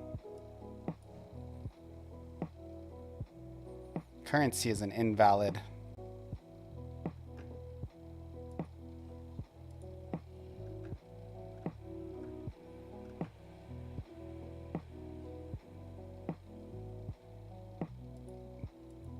It's a string. So do I have to do it like this?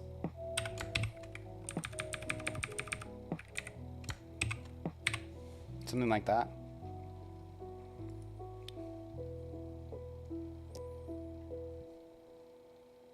It's serialized coming in. I need to deserialize. Oh my gosh. I thought it would be super hard. I thought it would be pathetic.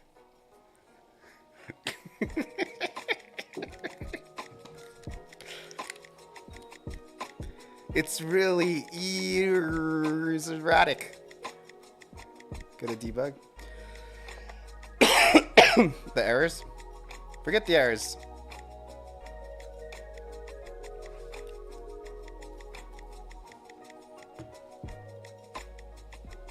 Where it prints? Oh, I was already on that.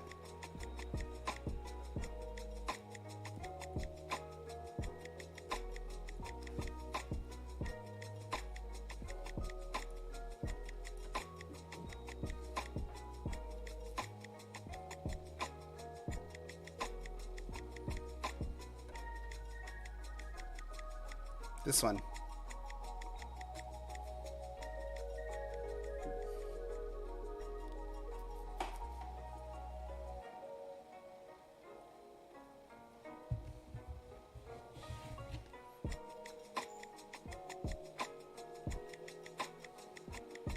Doc fields?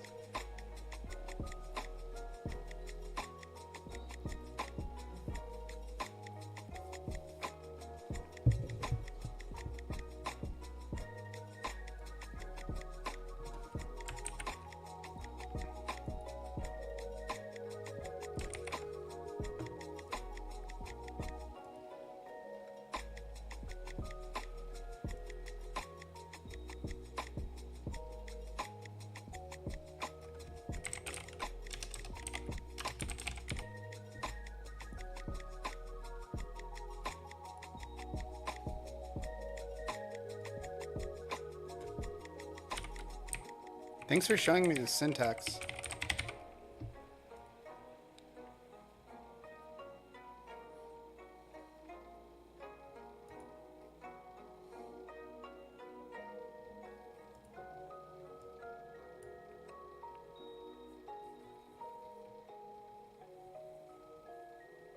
On base dictionary. I think it says invalid get index on base dictionary.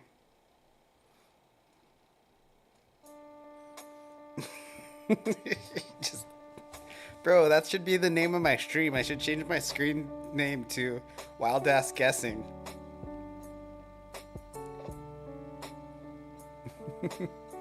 Here, I'll make it bigger, dude. Give me a sec.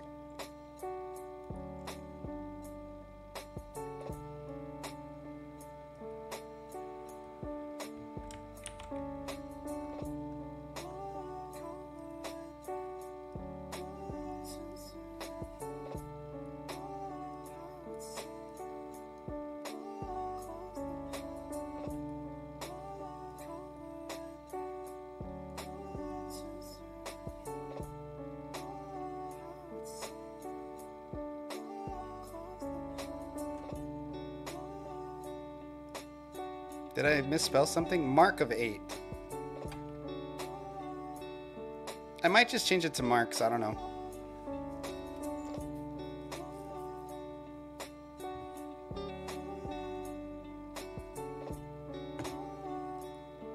No, it's not supposed to be capitalized. It's not supposed to be capitalized.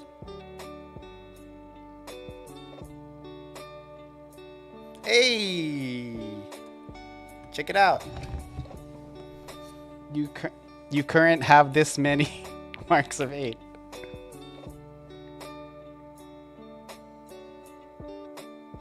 Typos destroy of code. Well, I think I deserve a break, and we all do. So now that I can do that, I can do pretty much anything I need to do. Which means the rest of this day will go a lot simpler.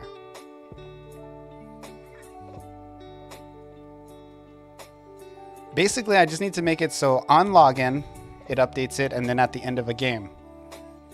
That's my goal for today, is to make it so that the S word, it is going to be simple though. I know how to do everything. All the things I need to know how to do, I know how to do. It's just a matter of time. The fun stuff is now.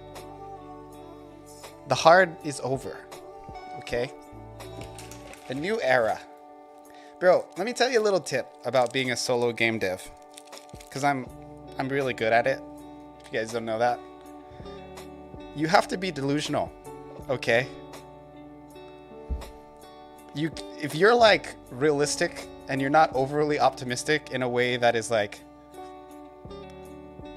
stupid, you will fail. Because it's one of those things where if you knew how hard and how stupid it would be, you would never start. What rational person would put themselves through such torment and hell? No man would willingly take on such a task, such a life. Coders are coders are not rational. So joke is on you. They're not rational people. They're masochistic. Game dev especially is masochism. You like pain and suffering. That's why you do it. Otherwise, why would you bother?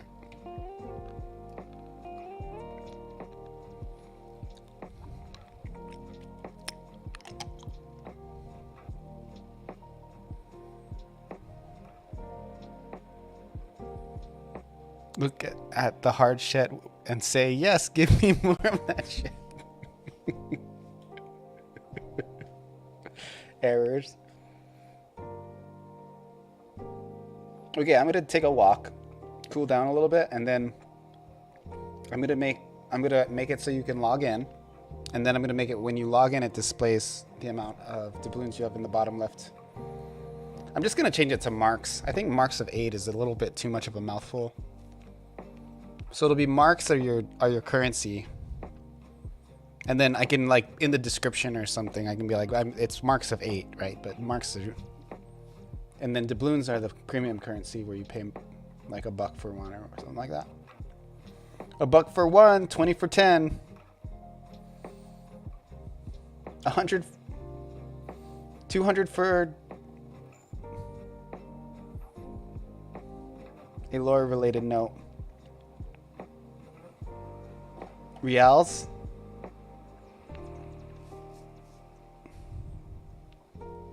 Pieces of 8, marks of 8, yeah, same thing.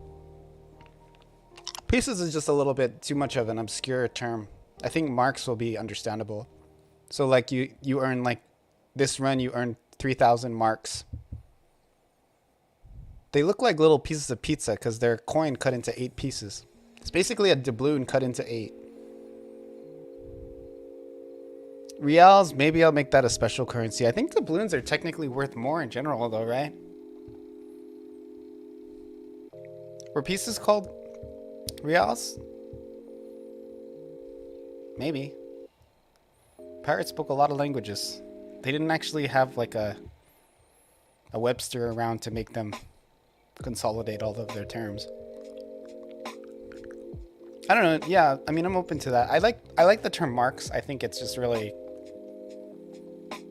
an easy term and it'll fit. And it's like very easy to say.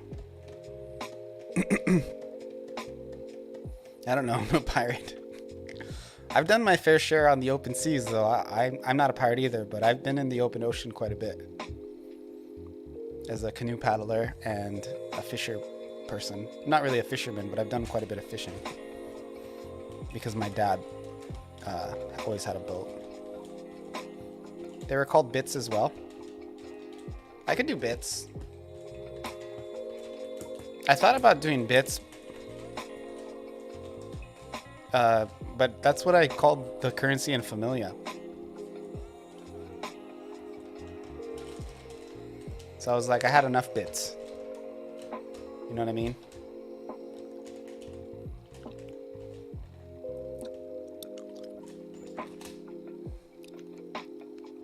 Space Pirates is not in the same universe. Maybe like universe. Definitely different like galaxy. Space Pirates takes place in future Earth timeline. It's in the third millennium. And I'm gonna do like a whole story. It's gonna be like the evil corporate overlords and robots took over, and one man, and the bad guy, his name is gonna be the man who owns everything. So I can do like edgy little like communist shout outs in my game. Like, see, this is what capitalism does. It kills everything. It makes the world get taken over by robots because capitalism creates a situation where one person owns everything. So all the young kids who want to be like edgy, who think it's cool to like wear a, you know, to wear like, who are like pro Russia, they'll be super stoked. And the people who are not, you know, whatever, it's not a result of capitalism. It's just it's just one guy owns the whole universe. After Lono destroys the planet.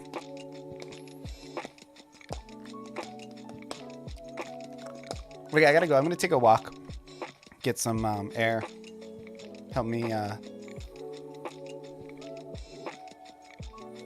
isms to choose from. Yeah, no, I'm gonna it's definitely gonna be like a comment on capitalism, communism. By the way, I'm a capitalist. I'm a free, true, open market capitalist. But I think what a lot of people attribute to capitalism, with these huge monopolies taking over businesses, that's actually not capitalism. It's feudalism. Like the way Microsoft owns everything, that is not capitalism. Capitalism is where the best products are the ones that are sold. That's not what it is. I eat McDonald's every day. It's like the worst, grossest shit in the world. Capitalism, McDonald's is not capitalist. They're a feudal lord that rules over this land.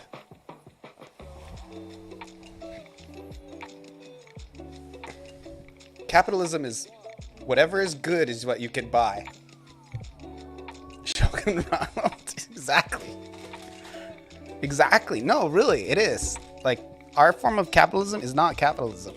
Capitalism means that you have access to the best products at the best prices. That's what capitalism is. And whoever makes the best stuff gets the most rewards. That's not how it works. The best products are not the best selling products. Like the best, you know, cars are not the highest selling cars. The people who infiltrate the government and make it so that they can get their stuff sold and then they get seniority, those are the products that get passed through. That's feudalism. We've reverted back to Japanese feudalism. It's corporal feudalism. That's what we have. That's what America is. It's not really capital. It's much more feudalistic than capitalist. Anyway, I'll be right back. I'm gonna take my break like I've been threatening to. Thank you for helping me, guys. I really do appreciate it. Let me put my other screen on.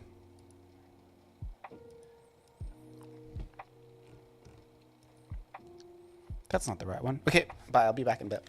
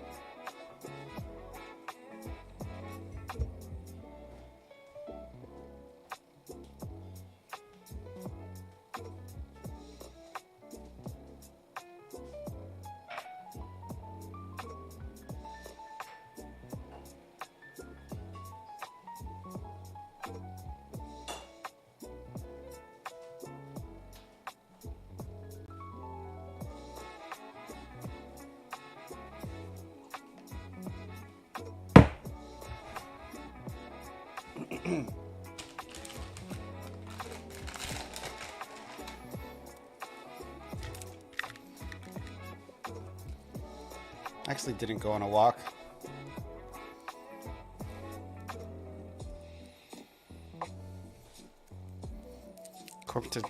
Corptocracy, yeah.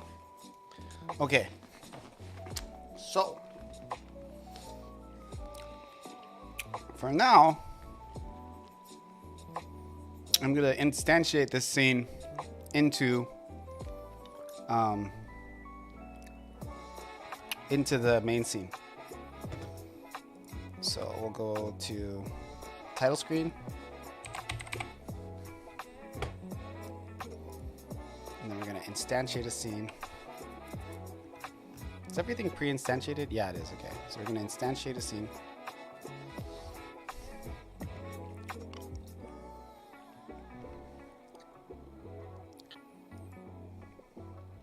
Actually, first let's do a little thingy. So I'm gonna put a little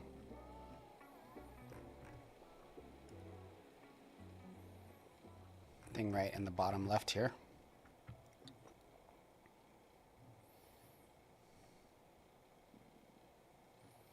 Little text box.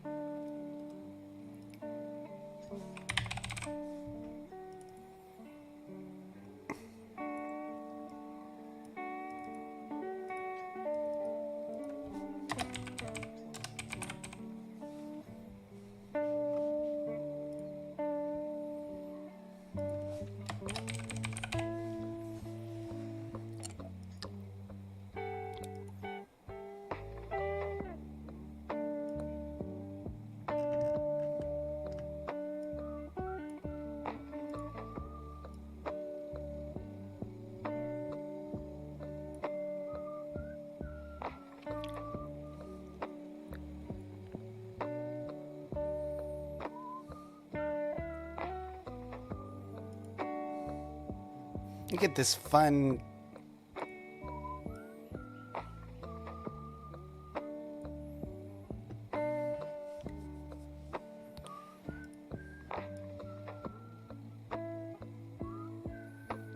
Okay, so we're going to grab these. I'm going to put them in the script.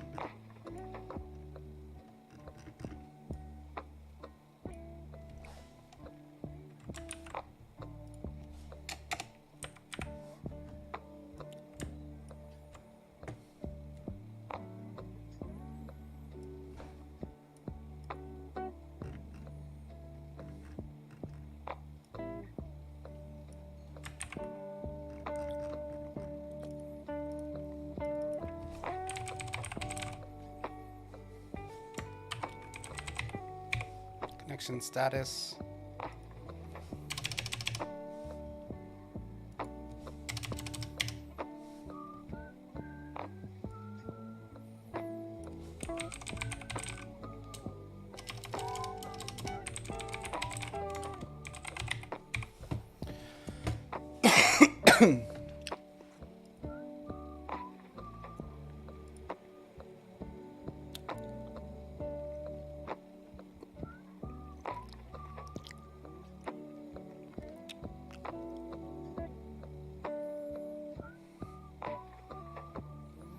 And I have to pull the auth value. So I go into connection status.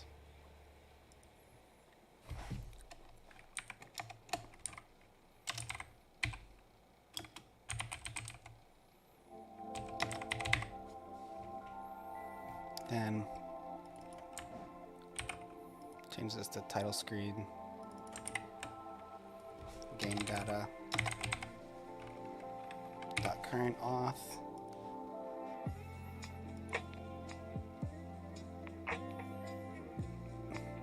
Cool. So I mean, I'll change the way this looks eventually, but you get the idea for now. You are not connected.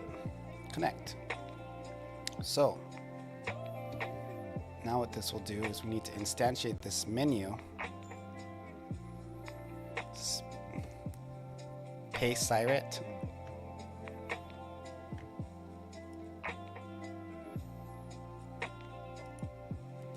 Instantiate. We're gonna grab login.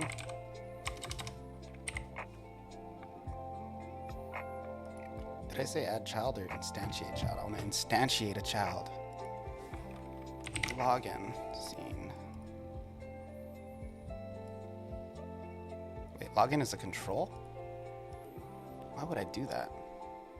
Why did I do that? Ew. That is wrong. This needs to be fixed.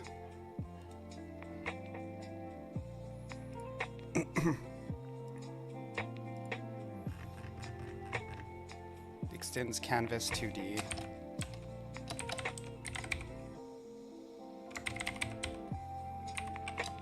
Why would I use a control? I think I just did something really quick and wasn't thinking about it.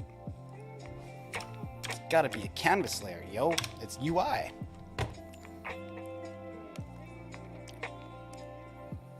Same one I made looking at your faded out there. You mean the one that works perfectly?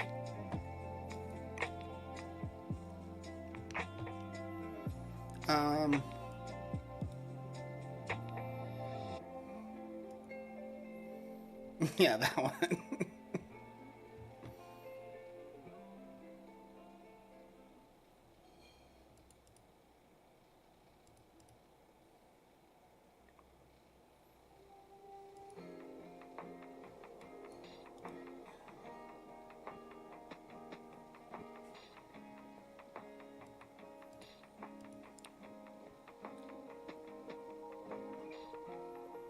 I'm gonna make a new menu.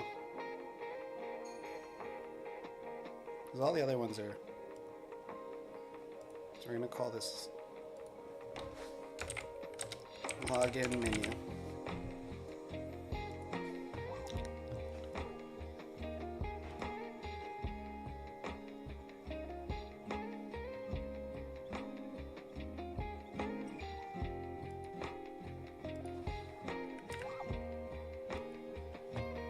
Does this still work?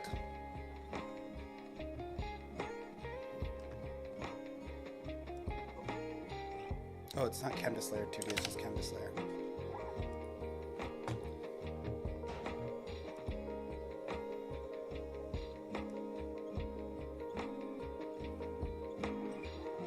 Oh, the addresses are all wrong now.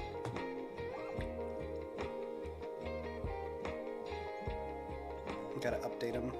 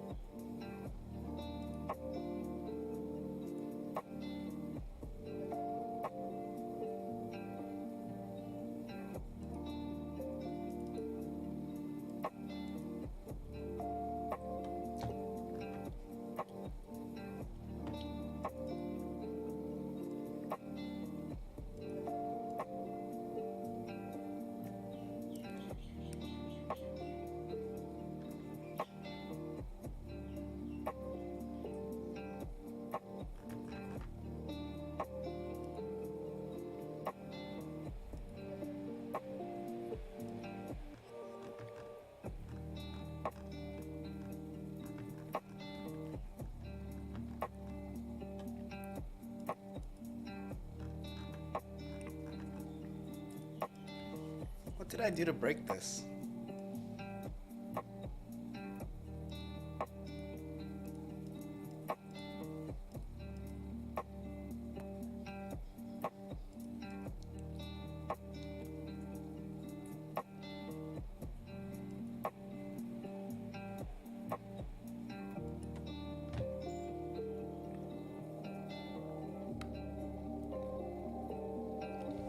Hey, you four. What's up, man? How you doing?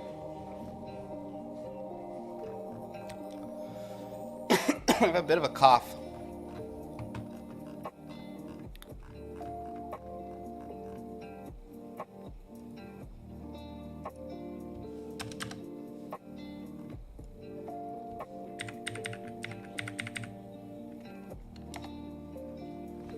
The grind's going good. Had a couple nervous breakdowns, but we're back on track now.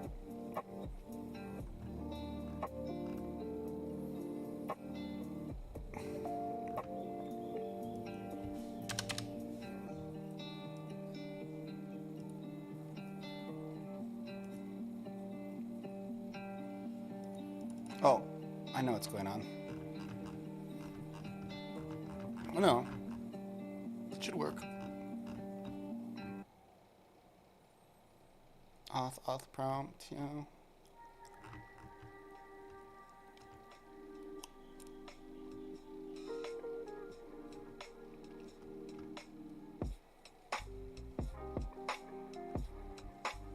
I didn't change anything that should break it.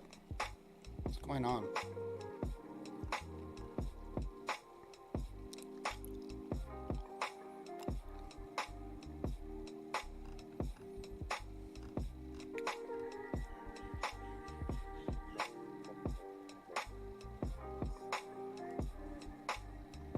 It's not printing any of the prints.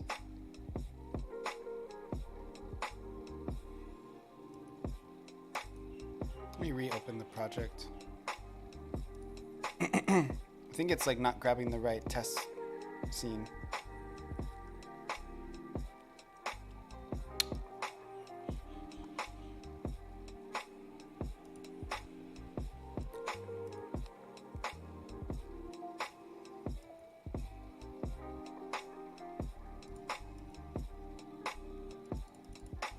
My buttons aren't doing anything. Let's look at them first.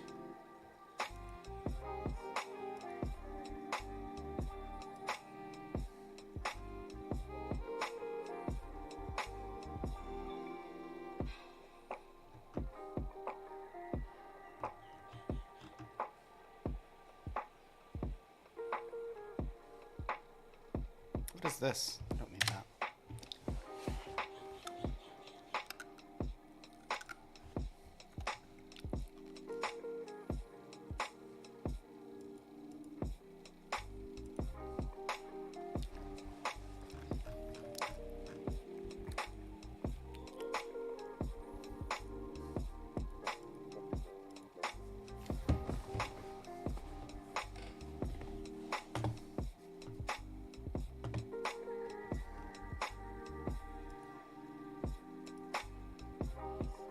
Oh, I see what I did. I disconnected the signals by adding a new script.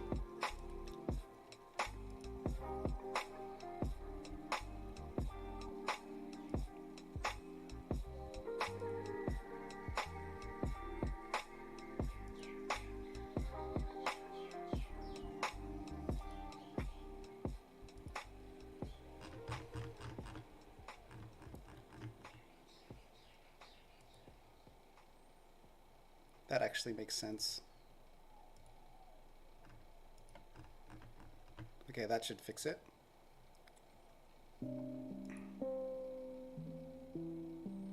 Yep. Works. Okay. So we're gonna instantiate this into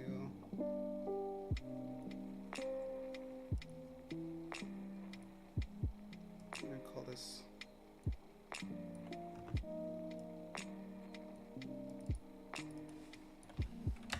login menu.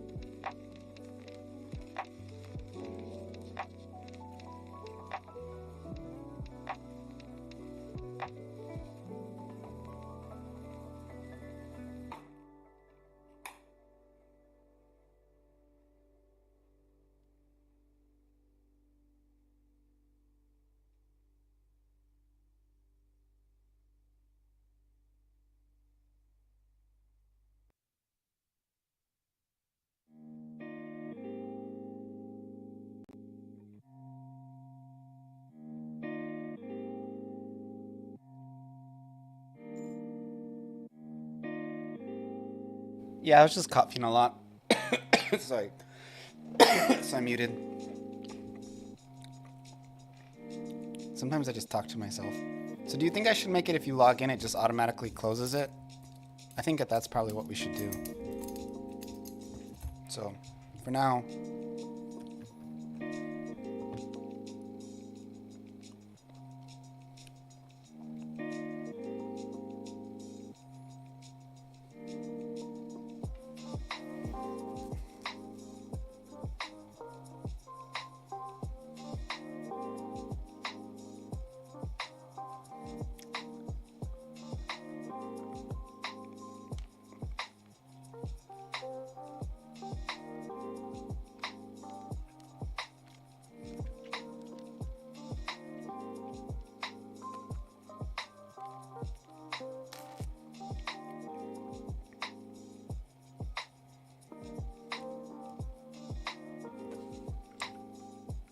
This should actually go in the ready.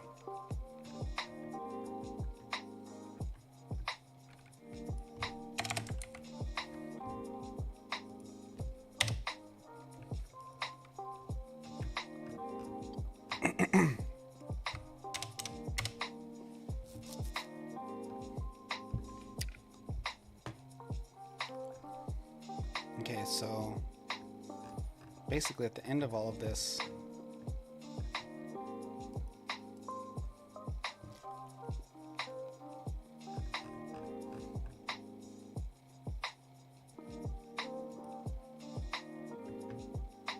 I don't need this. I have that already in the other guy.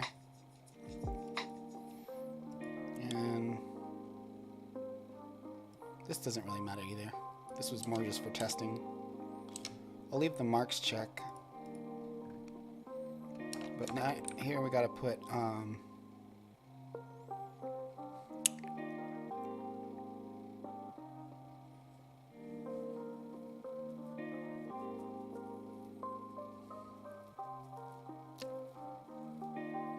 I gotta create like a function that closes everything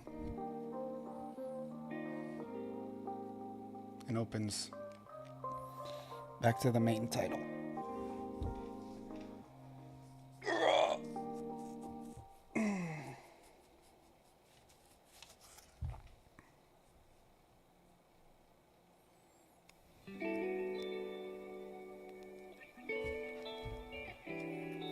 Also curious, does it work on web?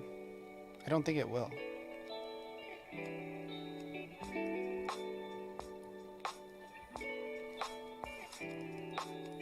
Oh, what the hell? Doesn't even have the button. How? How is that even possible?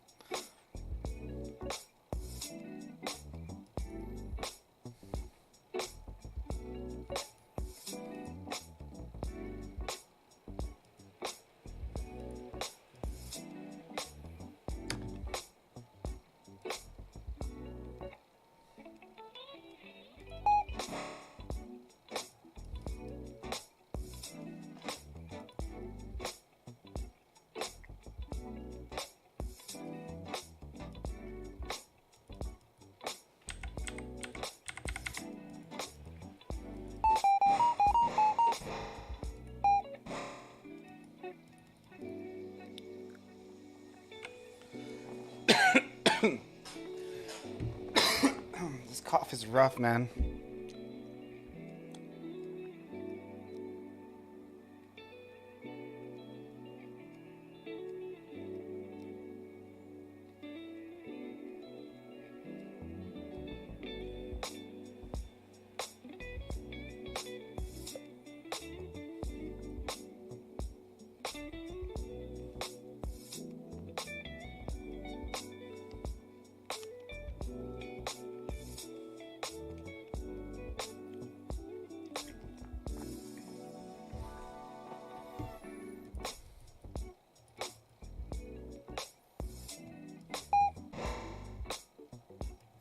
Okay, so it doesn't work for web.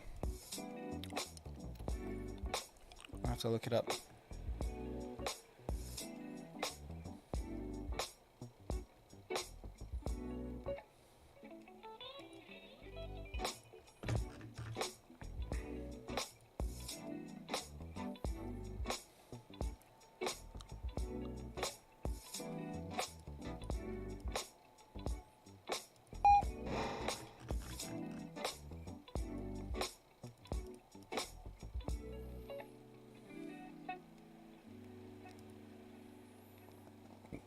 parsing auth body JSON.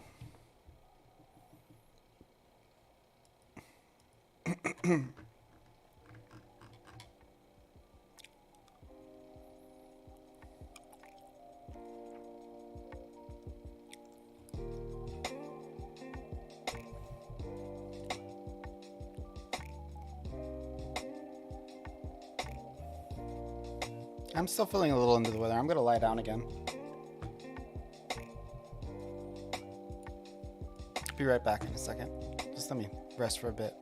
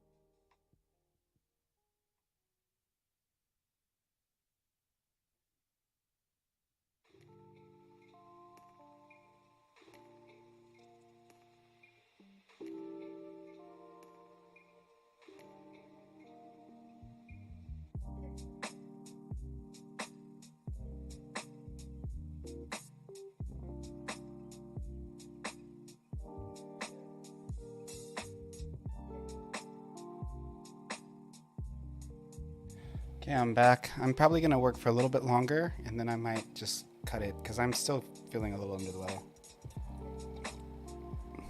I need to rest. More cough drops.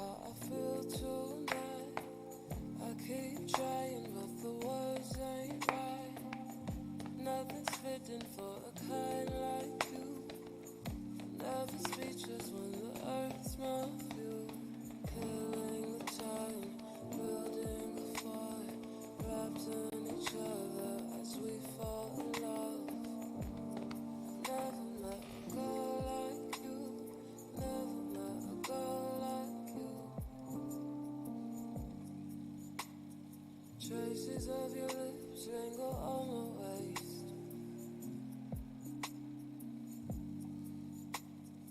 I don't wanna go, I don't wanna wait. I'm needing you.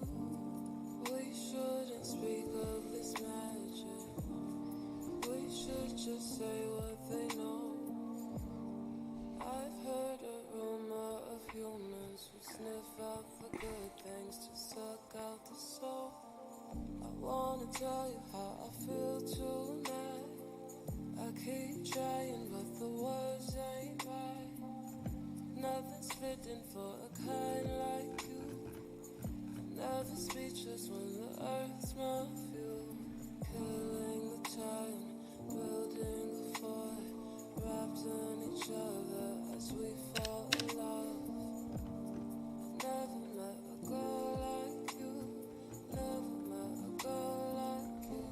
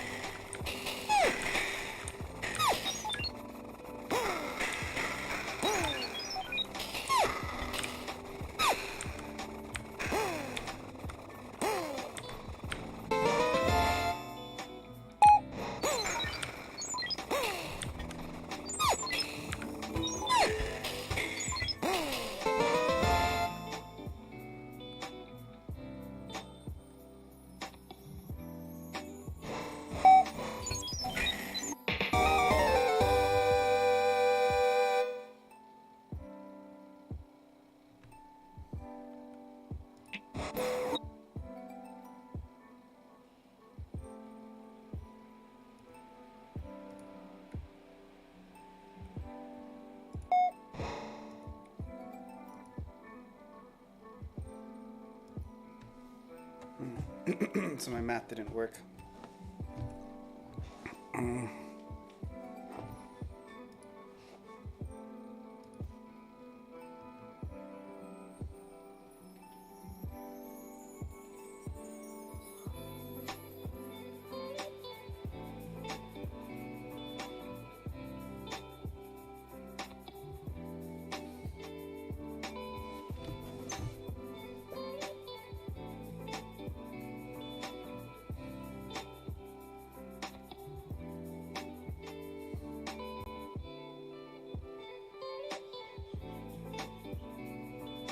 Oh, wait, I put it on doubloon. Let me see if that worked.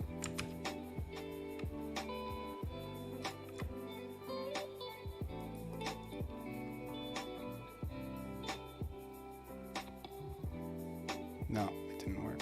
Maybe it did. No, it didn't work.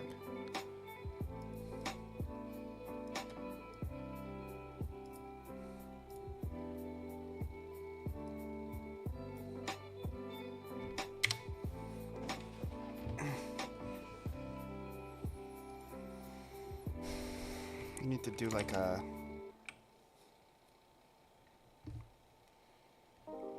convert to integer. Godot for, is it floor?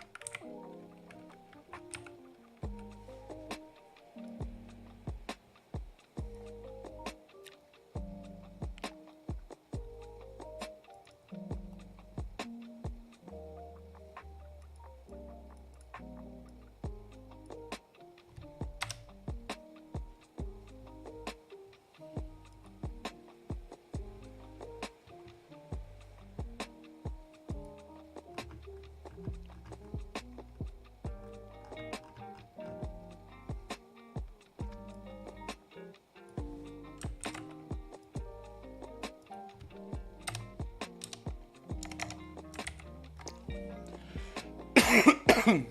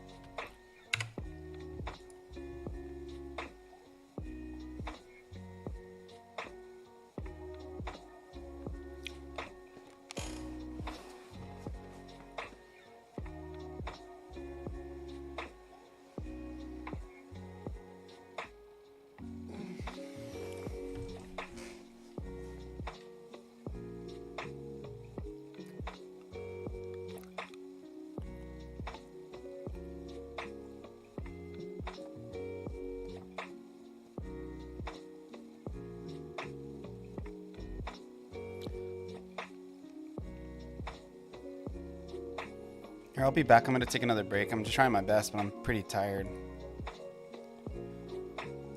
But I almost got it to where it's saving the doubloons, and then next to the leaderboard, and then I pretty much have all the networking stuff I need for now, which is kind of crazy.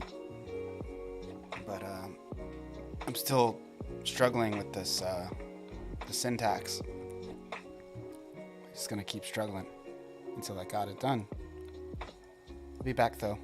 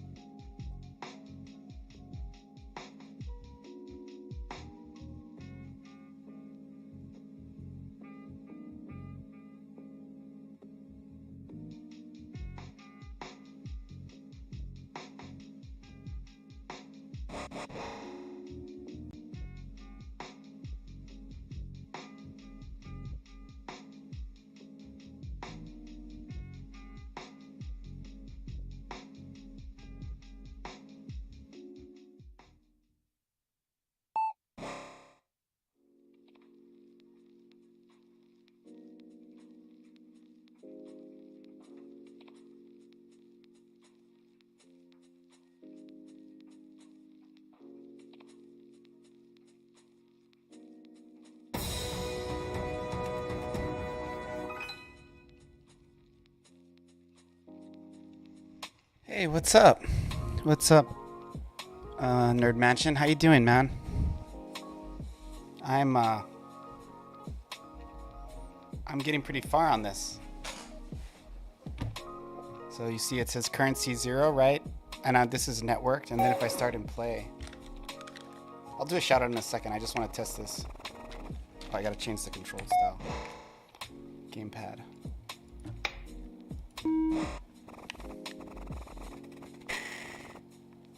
So I'll give you a shout out in a sec. What were you guys up to on yours? I'm just trying to get to 10 so I can test if this currency saves. I'm building a progression system, but it's going to be networked. So it saves on an account, since it's going to be a browser-based game. This is going to be the one everybody plays at work when their boss isn't looking.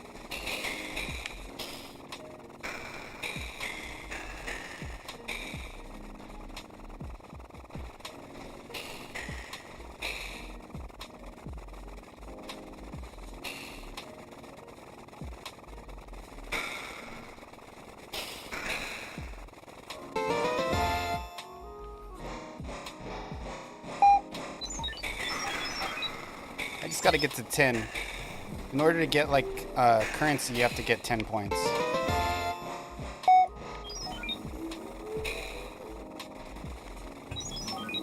One more and then I'll kill myself. I'll just dump it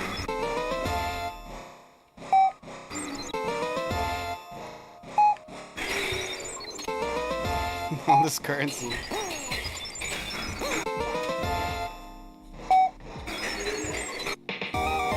There I died, so if I go to quit,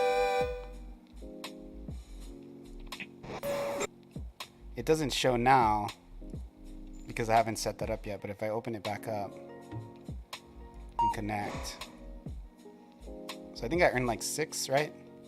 And then you can see it here, 6. And that's all networked. You can see it's saving on my database right here.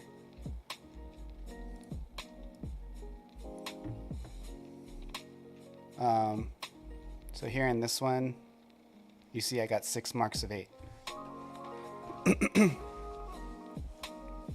So it works. I didn't set it up to update in the menu. I will. It's just it's one thing at a time, you know. But that to me is a triumph. I think I'm gonna get off because I'm tired. So what? Let me catch up on chat. Oh, you're doing RPG Maker? Yeah, I've done quite a bit of that myself. 3D mappings with Nerd. MV3D. Oh, the plugin? That's cool.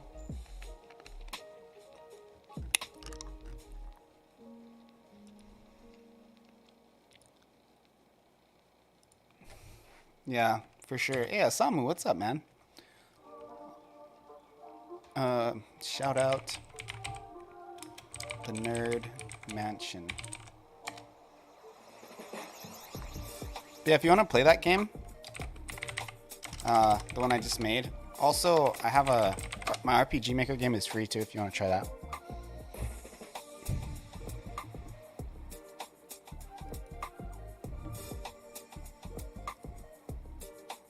It says I'm not following you. That's weird. I wonder why. Maybe I got mad at you or something. Yeah, I made Familia free. I'm trying to get those 50 reviews.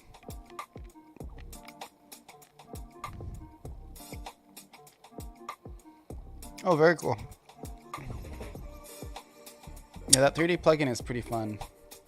I wanted to make more of a mobile game. My RPG Maker game is also available on Android. So I got too much random advice? What do you mean?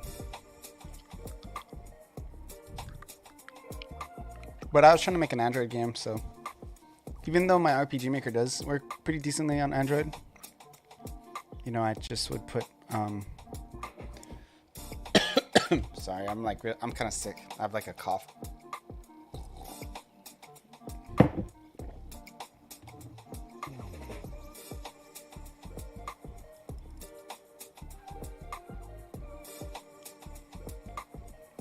More likely it was Twitch roundabout. Yeah, I mean, I love my RPG Maker game. And I'm not any less enthusiastic about it. But I was planning on working on that game for like 10 years. But you know what I've found is it's just not stirring up enough attention. Like, nobody really cared. Like, I mean, I don't want to say that. There are people who really love my game and have made a big effort to be supportive, but it's not enough to where I can keep it sustainable so that I can like make a little bit off of it and do it like a bigger percentage of my life. And I don't think it will be. So unless I'm retired, I want to try something that might be able to make some money. And I think this mobile game that I'm making will. And I'm not saying I'm gonna get rich, but just enough to like not starve, you know? That'd be cool. But I do think that this game will be really great. Let's see who's around. I gotta get off. I gotta lie down.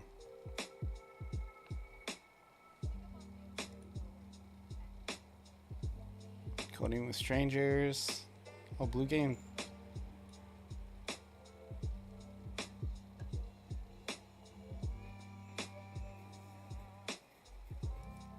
Stream is just flooded.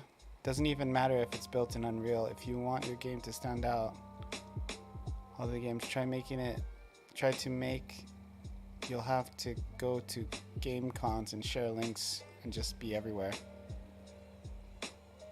Yeah, and I do that. I've gone to, how many have you gone to cons? I've gone to like 4 or 5, depending on what you count a con. And it does help, but I still don't, I think even that being considered, like marketing aside, I don't think Familia is going to be the thing that people get. I mean, the marketing is important, but the product is just as important. And it's like, I love my game, and I am surprised more people don't want to play it, but they don't.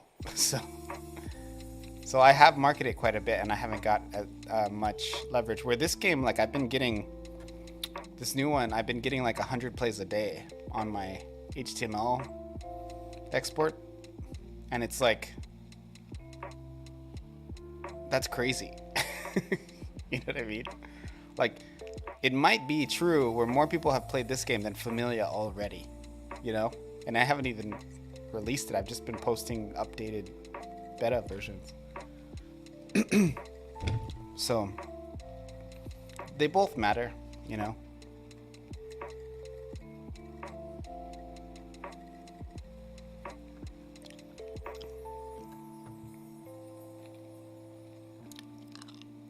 Look at Game Maker Studio. How come I'm not following? I'm gonna go follow. Yeah, I'll raid them.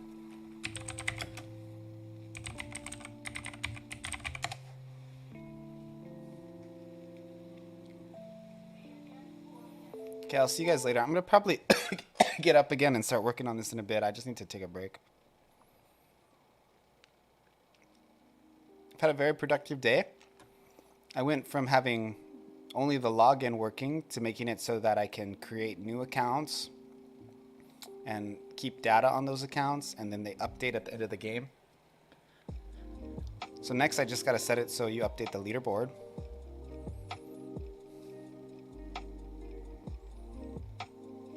Which ain't too hard.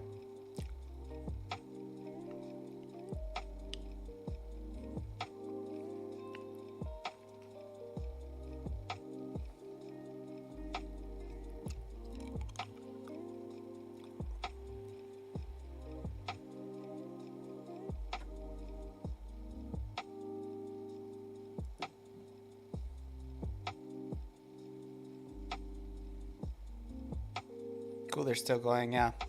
Anyway, I'll see you guys later. It's been a blast. Good night. Good night.